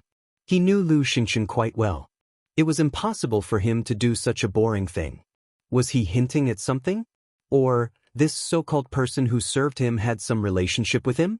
Thinking of this, he simply stayed, walked into the bedroom, extinguished the spring grass leaf in the incense burner, and then entered the tea room, sat on the chair, and looked at the closed door. Time passed breath by breath. About an hour later, Qin Feiyang was about to fall asleep, and the door finally opened. Two women in pink dresses entered the door one after another. Qin Feiyang heard the movement, rubbed his eyes, and looked up. He didn't know if he didn't see, but when he saw, he suddenly stood up, his face was full of disbelief. How could it be them? Could it be that my eyes are playing tricks on me? He kept muttering in his heart, rubbed his eyes hard and looked again. Impossible. This time. His hands suddenly clenched tightly, and a shocking anger rose in his eyes. Those two women looked very attractive. Delicate skin, broken with a flick of the finger. Two snow-white long legs, faintly visible under the pink dress, tugged at the heartstrings. Bright big eyes, like a pool of autumn water. And on their faces, no makeup could be found. Everything seemed very natural. But compared to the women outside with heavy makeup, they were simply like fairies. "Greetings, young Master Qin." After the two women closed the door, they walked into the tea room and bowed to Qin Feiyang. However, Qin Feiyang didn't seem to hear him and stared at the two of them. Seeing this, a sense of disgust rose in the hearts of the two women, but they concealed it very well. "Young Master Qin, the night is long. It's time to rest." The two women stepped forward and pulled Qin Feiyang towards the bed. But as soon as he entered the bedroom, Qin Feiyang came back to his senses and hurriedly took 2 steps back. He stretched out his hand and said, "Wait." "What happened?" The two girls looked at him in confusion. Qin Feiyang said, "Tell me, what are your names?" The two women were stunned. One of them said, "Young Master can call us she and you." Qin Feiyang said, "I want to hear your real names." As soon as the two women heard this, they lowered their heads, and there was a faint mist in their eyes. Qin Feiyang was silent for a long time. He stepped forward, lifted their chins, and looked at their faces. His eyes gradually became soft. You don't want to say your real names. Do you not want to lose face for the 14th prince? Qin Feiyang asked. Their eyes trembled, and tears suddenly burst out of their eyes. Tell me why? Why did you stay in the fragrant moon house? And why should it be placed outside like an item for those men to bid on and spoil? Qin Feiyang said. His gentle gaze became incomparably fierce. The two women didn't dare to look directly at him. They lowered their heads again and silently shed tears. Looking at the tears on their faces, Qin Feiyang's heart suddenly burst with a strong anger. He roared, Qin Yu Qin Shi, tell me why? That's right. These two women were his maids in the past. Qin Yu Qin Shi. Back then, when they were expelled from the imperial capital, the two women were already 15 or 16 years old. Over the years, their appearance didn't change much. So before, he recognized them at a glance. In the past, he had always treated them as sisters. In private, he even called them Sister Yu and Sister Shi. But he never expected that. After more than 10 years, they would meet here. And they were reduced to prostitutes in the fragrant moon house. How could this not make him angry? After a long time, Qin Shi and Qin Yu wiped their tears. Qin Yu said with a smile, Young master, this is our private matter. Please don't interfere. But the smile was very stiff. Qin Feiyang even found a trace of unconcealable pain in their eyes. Qin Feiyang took a deep breath, walked into the tea room, sat down at the tea table, and said, Sit down and talk. The two women looked at each other, their eyes full of suspicion. Wasn't this person here to have fun? Why didn't he look like that at all? Qin Feiyang said expressionlessly, I don't want to say it a second time. The two women's delicate bodies trembled as they obediently sat across from Qin Feiyang. Looking at the two women's current appearance, Qin Feiyang was extremely distressed and said, Tell me, why are you in the fragrant moon house? Young master, Qin Shi was about to speak. Qin Feiyang shouted, Speak! His patience was about to be worn out. The two women lowered their heads and didn't speak. Back then, the 14th prince gave you names and treated you like family. Is this how you repay him? Qin Feiyang couldn't help but slam the tea table and said angrily, We don't want to. We also know that we are discrediting His Highness by doing this. But this is the decree of the first prince. What can we do? Qin Feiyang's aggressiveness also made Qin Shi and Qin Yu angry. They glared at Qin Feiyang, their faces full of grievance and helplessness. What? The first prince? Qin Feiyang suddenly stood up. That's right. More than 10 years ago, when the 14th prince's cultivation was destroyed and he was expelled from the imperial palace, the first prince forcefully raped and defiled us. And in order to take revenge on His Highness, he even let us enter the fragrant moon house to serve those disgusting men. We have long wanted to die. But he used our family to threaten us. We had no choice. The two women hugged each other and cried bitterly. Their bodies were full of sorrow. Hearing this, Qin Feiyang's body and mind trembled. It turned out that all of this was because of him. This damn first prince, he didn't even let go of his maids. This was simply unforgivable. He lowered his head and looked at the two women, his eyes full of guilt. I'm sorry, he said silently in his heart and returned to his seat. After pondering for a moment, he said, Go and call the procuress here. The two immediately raised their heads and looked at Qin Feiyang with tears in their eyes. Go quickly. Qin Feiyang smiled. Looking at the smile on Qin Feiyang's face, the two women suddenly felt an inexplicable sense of familiarity in their hearts. Qin Yu wiped away her tears and looked at Qin Shi. Shi, go and call the procuress. I have a few words to ask young Master Qin. Okay. Qin Shi nodded, got up and walked out of the tea room. She opened the door and walked straight out, then closed the door again. Qin Yu also retracted her gaze and looked at Qin Feiyang. She asked suspiciously, Young master, may I ask how you know that His Highness treated us like family back then? Qin Feiyang said, I heard it from someone else. Not many people know about the relationship between His Highness and us. Everyone only knows that we are His Highness's maids. Young master, may I ask who you heard it from? Qin Yu asked, her eyes somewhat vigilant. Qin Feiyang directly took out the crown prince token. What?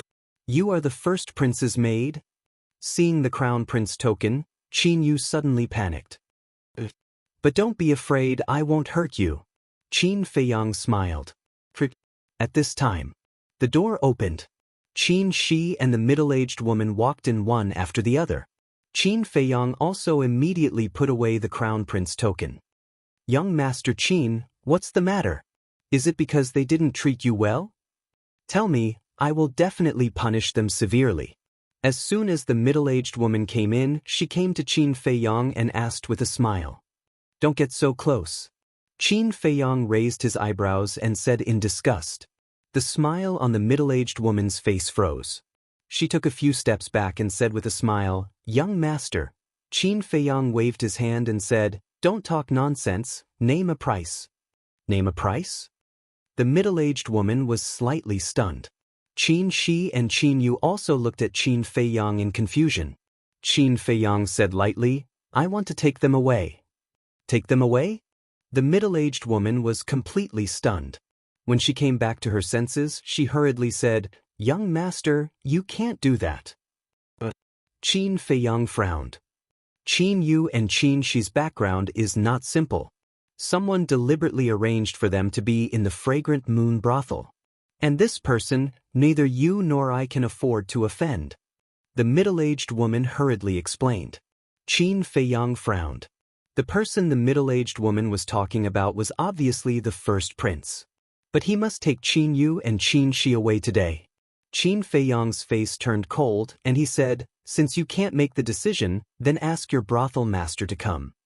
You still want to disturb the brothel master? Qin Yu and Qin Shi's expressions changed, and they were about to say something. Qin Feiyang waved his hand and looked at the brothel keeper. His eyes were like sharp blades, and he said, Didn't you hear? Go and ask your brothel master to come here. Okay, I'll go right away. The brothel keeper's eyes trembled, and she quickly turned around and trotted out.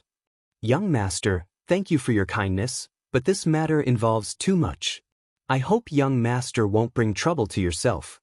Qin Yu also immediately persuaded. It's okay. This fire can't burn me. Qin Feiyang smiled faintly, took out the image crystal, and sent a message to Zhuge Mingyang. Soon, Zhuge Mingyang's shadow appeared. At the same time, Qin Feiyang, Qin Yu, and Qin Shi also appeared in front of Zhuge Mingyang. When he saw Qin Yu and Qin Shi, Zhuge Mingyang was slightly stunned, and he said with a smile, Brother Qin, you're so carefree.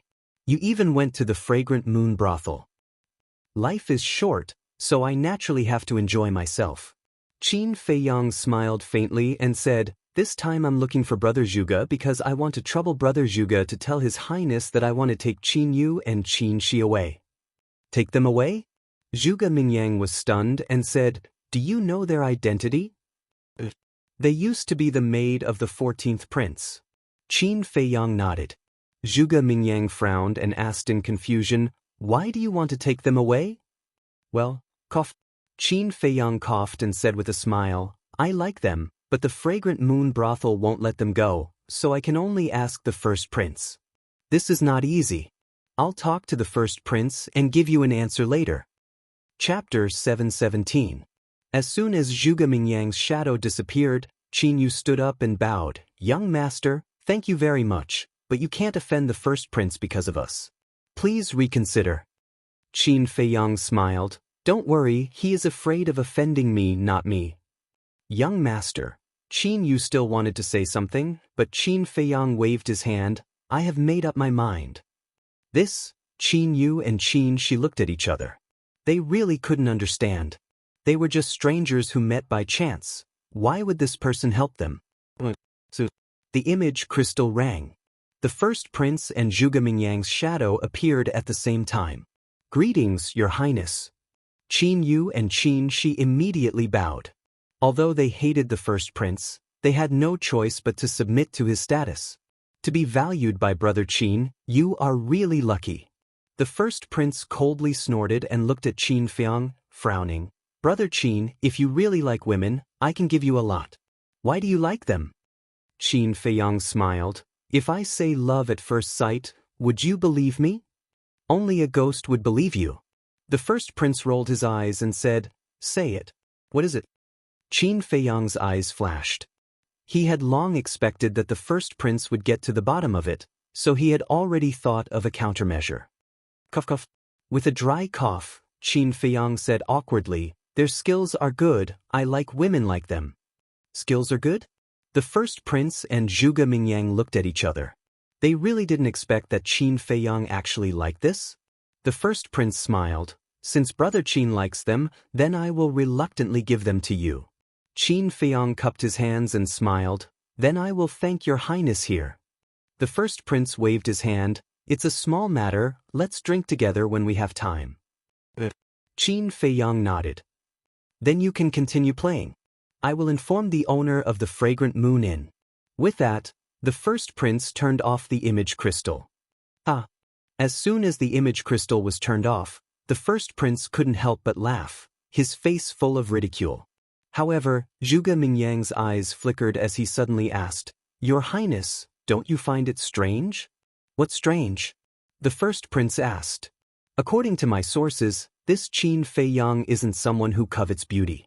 But now, he insists on taking Qin Yu and Qin Yu away. Isn't this a little strange?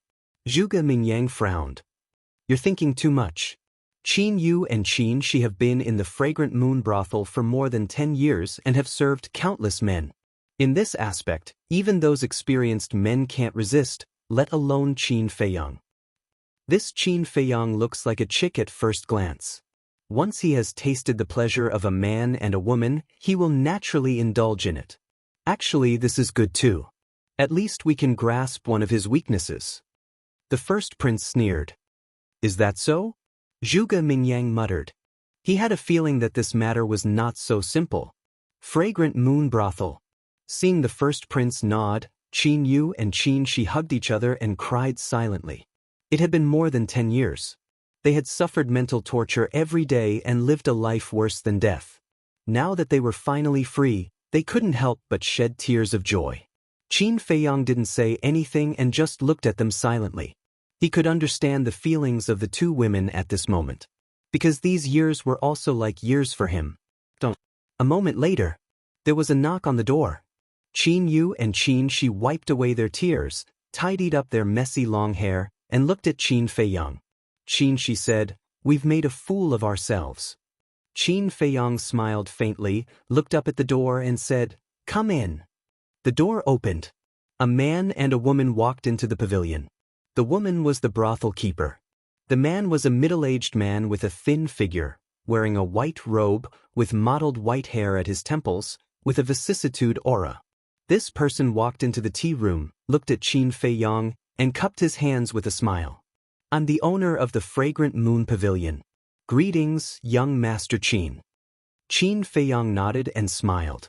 The owner looked at the brothel keeper and Qin Yu and said, You two go out first. The three bowed and turned to leave the pavilion one after another, closing the door. The owner also withdrew his gaze and sat opposite Qin Feiyang, saying with a smile, I didn't expect young Master Qin to be His Highness's guest. Qin Feiyang's eyes flashed slightly, and he said with a faint smile, It seems that the owner is also His Highness's man. The owner of the Fragrant Moon Pavilion was stunned and asked curiously, How do you know? Only Zhuge Mingyang knows that I follow His Highness. Moreover, His Highness has always asked me to hide this matter. May I ask how you know? Without a doubt. His Highness must have told you personally. Doesn't this prove that you are a person His Highness trusts very much? Qin Feiyang smiled faintly. Hearing these words, the owner looked at Qin Feiyang in a daze, shook his head and smiled. Just based on this, young Master Qin can think so much. Indeed, his mind is extraordinary. Qin Feiyang shook his head and said, I'm just a little clever. How dare I show off in front of an expert? In terms of brains, looking at the whole younger generation of the imperial capital, probably only Zhuge Mingyang can compete with you, so young Master Qin doesn't have to be modest. As for Qin Yu and Qin Shi, the first prince also said that you can take them away at any time. The owner smiled. Thank you, owner. But I have one more thing to talk to you about. Qin Feiyang said. What is there to talk about between us? The owner was suspicious.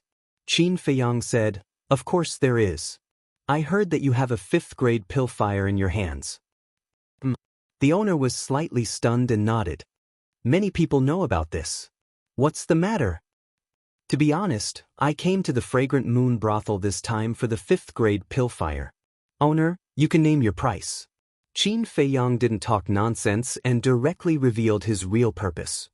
I was wondering why young Master Qin would come to my Fragrant Moon brothel today. It turns out that you have ulterior motives. The owner said with a playful look in his eyes. Qin Feiyang leaned on the chair and put his hands on his legs. He looked calmly at the owner of the Fragrant Moon brothel and said, there's no need to say these meaningless words. Since young Master Qin doesn't want to say meaningless words, then I won't beat around the bush. Although my attainments in alchemy are not as good as young Master Qin, I'm still an alchemist. So I won't sell this 5th grade pill fire to you. The owner said. Is that so? Qin Feiyang smiled indifferently, took out a potential pill, and threw it on the tea table. The owner immediately looked at the potential pill, and his eyes shone brightly. Is it enough? Qin Feiyang asked. The owner didn't say anything, and his eyes flickered. Qin Feiyang took out another pill, threw it on the tea table and asked, is this enough? The owner still didn't say anything.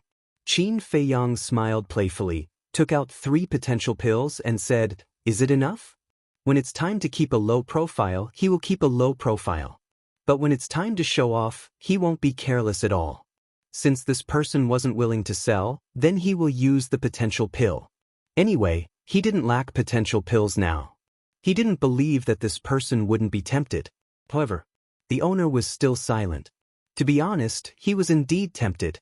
Because no matter how precious the 5th grade pill fire was, it couldn't be compared to the value of the potential pill.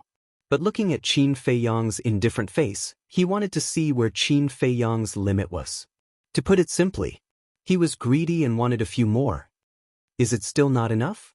Qin Feiyang raised the corner of his mouth, took out 5 potential pills at once, and directly threw them on the table.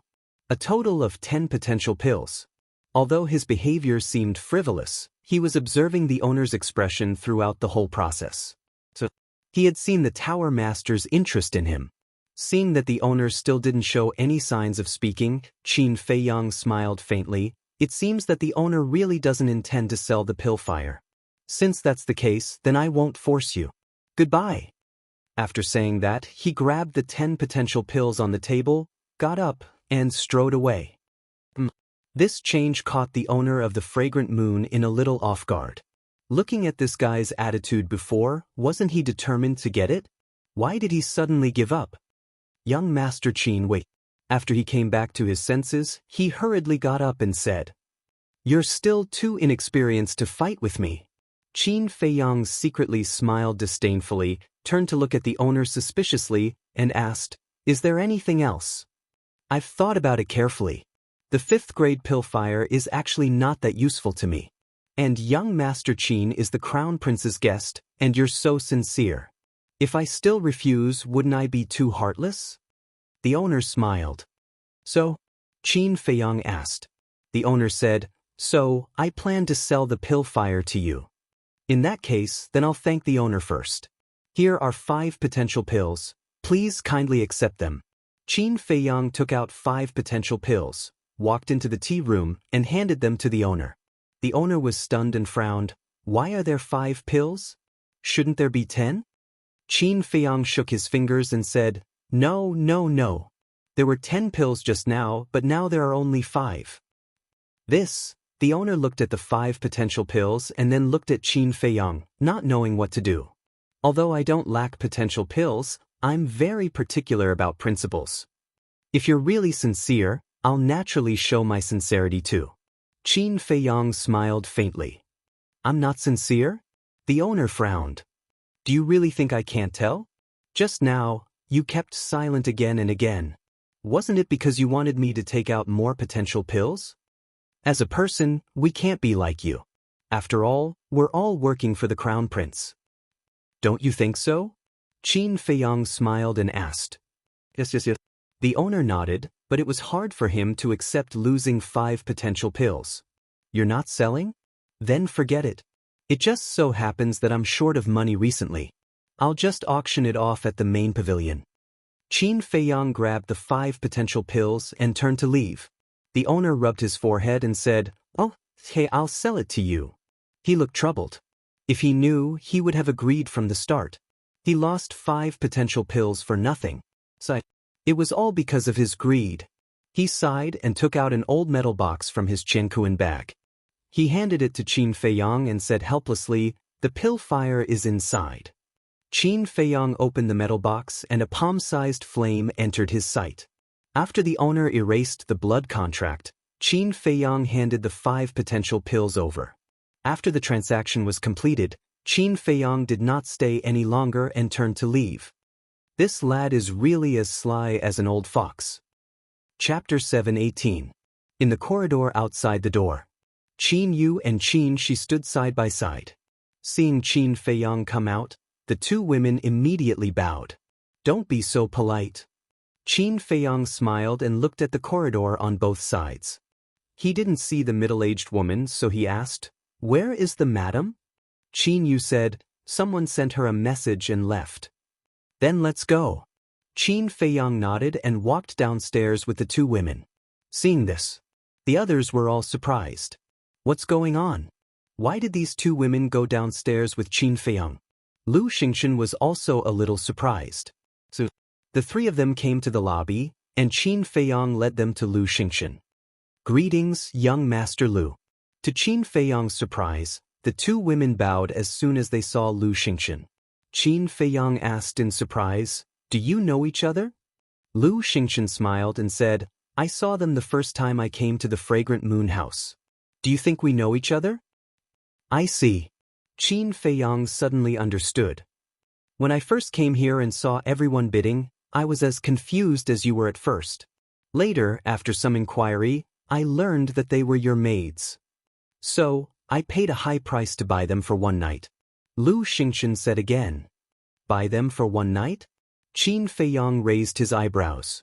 "Don't get me wrong. I didn't do anything that night. I just chatted with them." Lu Xingchen laughed secretly. Qin Feiyang said, "So, you also know why they are in the Fragrant Moon House?" "It's precisely because I know that I specially brought you to the Fragrant Moon House." Lu Xingchen said. "Thank you." Qin Feiyang thanked him sincerely in his heart. If it weren't for Lu Xingchen, who knew when he would have found out about Qin Yu's current situation? "There's no need to thank me. After all, I still owe you a lot of favors." Lu Xingchen smiled faintly. At this moment, a burly man in black walked into the Fragrant Moon brothel. He glanced around the lobby and his eyes locked onto Qin Feiyang. The black-clothed man walked straight to Qin Feiyang and bowed. "Greetings, young Master Qin." Qin Feiyang was stunned and asked suspiciously, "You are?" "I am a guard of the Marquis of Jianghu. Our Marquis would like to invite young Master Qin to the Marquis mansion for a chat." The black-robed man transmitted his voice. "Jianghu Marquis?" Qin Feiyang furrowed his brows. "What is it?" Lu Xingchen asked. Qin Feiyang sent a sound transmission. "The Marquis of Jianghu wants to see me. He is Feng Yun's father." "Why does he want to see you?" Lu Xingchen was suspicious. "I don't know either." Qin Feiyang replied, looked at the black-clothed man, and asked, "Marquis, is there something you need from me?" The Marquis only said to invite young master to his residence as a guest. "I don't know anything else." The black-clothed man transmitted. Qin Feiyang pondered for a moment, then asked, "When are we going?" "The Marquis has already prepared a banquet and is waiting for young master," the black-clothed man said. Qin Feiyang's eyes flashed. He looked at the black-clothed man and said, "Go out and wait for me." The black-clothed man bowed, then turned and walked out.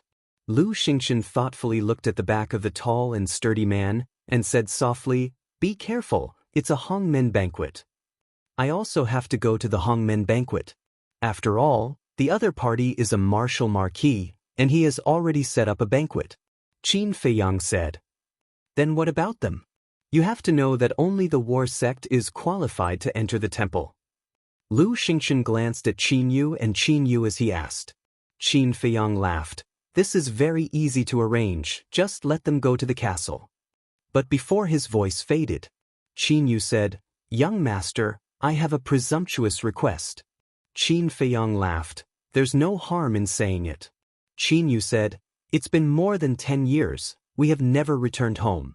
We want to go home to visit our family, please help us. You haven't gone back for more than 10 years? Qin Feiyang frowned. The two women nodded. Lu Xingchen asked, It's the Lord of the Fragrant Moon Inn, she won't let you go back? The two women nodded again. Sigh, how pitiful. Lu Xingchen sighed. Qin Feiyang's eyes flashed with killing intent. Whether it was the first prince or the Lord of the Fragrant Moon Inn, they all deserved to be killed. But soon, the killing intent in his eyes was concealed, and he said with a smile, You can go back and accompany your family. Thank you, young master. The two were overjoyed and bowed to thank him.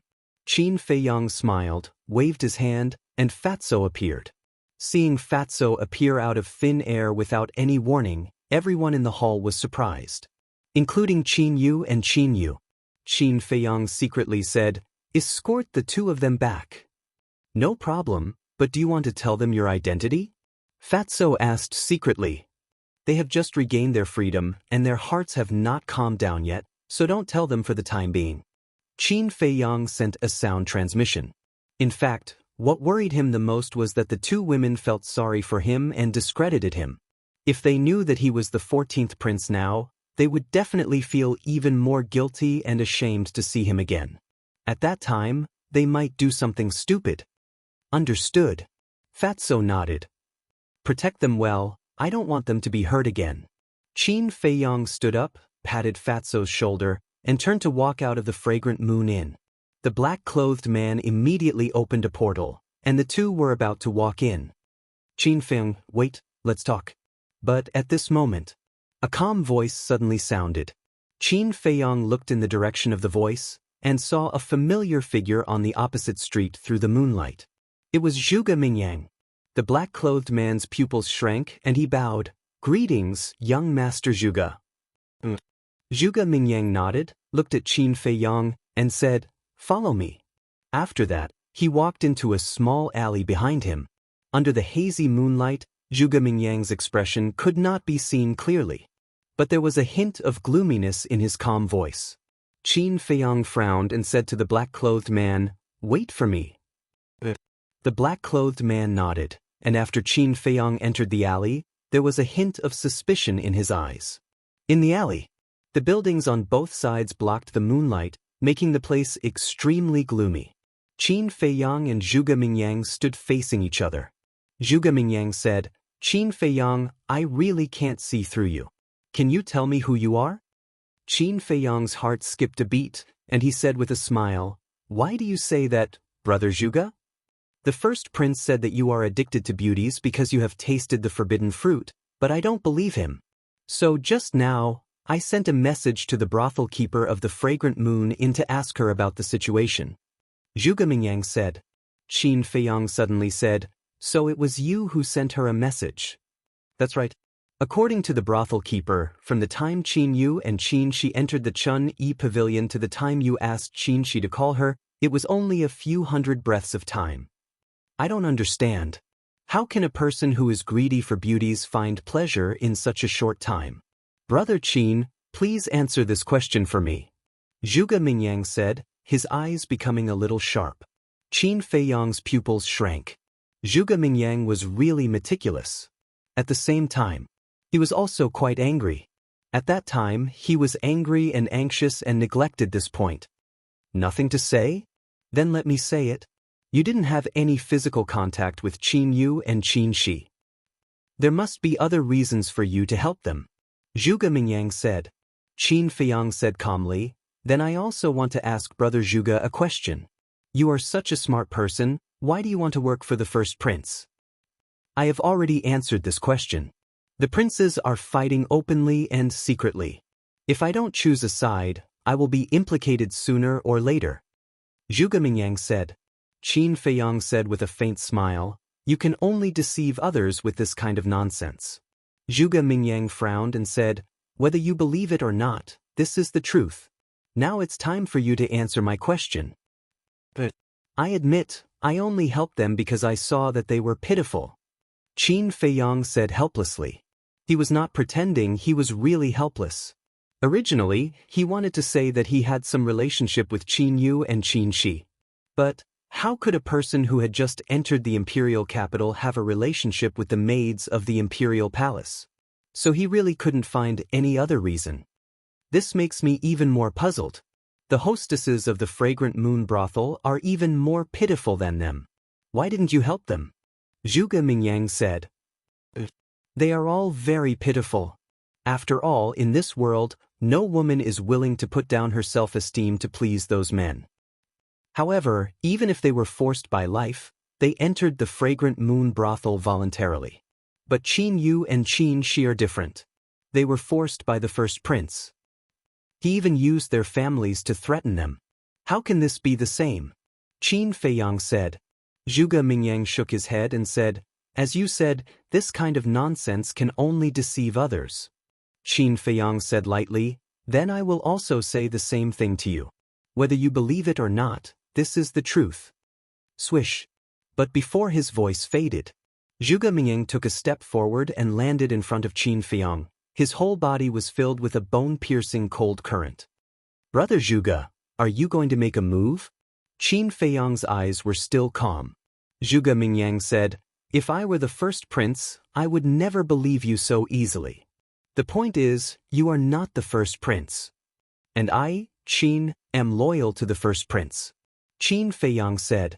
Zhuge Mingyang took a deep look at Qin Feiyang, took a few steps back and said, I don't care what you want to do, but I advise you not to hurt the first prince. Otherwise, I will definitely not let you go. After that, Zhuge Mingyang waved his hand and opened a portal. Then let me tell you, if you become the enemy of I, Qin Feiyang, even if you were once the #1 monster in the imperial city, you will still die. Qin Feiyang said. Is that so? Zhuge Mingyang turned his head and looked at him meaningfully, then walked straight into the portal. Chapter 719. Inner City.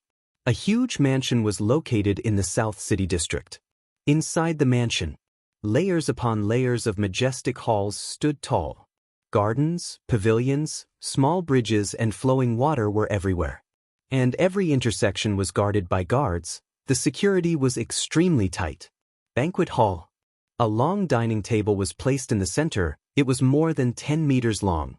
The dining table was carved from a type of red ancient wood, and the patterns on the edge of the table seemed to be naturally formed, vivid and lifelike.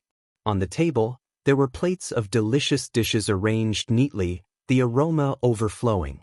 And on the main seat sat a middle-aged man. His body was well-built, his face rough, he wore a purple robe, and his serious face was imposing without anger. This person was the owner of this mansion, Marquis Jianghu. On both sides of the table, there was a group of maids standing respectfully. They were all 17 or 18 years old, and looked slender and elegant. Swish. Outside the door, two figures appeared out of thin air. It was Qin Feiyang and the black-clothed man. The black-clothed man bowed and said, I will go and report, young Master Qin, please wait for a moment. Qin Feiyang nodded, curiously looking at the surroundings. Although he knew Marquis Jianghu, it was his first time in Marquis Jianghu's mansion.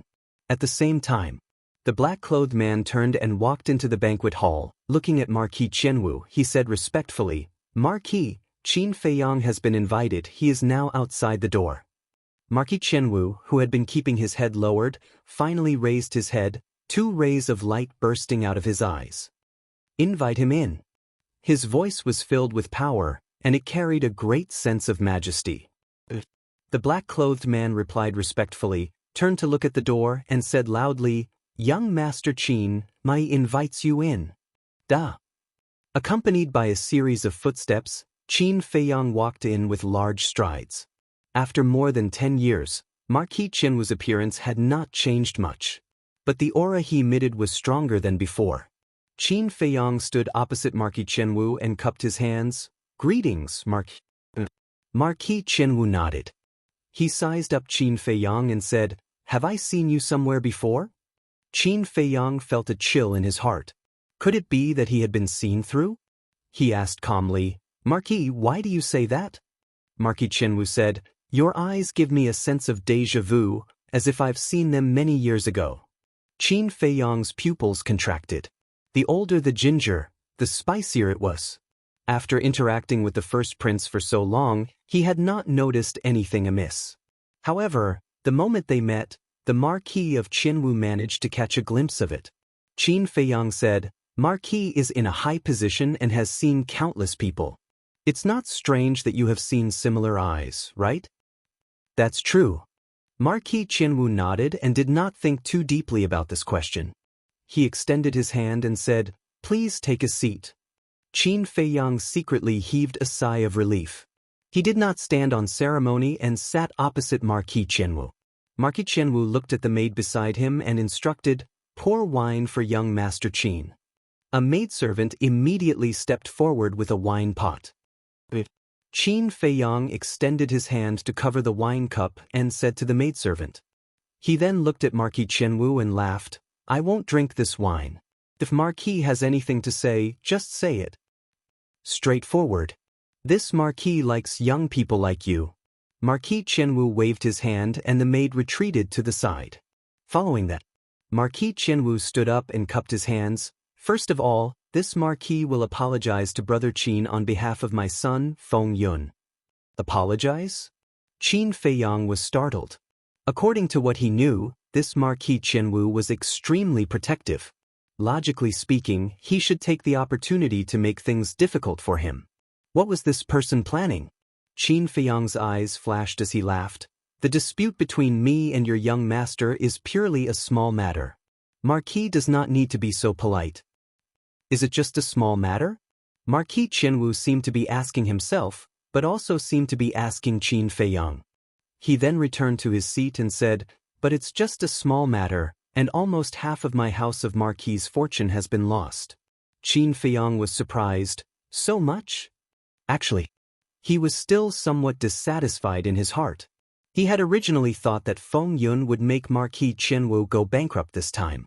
After all, the people who bet at that time had basically bet all of their wealth. But he didn't expect that it was only half. From the looks of it, Marquis Qianwu's fortune was quite astonishing. Marquis Qianwu sized up Qin Feiyang and said indifferently, "After hearing my words, is Brother Qin a little disappointed?" "Disappointed? Where did that come from? I, Qin, have never targeted senior brother Feng Yun and the Marquis." Qin Feiyang said somewhat innocently. "Is that so?" Marquis Qianwu asked, the expression in his eyes gradually changing. "Of course. The grudge between senior brother Feng Yun and I is actually a misunderstanding. Furthermore, Qin did not place a bet at that time." Qin Feiyang said. "Indeed, you did not place a bet, but you instigated others to do so. If not for your instigation, would I have lost so much of my fortune?" Marquis Qianwu said. Qin Feiyang raised his eyebrows. He could tell that this was a trap. "If Marquis invited me here for this matter, then please forgive me for being rude. Goodbye." Qin Feiyang stood up and was about to leave. Swish. But at this moment, the black-clothed man took a step forward and blocked the door, blocking Qin Feiyang's path. Qin Feiyang's gaze darkened. He turned to look at Marquis Qianwu and said, "What do you mean?" "Since Brother Qin doesn't like to beat around the bush, then this Marquis will speak frankly. You must repay all the wealth that I have lost this time. Otherwise, don't even think about walking out of this door." Marquis Qianwu leaned on his chair and said indifferently. Hearing this, Qin Feiyang was so angry that he laughed. "Your fortune was lost by that idiot Feng Yun, and now you want me to compensate you. Don't you find it funny? Whether Feng Yun is stupid or not is his business, and whether you compensate or not is your business. It has nothing to do with each other." Marquis Qianwu said. Qin Feiyang sneered. "First peaceful means, then force. Marquis is indeed worthy of being an overlord." Marquis Qianwu's gaze was cold as he said, "Young man, Think carefully before you speak, lest trouble comes from the mouth. Is that so?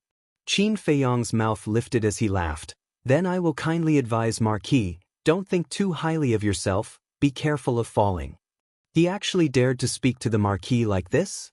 The maids and the black-clothed man all felt that it was inconceivable. Marquis Qianwu laughed loudly and said, "Little brother is indeed as the rumors say, your courage is outstanding, but in front of this Marquis, those who are bold will often die early." Qin Feiyang laughed faintly. Since he could not leave, he walked to the dining table and sat down on the chair. It seems that little brother is a tactful person. Marquis Qianwu laughed, thinking that Qin Feiyang had compromised. Qin Feiyang could not be bothered with him, and looked at the maid beside him, saying, "Give me the wine."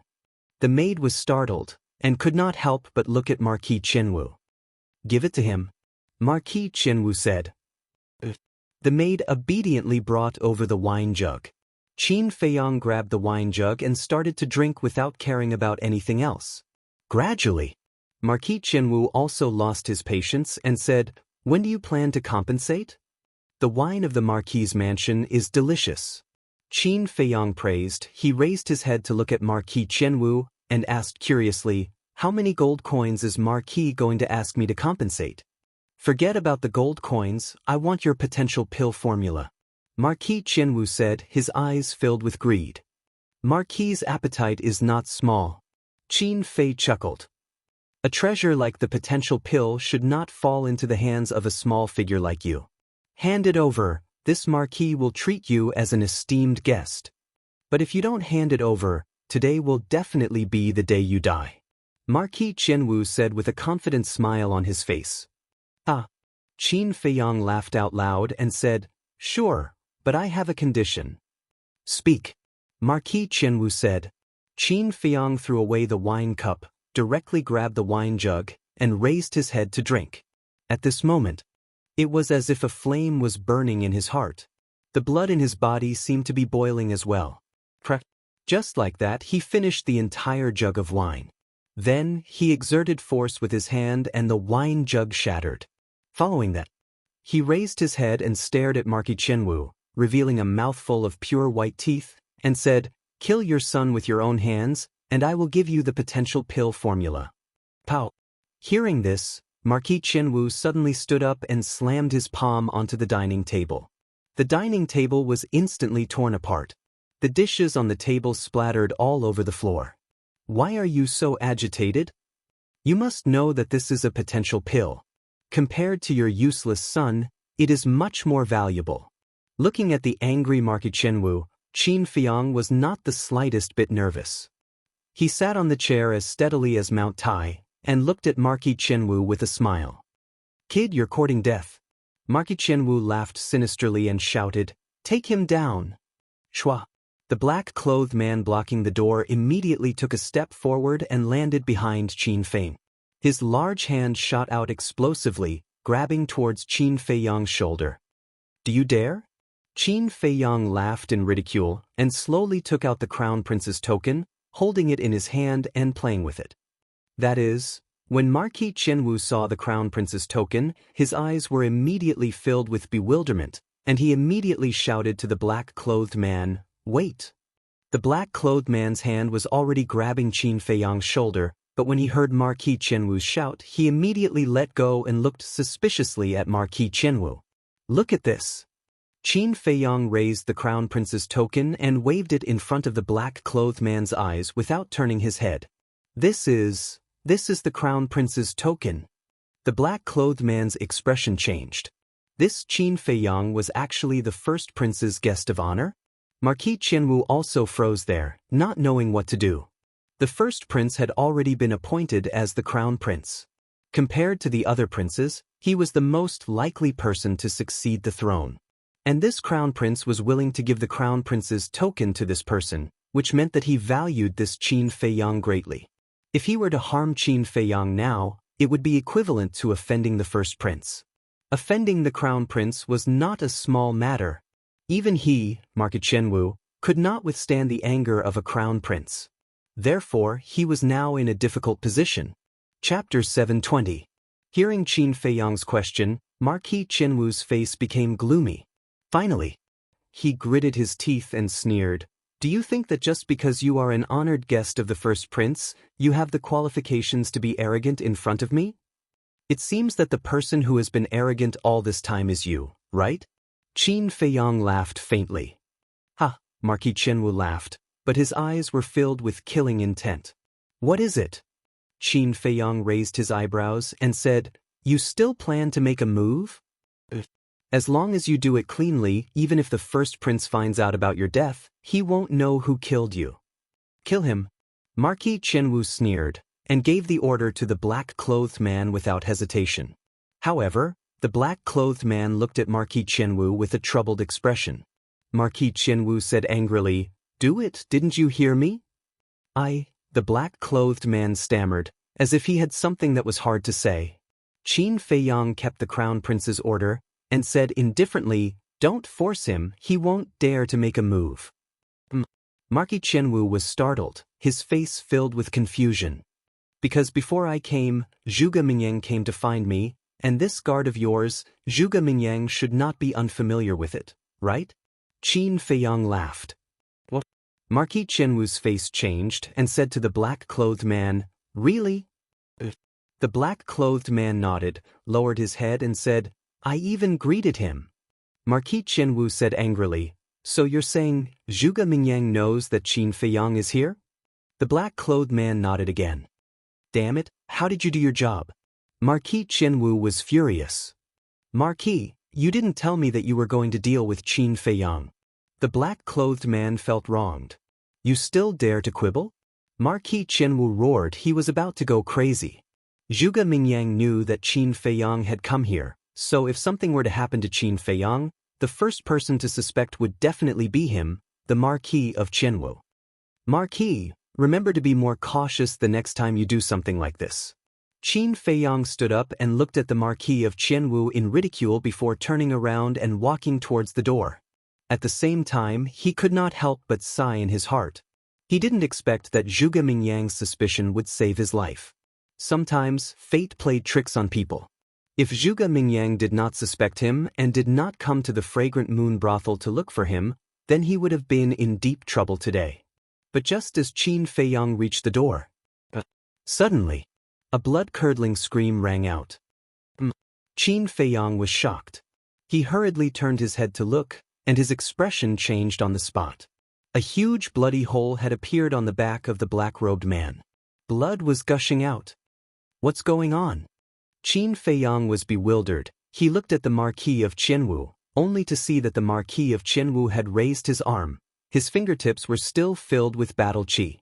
It was obvious that the black-robed man was killed by the Marquis of Qianwu.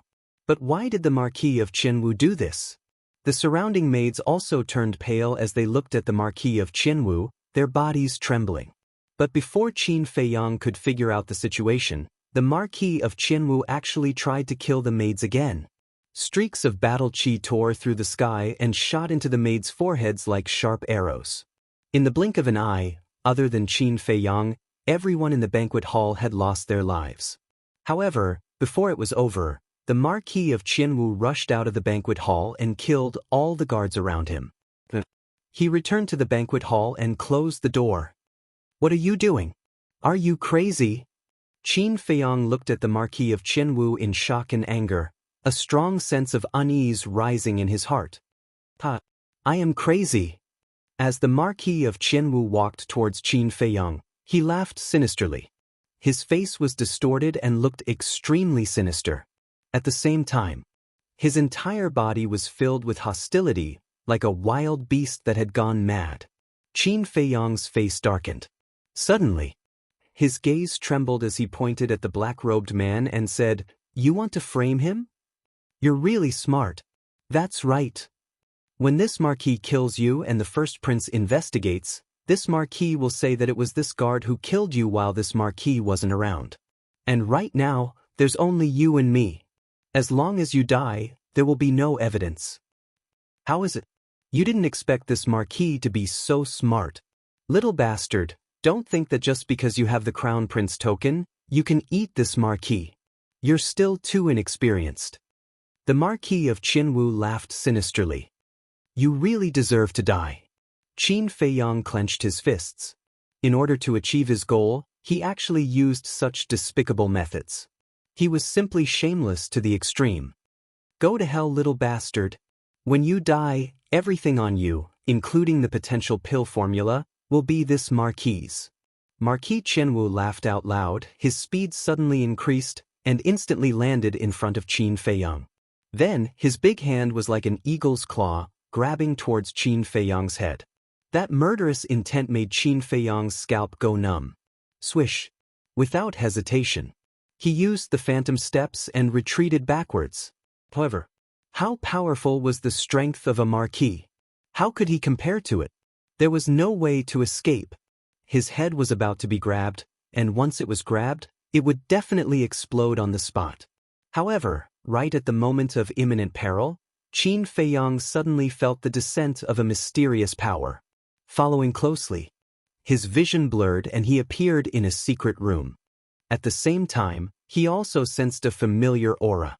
He turned around and immediately saw a white-robed youth beside him. Who else could it be but Lu Xingchen? Why are you here? Qin Feiyang was somewhat stunned. I was a little worried, so I snuck in here. In the end, I was right to come, and I returned you a favor. Lu Xingchen laughed, waved his hand, and an image appeared in the air in front of him. This Marquis knows that you have a spatial treasure that can hide in it. This Marquis also knows that this spatial treasure of yours is unable to be moved. If you don't want to be trapped inside, then get the hell out of here. In the image, Marquis Jianghu stood in the banquet hall, looking around in shock and anger. He was going crazy. Qin Feiyang looked at the screen, then turned to look at Lu Xingchen and laughed. Thank you. Lu Xingchen waved his hand and said, How do you plan to take revenge on him? Qin Feiyang shook his head. Martial Marquis are all experts that surpass War Master. I can't afford to offend them right now. Lu Xingchen said, Then we have to let him pay some interest first, right? That's a must. Since he likes his idiot son so much, then I'll make an example out of him. Qin Feiyang's eyes flashed with a cold light. Interesting. Lu Xingchen chuckled, and immediately controlled the spatial divine object to leave the banquet hall. The spatial divine object that was exposed to the outside world was like a speck of dust, so as long as there was a gap, it could fly out. After leaving the banquet hall, Qin Feiyang appeared in a garden. At this moment, it was almost late at night, and the entire garden was quiet. Qin Feiyang did not hide, because there was no need. Marquis Jianghu thought that he was still in the banquet hall, so the people outside had no idea what was going on. Just like that, he openly walked along a narrow path in the garden. 10 breaths later, he walked to a fork in the road. Here there was a guard. Who is it? Hearing the footsteps, the guard immediately became vigilant. Qin Feiyang walked out from the darkness, cupped his hands and smiled. I am Qin Feiyang, greetings brother. The guard was startled and asked suspiciously, Weren't you in the banquet hall? Qin Feiyang laughed faintly. I accompanied the Marquis to drink a few cups and resolve the conflict, but after all, the age difference is too great, and I really can't find any common topics, so I wanted to come out and take a look at the Marquis's mansion. So that's how it is. The guard muttered and laughed. Then young Master Qin, take your time to tour. Qin Feiyang nodded and walked forward. Suddenly, he turned around and asked, Is senior brother Feng Yun home? The guard said, Yes, during this period of time, he has been grounded by the Marquis. Qin Feiyang suddenly understood. So it's like that, then tell me where he lives, I'll go and have a chat with him later. The young master is in the backyard. If you go down this road, you will soon see a pond. The young master lives next to the pond. But the young master is facing the wall to reflect. Don't stay too long. The guard didn't doubt him and told him the truth. Because in his opinion, if the conflict hadn't been resolved, the Marquis wouldn't let Qin Feiyang out. In other words, Qin Feiyang could come out of the banquet hall. He must have gotten the Marquis's permission. Thank you. Qin Feiyang smiled. Then, as he walked, he looked all around him. After leaving the guard's sight, he suddenly disappeared without a trace. Inside the spatial divine item, Qin Feiyang looked at Lu Xingchen and said with a smile, Did you hear that? Lu Xingchen nodded with a smile, and then rode the spatial divine item, breaking through the air. Sure enough, it didn't take long for them to see a pond. Beside the pond, there was an exquisite pavilion, with big red lanterns hanging around. Qin Feiyang glanced at the pavilion, and his eyes were directly fixed on a window on the second floor. The window was half open, and wisps of candlelight came through. And in front of the pavilion, there were 2 guards guarding. The spatial divine item silently swept through the window, and Feng Yun immediately appeared in the picture. But Feng Yun was kneeling on the ground at the moment. Lu Xingchen asked with a smile, "Do you need me to go out and help?" "No need." Qin Feiyang smiled faintly, took out the Chang Shui, and nodded to Lu Xingchen. Swish. Lu Xingchen waved his hand, and Qin Feiyang instantly disappeared. At the same time, behind Feng Yun, Qin Feiyang appeared out of thin air and said with a smile, "Feng Yun, is it comfortable to kneel here?" This voice, Feng Yun's eyes trembled and he hurriedly turned his head. But the moment he turned around, Qin Feiyang waved his hand, and the Chang Shui cut through the void like a bolt of lightning. Immediately, Feng Yun covered his neck and let out a painful scream. Fresh blood spurted out from his hands like arrows. "What's going on? Go and take a look." At the same time, 2 exclamations came from outside. Immediately after, there was the sound of the door being slammed. It was obvious that the 2 guards who were guarding outside the door had rushed in after hearing the screams. "It's too late to find out now." Qin Feiyang smiled coldly, grabbed Feng Yun, and entered Lu Xingchen's spatial divine item. Lu Xingchen looked at Feng Yun, who was already dead, and asked puzzledly, "Why did you bring him in?" Qin Feiyang said, "Of course it's to send him to his father." Lu Xingchen was stunned, shook his head and said with a wry smile, "You really know how to torture people." After saying that, he drove the spatial divine item out of the window and shot toward the banquet hall. As for the 2 guards, as soon as they broke into Feng Yun's room and saw the blood flowing on the ground, their faces changed color. One of them shouted, "Quickly inform the Marquis, the young master has been killed." After this person finished speaking, he immediately jumped out of the window and stood in the sky, glancing down gloomily. Chapter 721. When Marquis Jianghu received the message, his first thought was disbelief. Because the Marquis's mansion was heavily guarded, it was impossible for someone to break in without anyone knowing and harm his son. But that guard was his trusted aide, so it was impossible for him to lie.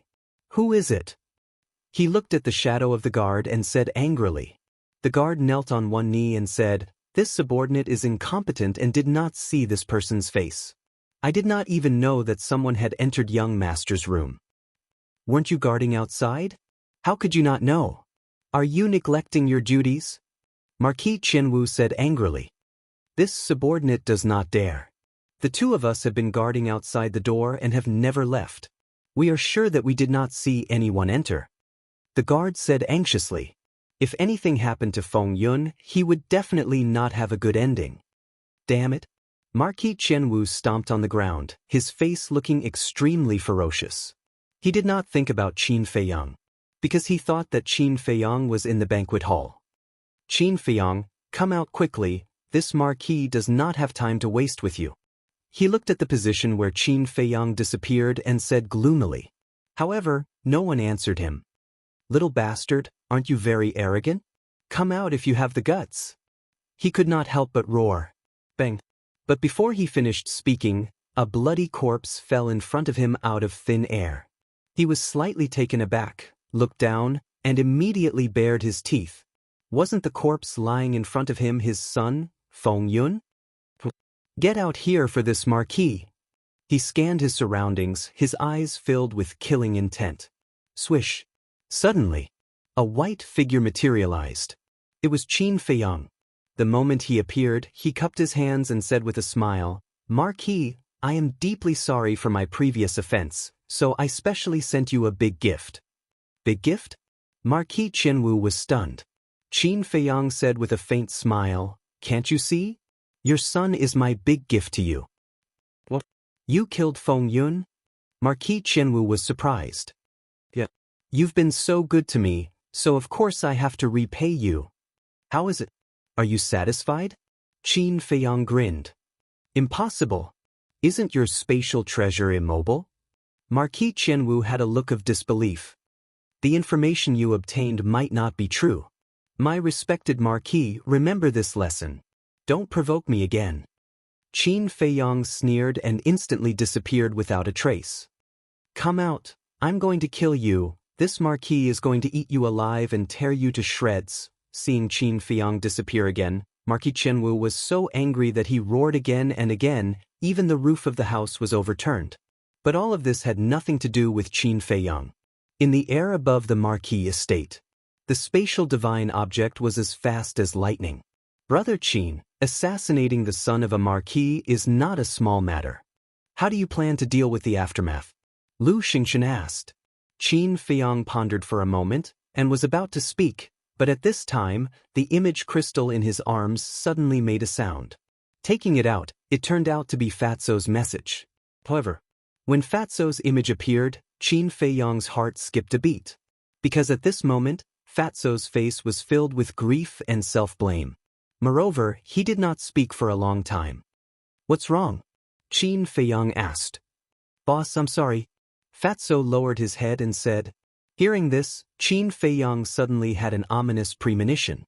Fatso was silent for a moment, then gave Qin Feiyang a coordinate and said, Come over and we'll talk.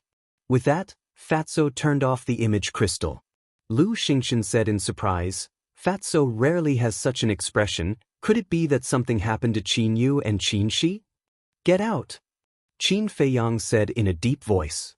Lu Xingchen waved his hand, and with Qin Feiyang, appeared in the sky above a certain place of the Marquis' mansion. Qin Feiyang opened the portal and rushed in without looking back. Lu Xingchen thought for a moment, and also rushed into the portal. The next moment, the two of them landed in an abandoned house. Fatso was in front, and on the ground in front of Fatso, there were two people lying on the ground. Qin Feiyang hurriedly walked up.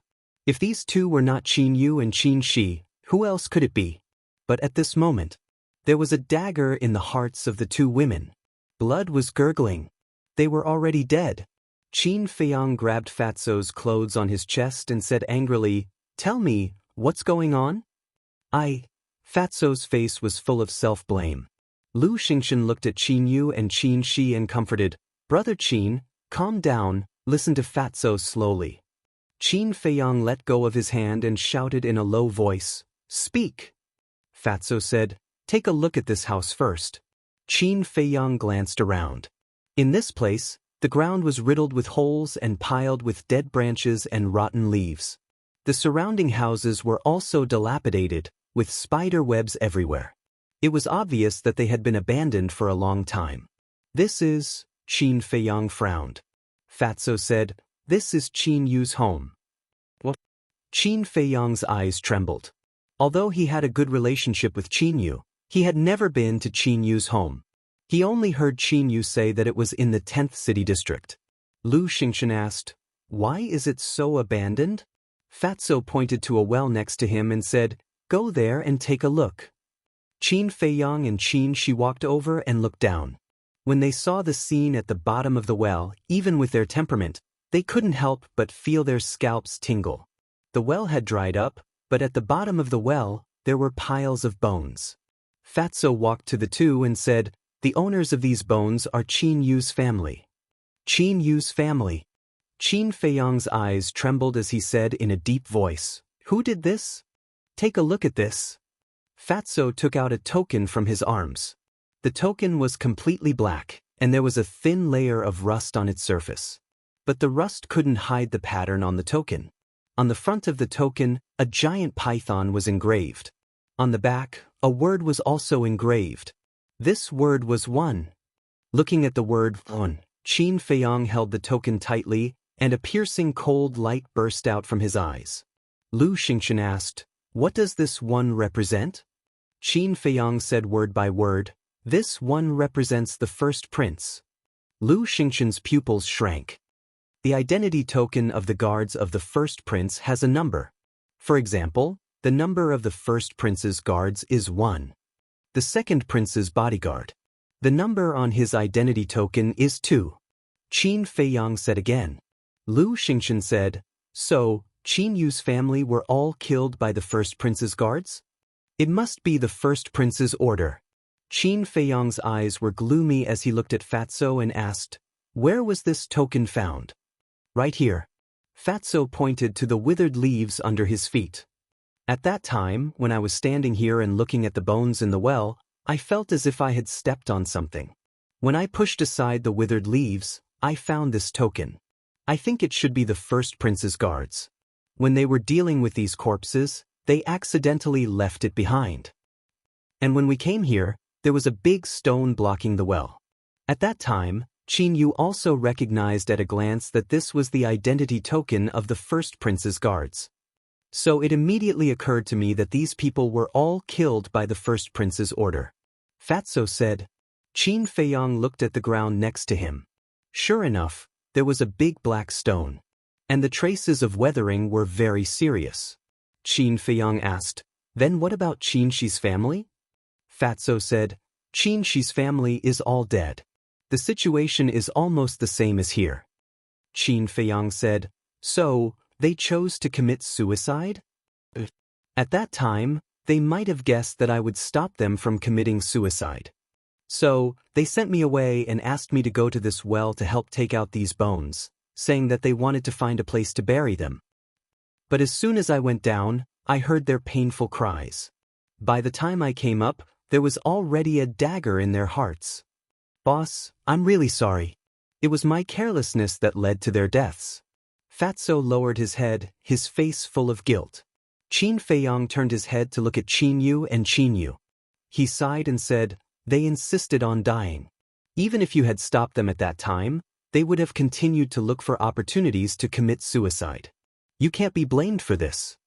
There's one more thing. Before they died, I told them who you were. Both of them were very happy to hear that you were back. They also said that they were sorry and asked you to forgive them. Fatso said, the one who should say sorry is me. Qin Feiyang walked to Qin Yu and Fatso and muttered to himself. His eyes couldn't help but become misty. Sigh. The two of them stayed in Fragrant Moon Brothel and endured the humiliation because they wanted to protect their families from the first prince. But, by the time they returned, they discovered that their families had already been killed by the first prince. Even we might not be able to bear such a blow, let alone two weak girls. Truly lamentable and hateful. Lu Xingchen deeply sighed, his face full of sympathy for the two.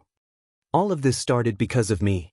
If not for me, they wouldn't have had to endure the humiliation of 10-odd years in Fragrant Moon Brothel. If not for me, their families wouldn't have been killed.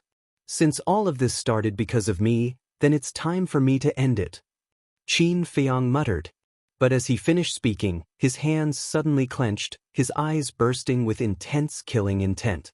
Lu Xingchen's eyes trembled, and he hurriedly said, Brother Qin, you can't let your emotions affect your decisions. Fatso also advised, yes, boss, the first prince does deserve to die, but now is not the time. Even if the people around me die, I still have to endure. Then, am I still worthy of being a man? Qin Feiyang paused between each word, his eyes flashing with a shocking light. This, Fatso and Lu Xingchen looked at each other. I'll return to the shrine first. You bury them properly, then come back to the shrine to find me. Qin Feiyang said to Fatso, then opened a teleportation gate and strode in with the rusty black token. Lu Xingchen frowned and sighed. It seems that we can't persuade him. It's useless to persuade boss when he has decided on something. Just wait, the sky of the imperial capital is about to change.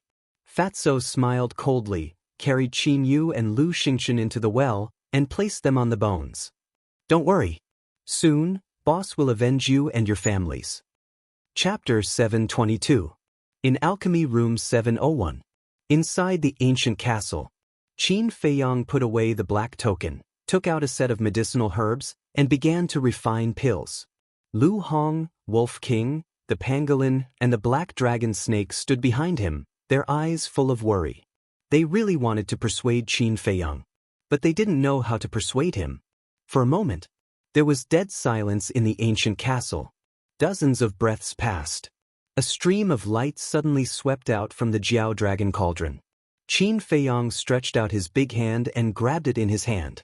When he turned around and saw the expressions of Lu Hong and the others, he said in amusement, "What are you doing?" Lu Hong asked, "Are you really going to deal with the eldest prince?" Qin Feiyang didn't deny it. Lu Hong's beautiful brows knit together, and she hesitated to speak. "Forget it, don't persuade him. At worst, we'll just run away. Little Qin Zi, I support you." Wolf King stood on the ground and patted his chest. "I've long disliked him. This time I must kill him," the pangolin said, his eyes flashing. "It doesn't matter. Anyway, since I've boarded your pirate ship, I can only accompany you to the end," the black dragon snake said lightly. Lu Hong looked at them angrily and finally sighed. "Well, I can't help you anyway. I'll just watch you make trouble." "Thank you." Qin Feiyang looked at everyone gratefully and left the ancient castle with Wolf King. Just then, Fatso and Lu Xingqian returned. Fatso said, "They're all buried." Qin Feiyang nodded, turned to Lu Xingqian, and said with a smile, "Brother Lu, help me take care of Ren Wushuang after I leave." Lu Xingqian said, "Why do those sound like your last words?" Qin Feiyang smiled faintly. With a wave of his hand, he opened the stone door of the alchemy room and strode out with Fatso and Wolf King. Lu Xingqian's eyes flashed as he watched the backs of the two people and one beast gradually disappear into the distance. Then he disappeared without a trace. A moment later, Qin Feiyang stood in front of alchemy room number 1 on the first floor. Fatso asked suspiciously, "Boss, what are you trying to do?" "Do what?" "Of course it's to snatch the alchemy fire." Qin Feiyang smiled coldly and knocked on the stone door. "Snatch the alchemy fire?" Fatso and Wolf King looked at each other and immediately became excited. They had been eyeing the pill hall's pill fire for a long time. If it wasn't for Qin Feiyang's orders, they would have already taken action. Very soon, the stone door opened silently. A white-clothed young man entered the line of sight of the two people and one beast. "Qin Feiyang?" When the white-clothed young man saw Qin Feiyang, his eyes revealed a trace of surprise. He cupped his hands and smiled, "Brother Qin, we are honored by your presence. Please forgive us for not welcoming you from afar." At the same time, there was also a trace of hostility. Because this person was Feng Yun's lackey. Therefore, he also didn't like Qin Feiyang, but he didn't dare to offend him. Qin Feiyang sized up the white-clothed young man and transmitted his voice to Wolf King. "Can you see through his cultivation?" "3-star battle ancestor," Wolf King secretly said. "Do you have the confidence to kill him in one strike?" Qin Feiyang asked. "Isn't this a piece of cake?" Wolf King smiled disdainfully and instantly activated Berserk Rage. His cultivation suddenly increased. Before the white-clothed young man could react, he smashed him into meat paste with a claw. He didn't even have time to scream before he died. Blood splattered all over the ground. "Amazing." Qin Feiyang gave him a thumbs up and strode into the alchemy room. This alchemy room was twice as big as alchemy room number 701. It had a separate cultivation room and alchemy room. Fatso turned around and closed the stone door.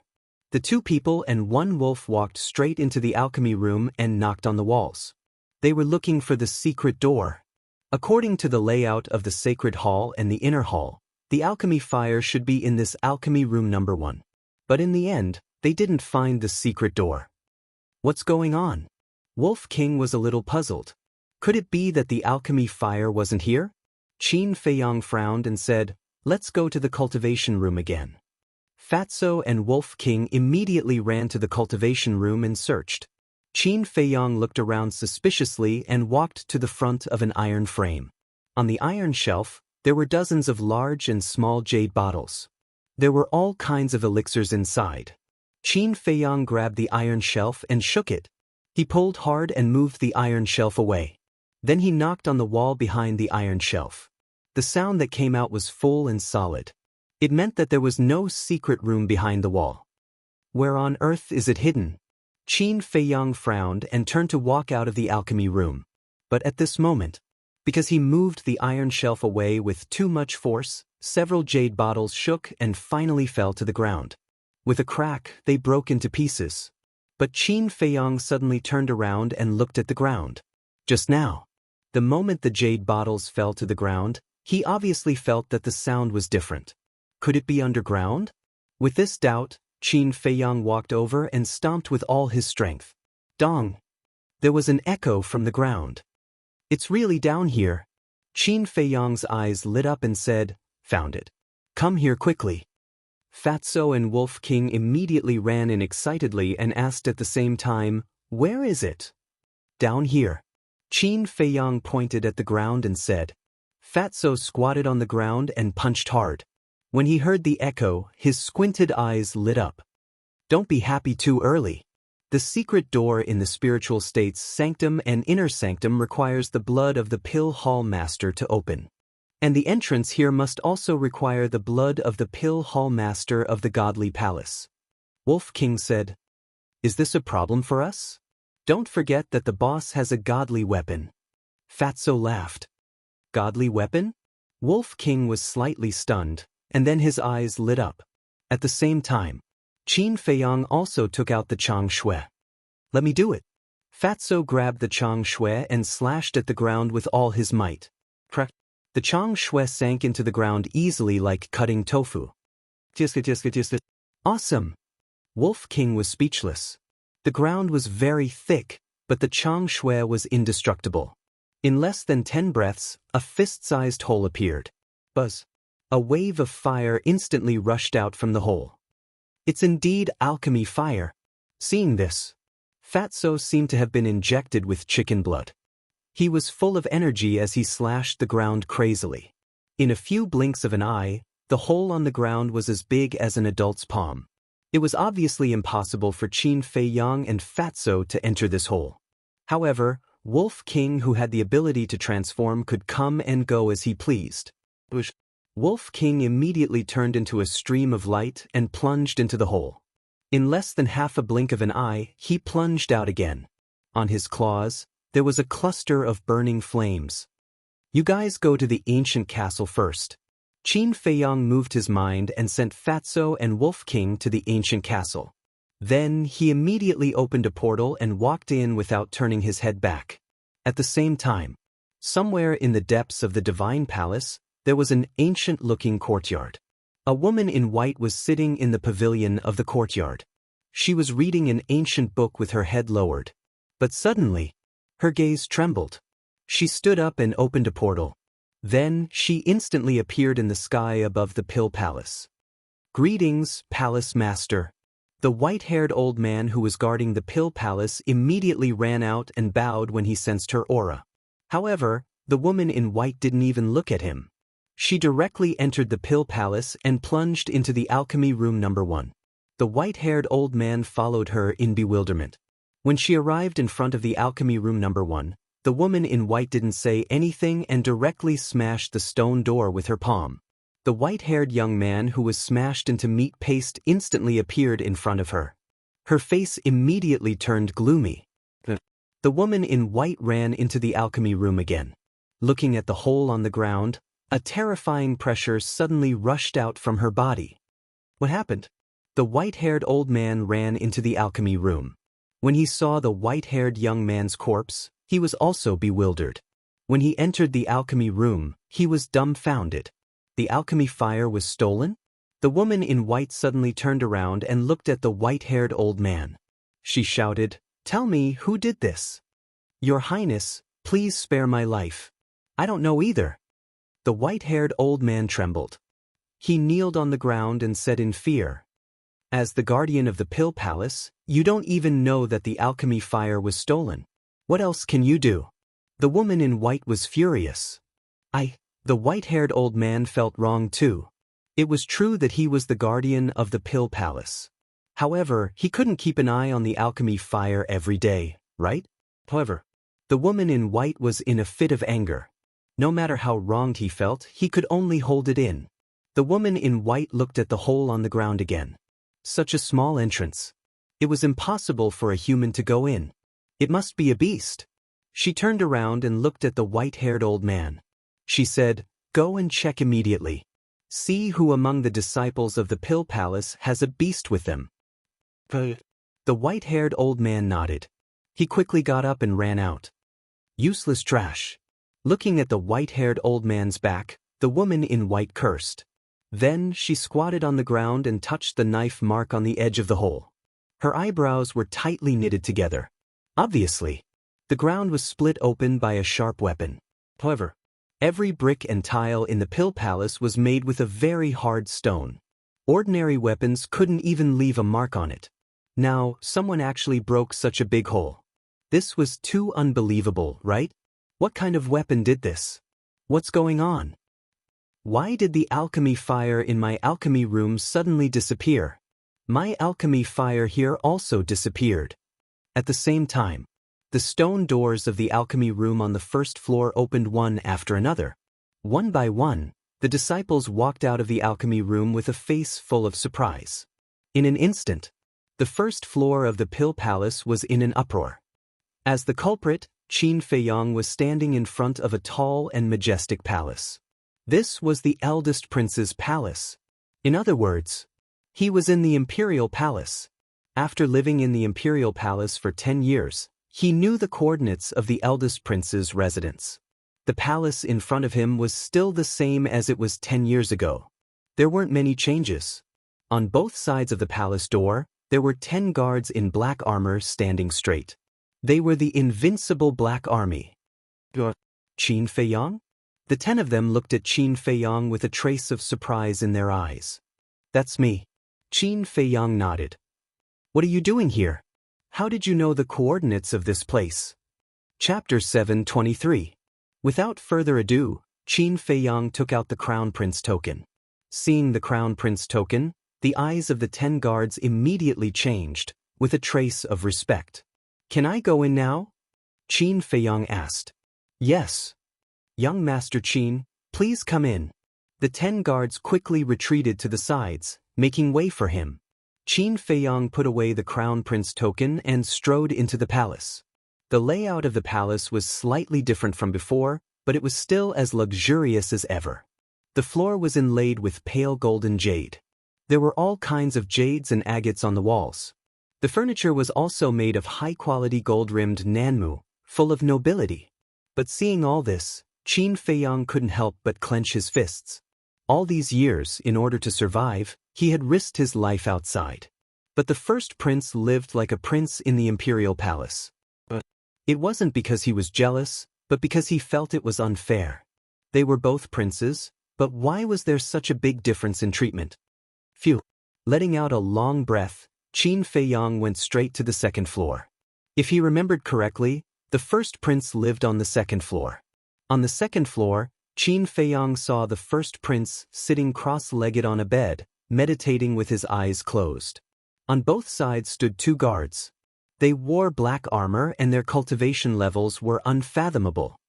Who is it? Sensing the appearance of an unfamiliar aura, the 2 guards immediately shouted coldly. You are. But when they saw Qin Feiyang, a trace of surprise crept into their eyes.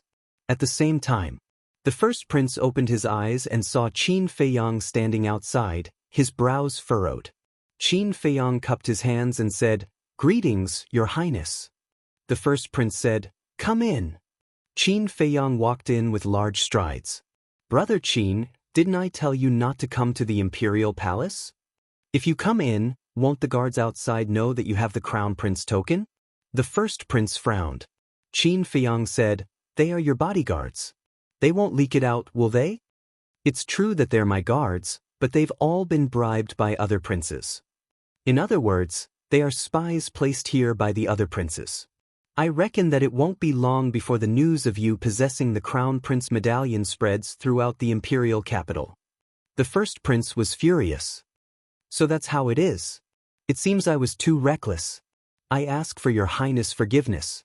Qin Feiyang cupped his hands and said, Actually, he knew all of this. There were spies in the residences of all the princes. This was the unspoken rule of the imperial palace, and it was unavoidable. The first prince rubbed his forehead and sighed. You are my honored guest. What can I do to you? Speak, what's the matter? Is it convenient to talk? Qin Feiyang looked at the two guards beside the first prince. The first prince smiled and said, "Don't worry, they are all my trusted aides." Trusted aides? Qin Feiyang raised his eyebrows and said telepathically, "Your Highness, I think it's better not to let them know about this." With these two guards around, he had no chance to make a move, so he had to send them away. So mysterious? The first prince's eyes flashed. He waved to the two guards and said, "You two go out first." The two guards respectfully responded. They looked suspiciously at Qin Feiyang, turned around, and went out to guard the door.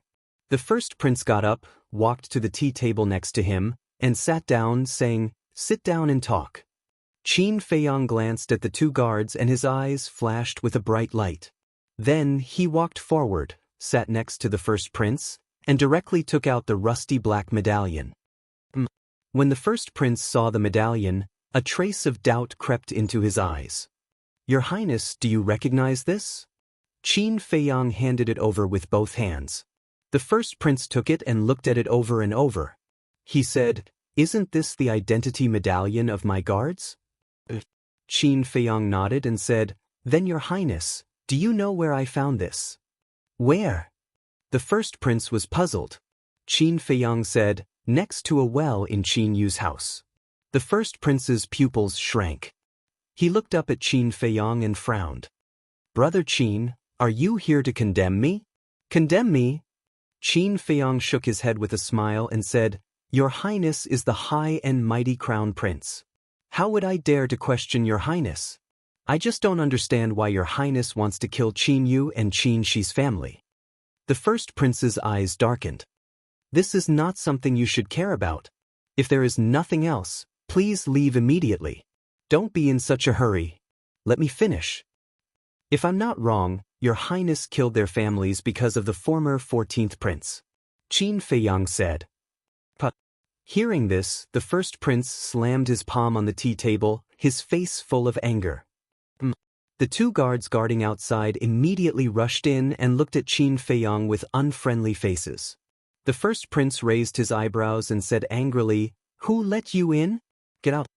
The two of them shrunk their necks and turned to leave. The first prince suppressed his anger and looked at Qin Feiyang. "Brother Qin, what do you want to say?" "What I want to say is that Your Highness didn't even let off the 14th prince's maids and their families. Does Your Highness hate him that much?" Qin Feiyang frowned. For a moment, the first prince fell silent. After a long time, a ruthless look appeared in his eyes. "I do hate him, and I hate him very much. I'm listening," Qin Feiyang said. "Back then, before he was born, Imperial Father doted on me very much. Whatever I want, Imperial Father will give it to me.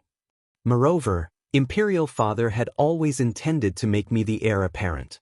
However, after my 14th brother was born, he displayed unparalleled talent. Father's concern for me gradually shifted to him. Imperial Father even intended to make him the heir apparent, so I hated him. Seeing him become more and more favored with each passing day, the hatred in my heart grew stronger and stronger with each passing day. I remember that when he was 10 years old, I sparred with him. If not for someone stopping me, I would have already killed him. But there's a good saying, the sky is full of unforeseen events. Although I didn't kill him during that sparring, the next day, Imperial Father gave the order to cripple his cultivation and expel him from the Imperial Palace. At the time, Imperial Father wanted to send the guards to kill him, but he was lucky enough to have an empress as his mother. That stinking woman begged for mercy on his behalf, allowing him to keep his dog life. The first prince laughed, not bothering to hide his gloating. Qin Feiyang's eyes flashed coldly. How dare she humiliate his mother? Unforgivable. He calmly asked, "Then, the empress didn't go to the 14th prince after that?" Imperial Father gave the order to forbid her from going to my 14th brother. Did she dare to go? Moreover, her position as empress has long been abolished, and she is now under house arrest in the imperial harem. She has no chance to leave. The first prince sneered. "What? The empress has been abolished? Why haven't I heard of it?" Qin Feiyang abruptly stood up, disbelief written all over his face. The first prince said in surprise, This matter isn't a secret. You can ask around and find out. Why haven't you heard of it? Is that so? Qin Feiyang mumbled. When he first entered the imperial capital, he had asked Fatso to ask around. Apart from the first prince being made the heir apparent, did anything else happen in the imperial capital? Later, Fatso also said that nothing else had happened. Could it be that Fatso didn't tell him the truth? Or could it be that Fatso really didn't find out? Seeing Qin Feiyang's big reaction, the first prince frowned and asked in confusion, "Brother Qin, why do you seem so concerned about my 14th brother?" "Of course I am." Qin Feiyang smiled. "What do you mean?" The first prince was stunned. "I mean," Qin Feiyang's eyes suddenly turned cold. He stood up and grabbed the first prince's neck. At the same time, with his other hand he took out a pill and stuffed it into the first prince's mouth. Qin Feiyang let go and took a few steps back. The first prince panted and said in shock and anger, "What did you feed me?" At the same time, hearing the commotion, the two guards rushed in and looked at the first prince in shock. "What did you eat?" "You will know very soon." Qin Feiyang smiled faintly. The first prince shouted, "Catch him for me." The two guards immediately rushed towards Qin Feiyang. But at this moment, the first prince fell to the ground with a bang. He hugged his head and screamed in pain. The faces of the two guards who were rushing towards Qin Feiyang changed. They immediately turned around and asked with concern, "Your Highness, how are you?" "It hurts." The first prince howled miserably, his face distorted. And at the same time, his cultivation crazily plummeted. In the blink of an eye, he fell from a 1-star war master to a 1-star war emperor. What's going on? Looking at this scene, the two guards panicked. Qin Feiyang crossed his arms over his chest and laughed. "Your Highness, how does the miasma pill taste?" "That's right. This miasma pill was the pill that Qin Feiyang had refined before he snatched the pill fire. He wanted the first prince to taste the pain and despair that he had once tasted." "What?" The first prince's face suddenly turned pale. The faces of the two guards also changed. How could they not know about the miasma pill? Back then, the 14th prince was crippled by the miasma pill. "Why did you do this to me?" "Why?" The first prince stared at Qin Feiyang and roared. His anger made him lose his sense of pain. But Qin Feiyang chuckled and said, "I also want to know why the emperor treated the 14th prince like that back then." "Or you? What is your relationship with my 14th brother?" The first prince was surprised. "I have a good relationship with the 14th prince. He saved my life in the spiritual state, so I want to repay him." Qin Feiyang smiled. The first prince's gaze trembled as he said in surprise, "So, he's not dead yet?" The two guards were also bewildered. Qin Feiyang was silent for a while and sighed, "He's already dead." The 14th prince was indeed dead, and the only one left was the current Qin Feiyang. Hearing this answer, both the first prince and the two guards couldn't help but breathe a sigh of relief. The 14th prince's talent was shocking. If he wasn't dead, the imperial capital would be in chaos. Chapter 724. Although he's dead, I'm still here. I'll help him fulfill his last wishes. Qin Feiyang said again. "Ha!" The eldest prince laughed, his eyes full of contempt. "If you continue to endure, you might be able to live even longer. But now, you can't escape. Take him down. I want him alive. I want him to experience a life worse than death." Suddenly, he shouted coldly, and the two guards immediately rushed toward Qin Feiyang. "Can you do it?" Qin Feiyang smiled disdainfully and bowed. "Welcome, Empress." "Empress?" The two guards were shocked and hurriedly looked at the door. But there was no one at the door. At the same time, Qin Feiyang took a step forward and landed in front of the first prince. His large hand shot out and grabbed the first prince's neck. Then, he twisted the first prince's neck as if he was twisting a little chick. "Damn it! We've been tricked." The two guards were furious and hurriedly looked at the eldest prince. When they saw that the eldest prince had fallen into Qin Feiyang's hands, they immediately became anxious. "Let go of His Highness." The two guards shouted angrily. "If you dare to take a step forward, I'll crush his throat." Qin Feiyang grinned, revealing his white teeth. How dare you? The two guards shouted. Qin Feiyang smiled and said, Try me if you don't believe me. The two guards didn't dare to move. This person dared to give the eldest prince a spiritual disaster pill. What else did he not dare to do? What do you want? The eldest prince was also afraid. At this time, his cultivation had been completely destroyed, and he was powerless. However, if his cultivation was destroyed, he could cultivate again. If he lost his life, everything would be gone. Qin Feiyang asked, Answer me, who is the current empress? The eldest prince said, It's my mother. You and your son are really powerful. One took away the 14th prince's position as crown prince, and the other took away his mother's position as empress. You mother and son, why are you so shameless? Qin Feiyang said disdainfully. The positions of crown prince and empress were conferred by imperial father. What does it have to do with us? If you want to settle the score, you should look for him. The first prince said furiously. Yes, we do need to ask him about it.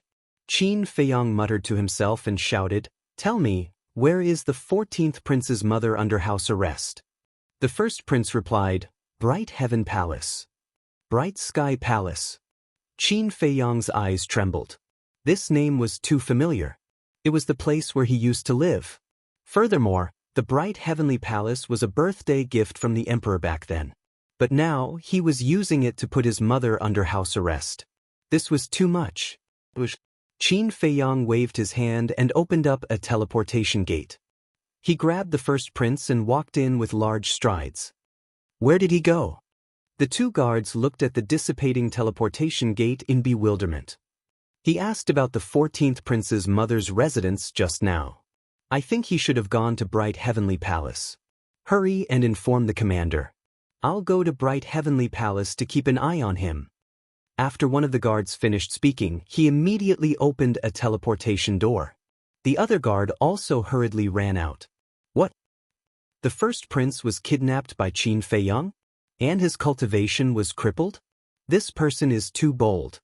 He actually dared to come to the imperial palace to commit murder? So, the news spread in the imperial palace. Whether it was the palace maids, eunuchs, or guards below, or the princes, princesses, and concubines above, they were all so shocked that they could not speak.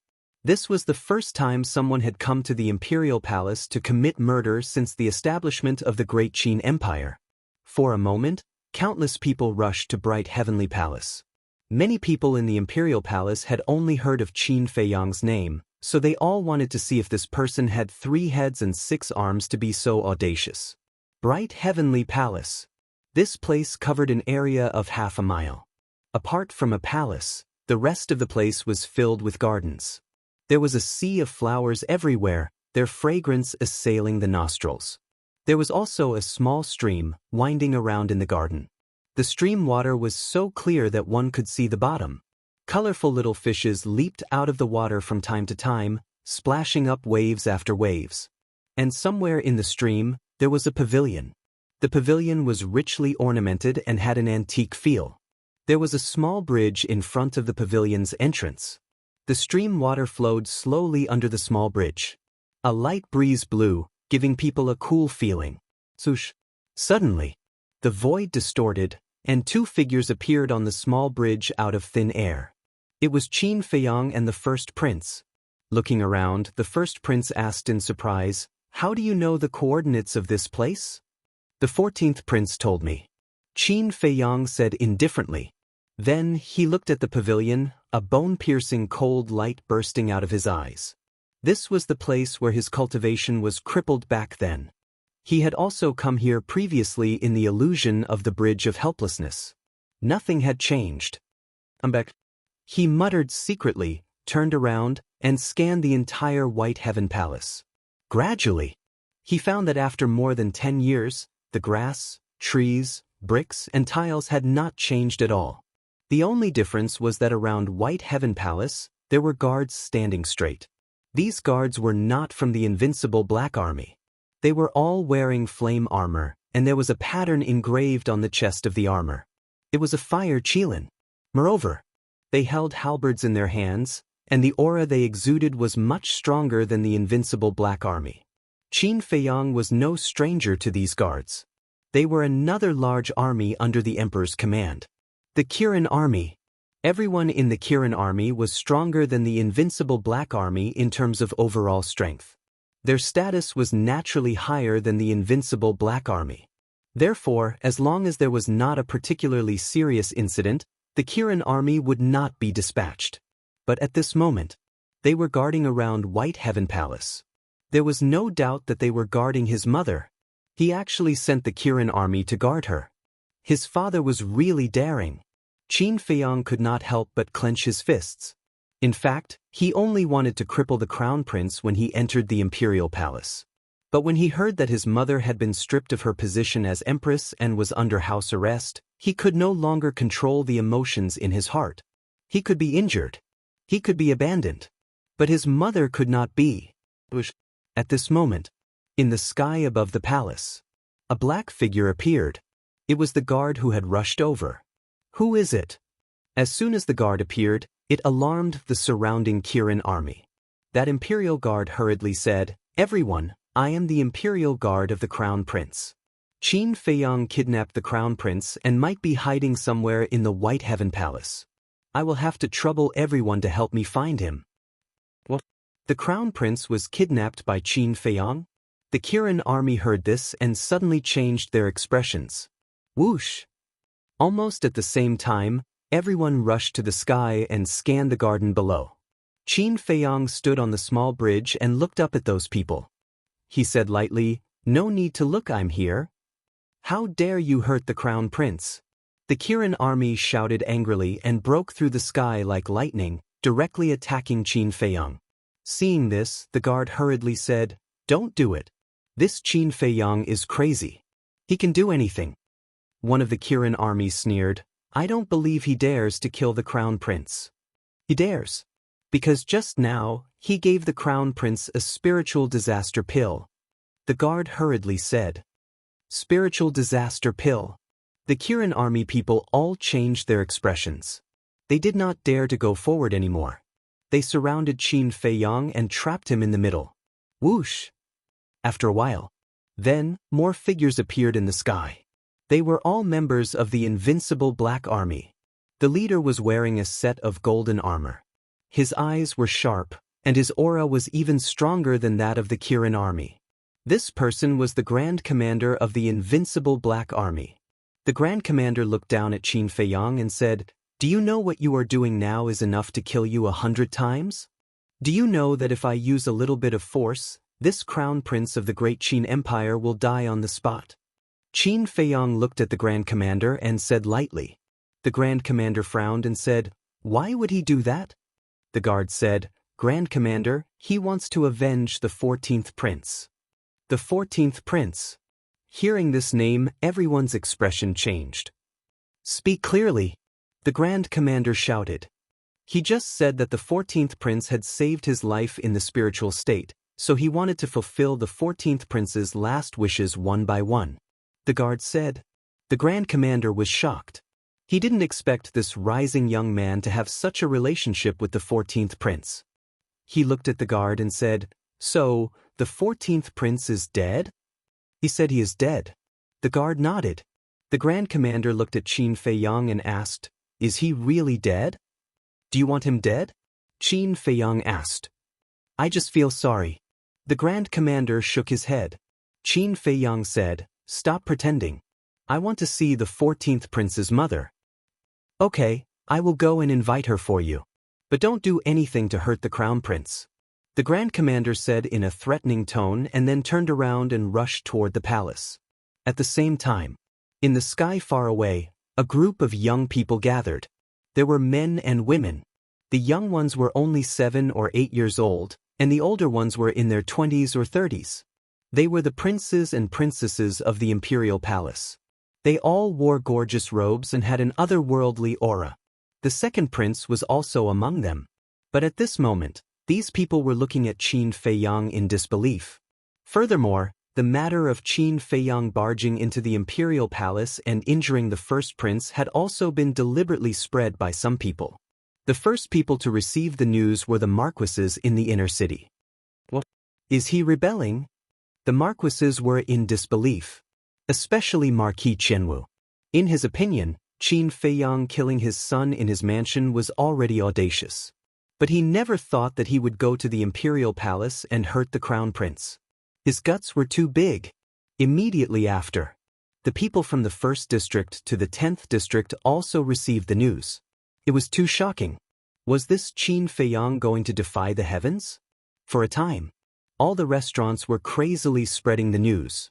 Without a doubt. Chapter 725. At the same time, Temple. Is he crazy? He actually went to the imperial palace to hurt the eldest prince? Ren Wuxia and Shen Mei looked at each other with shock in their hearts.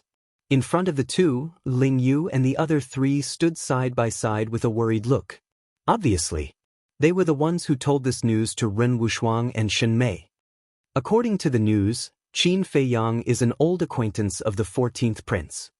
He went to the imperial palace this time to avenge the 14th prince. Feng Ranran said.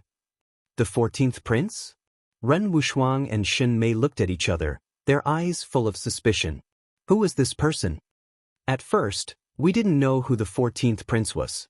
But after some inquiries, we found out that the 14th prince was the number 1 demon in the imperial capital. But more than 10 years ago, the emperor suddenly gave an order to abolish this person's cultivation and expel him from the imperial palace. And according to the news outside, Qin Feiyang personally admitted that the 14th prince had saved him in Lingzhou, so in order to repay the 14th prince's life-saving grace, he broke into the imperial palace. Jianghu said, I didn't know about this? Ren Wuxia murmured. As an elder sister, wasn't she a little too incompetent? Ling Yu sighed. He must have deliberately hidden it from you, not wanting you to get involved. Then tell me, what should I do now? Ren Wuxia looked at them anxiously. Calm down. You know Brother Qin's character better than we do. He won't do things that he isn't confident in. So now what you have to do is not to care about anything. Ling Yu said. If you interfere, not only will you not help Brother Qin, but you will also drag him down. Luo Dan followed. At the critical moment, I can't do anything. Why am I so useless? Ren Wuxia whispered, his face full of pain. Wuxia, don't be like this. Because for this kind of thing, not only you, but we can't help. Shen Mei comforted. No one can help him. The only one who can help him is himself. Ling Yu and the other 3 also sighed deeply, the worry on their faces difficult to dissipate. Bright Sky Palace. Facing the encirclement of the invincible Black Army and the Kirin Army, Qin Feiyang's expression didn't change. Because at this time, it was useless to be afraid. You could only face it bravely. A moment passed. Whoosh! 4 figures rushed out from the palace and rushed towards Qin Lai's direction.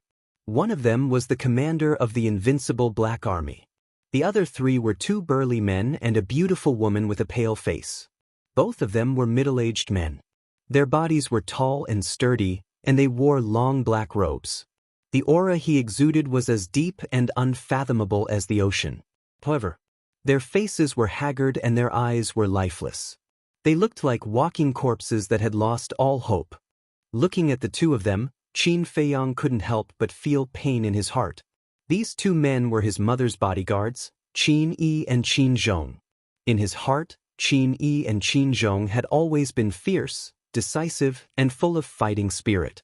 But at this moment, these things couldn't be found on their faces. There was a lot of white hair on their temples. One could imagine how tired they had been in the past 10 years. Turning his gaze, Qin Feiyang looked at the beautiful woman again. Immediately, her eyes were filled with tears. This face, this figure, Qin Feiyang was too familiar with. He would never forget it. It was his mother that he had missed for a long time. But it was different from before. His mother had taken off her phoenix coronet and phoenix robe. Her previous elegance and nobility no longer existed. Now, she was wearing a very old white dress, but it was very clean and neat. There was no trace of makeup on her face. She looked elegant and refined. The passage of time did not leave the slightest trace on her youthful face. But Qin Feiyang noticed that his mother's originally clear and bright eyes were now cloudy and dim. Qin Feiyang's heart hurt as if it was cut by a knife, because he could imagine what kind of life his mother had been living in the past 10 years when he left the imperial capital. She must be in a lot of pain and guilt for not protecting her son back then. "Greetings, Your Highness." As soon as the beautiful woman arrived, both the invincible Dark Army and the Kirin Army lowered their heads and bowed. Even the princes and princesses in the distance. Although she was no longer the empress, her majesty was still there. No one dared to blaspheme. The beautiful woman glanced at everyone and her eyes fell on Qin Feiyang. Her heart suddenly jumped inexplicably. She looked up and down at Qin Feiyang. A different kind of throbbing gradually occupied her whole body and mind. A moment later, a smile that hadn't appeared on her face for a long time appeared. "I heard that you were looking for me?" the beautiful woman said. Her gentle voice entered Qin Feiyang's ears, and the tears in his eyes almost flowed out. He held back the tears in his heart and nodded to the beautiful woman. "Why are you looking for me?" the beautiful woman asked. Qin Feiyang squeezed a smile on his face and said, "I'm here to see you on behalf of your son." "Haotian," the beautiful woman lowered her head. 2 drops of tears fell down. These were tears of sadness and self-reproach. At the same time, Qin Zhong and Qin Yi also clenched their hands. Their eyes were filled with grief and indignation. The mist blurred their vision. The beautiful woman asked, "Is he okay?" "He's dead." In front of others, he could say this without hesitation. But in front of his mother, he hesitated. His heart was extremely painful, because he knew that his mother would be sadder and more upset when she heard this. Sure enough, when the beautiful woman heard this, tears gushed out like a spring. "Master, don't be sad, okay? If His Highness knew that you were so sad for him, he wouldn't be able to rest in peace." Qin Yi and Qin Zhong comforted her. Although they said so, in their hearts, they were more upset than the beautiful woman. Looking at this scene, Qin Feiyang's heart surged with an irrepressible impulse. He wanted to immediately rush up and reveal his identity to his mother. But reason told him that he couldn't do this. If he did this, not only would he hurt himself, but also his mother. He began to regret. He shouldn't have impulsively come to see his mother, because now he didn't have the strength to fight against the emperor. At the same time, the beautiful woman turned her head and quietly wiped her tears. She looked at Qin Zhong and Qin Yi with a forced smile and said, "I'm fine." The two couldn't help but sigh. How could she be fine after hearing the news of her son's death? The beautiful woman looked at the commander of the invincible Black Army and said, "I want to talk to him alone." "This," the commander frowned and said, "Lady, the crown prince is in his hands." "I'm afraid that's not possible." The beautiful woman lowered her head and said, "I beg you." "Beg him?" Hearing this, Qin Feiyang's body and mind trembled. The anger in his heart erupted like a volcano. "He's just a commander. What qualifications does he have for you to beg him?" Qin Feiyang's eyes turned red. He looked at the commander and roared, "Get lost immediately, or I'll kill the crown prince." "You!" The grand commander was enraged, but when he saw the dying first prince, he compromised. "Retreat." With a wave of his hand, the invincible Black Army and Kirin Army around Qin Feiyang retreated. But they didn't retreat too far. They surrounded Bright Sky Palace, their auras firmly locked onto Qin Feiyang. There was no doubt. As long as Qin Feiyang showed a trace of weakness, these people would immediately launch a thunderous attack. The beautiful woman took a step forward and landed in front of Qin Feiyang in the blink of an eye. Qin Yi and Qin Zhong followed on her left and right. At this moment, looking at his mother so close, Qin Feiyang couldn't wait to dive into his mother's arms and cry. But he held back. The beautiful woman asked, "What did Tian say to you?" "I told you everything. He also said that he missed you very much and asked me to come and see you for him when I came to the capital. And his greatest wish is to take you away from the capital, away from this place he hates, and live a peaceful life for the rest of his life," Qin Feiyang said in a hoarse voice. The beautiful woman smiled in relief and said, "It's been hard on you." "It's not hard at all. Qin Feiyang shook his head. As long as he could see his mother, it was worth it. But he didn't say this sentence out loud.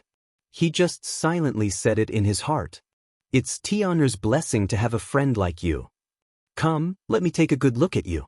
The beautiful woman pulled Qin Feiyang toward the pavilion.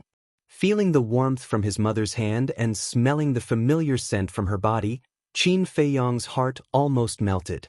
In the pavilion, Qin Feiyang and the beautiful woman sat opposite each other. Qin Feiyang had been holding the first prince in his hands all along. Qin Zhong and Qin Yi were also doing their duty and guarding the beautiful woman. The beautiful woman looked at Qin Feiyang for a moment, revealing a faint doting look and asked, "How old are you now?" "I've been so busy these years that I even forgot my own birthday. But I remember that the 14th prince once said that he and I were born on the same day. Isn't that a coincidence?"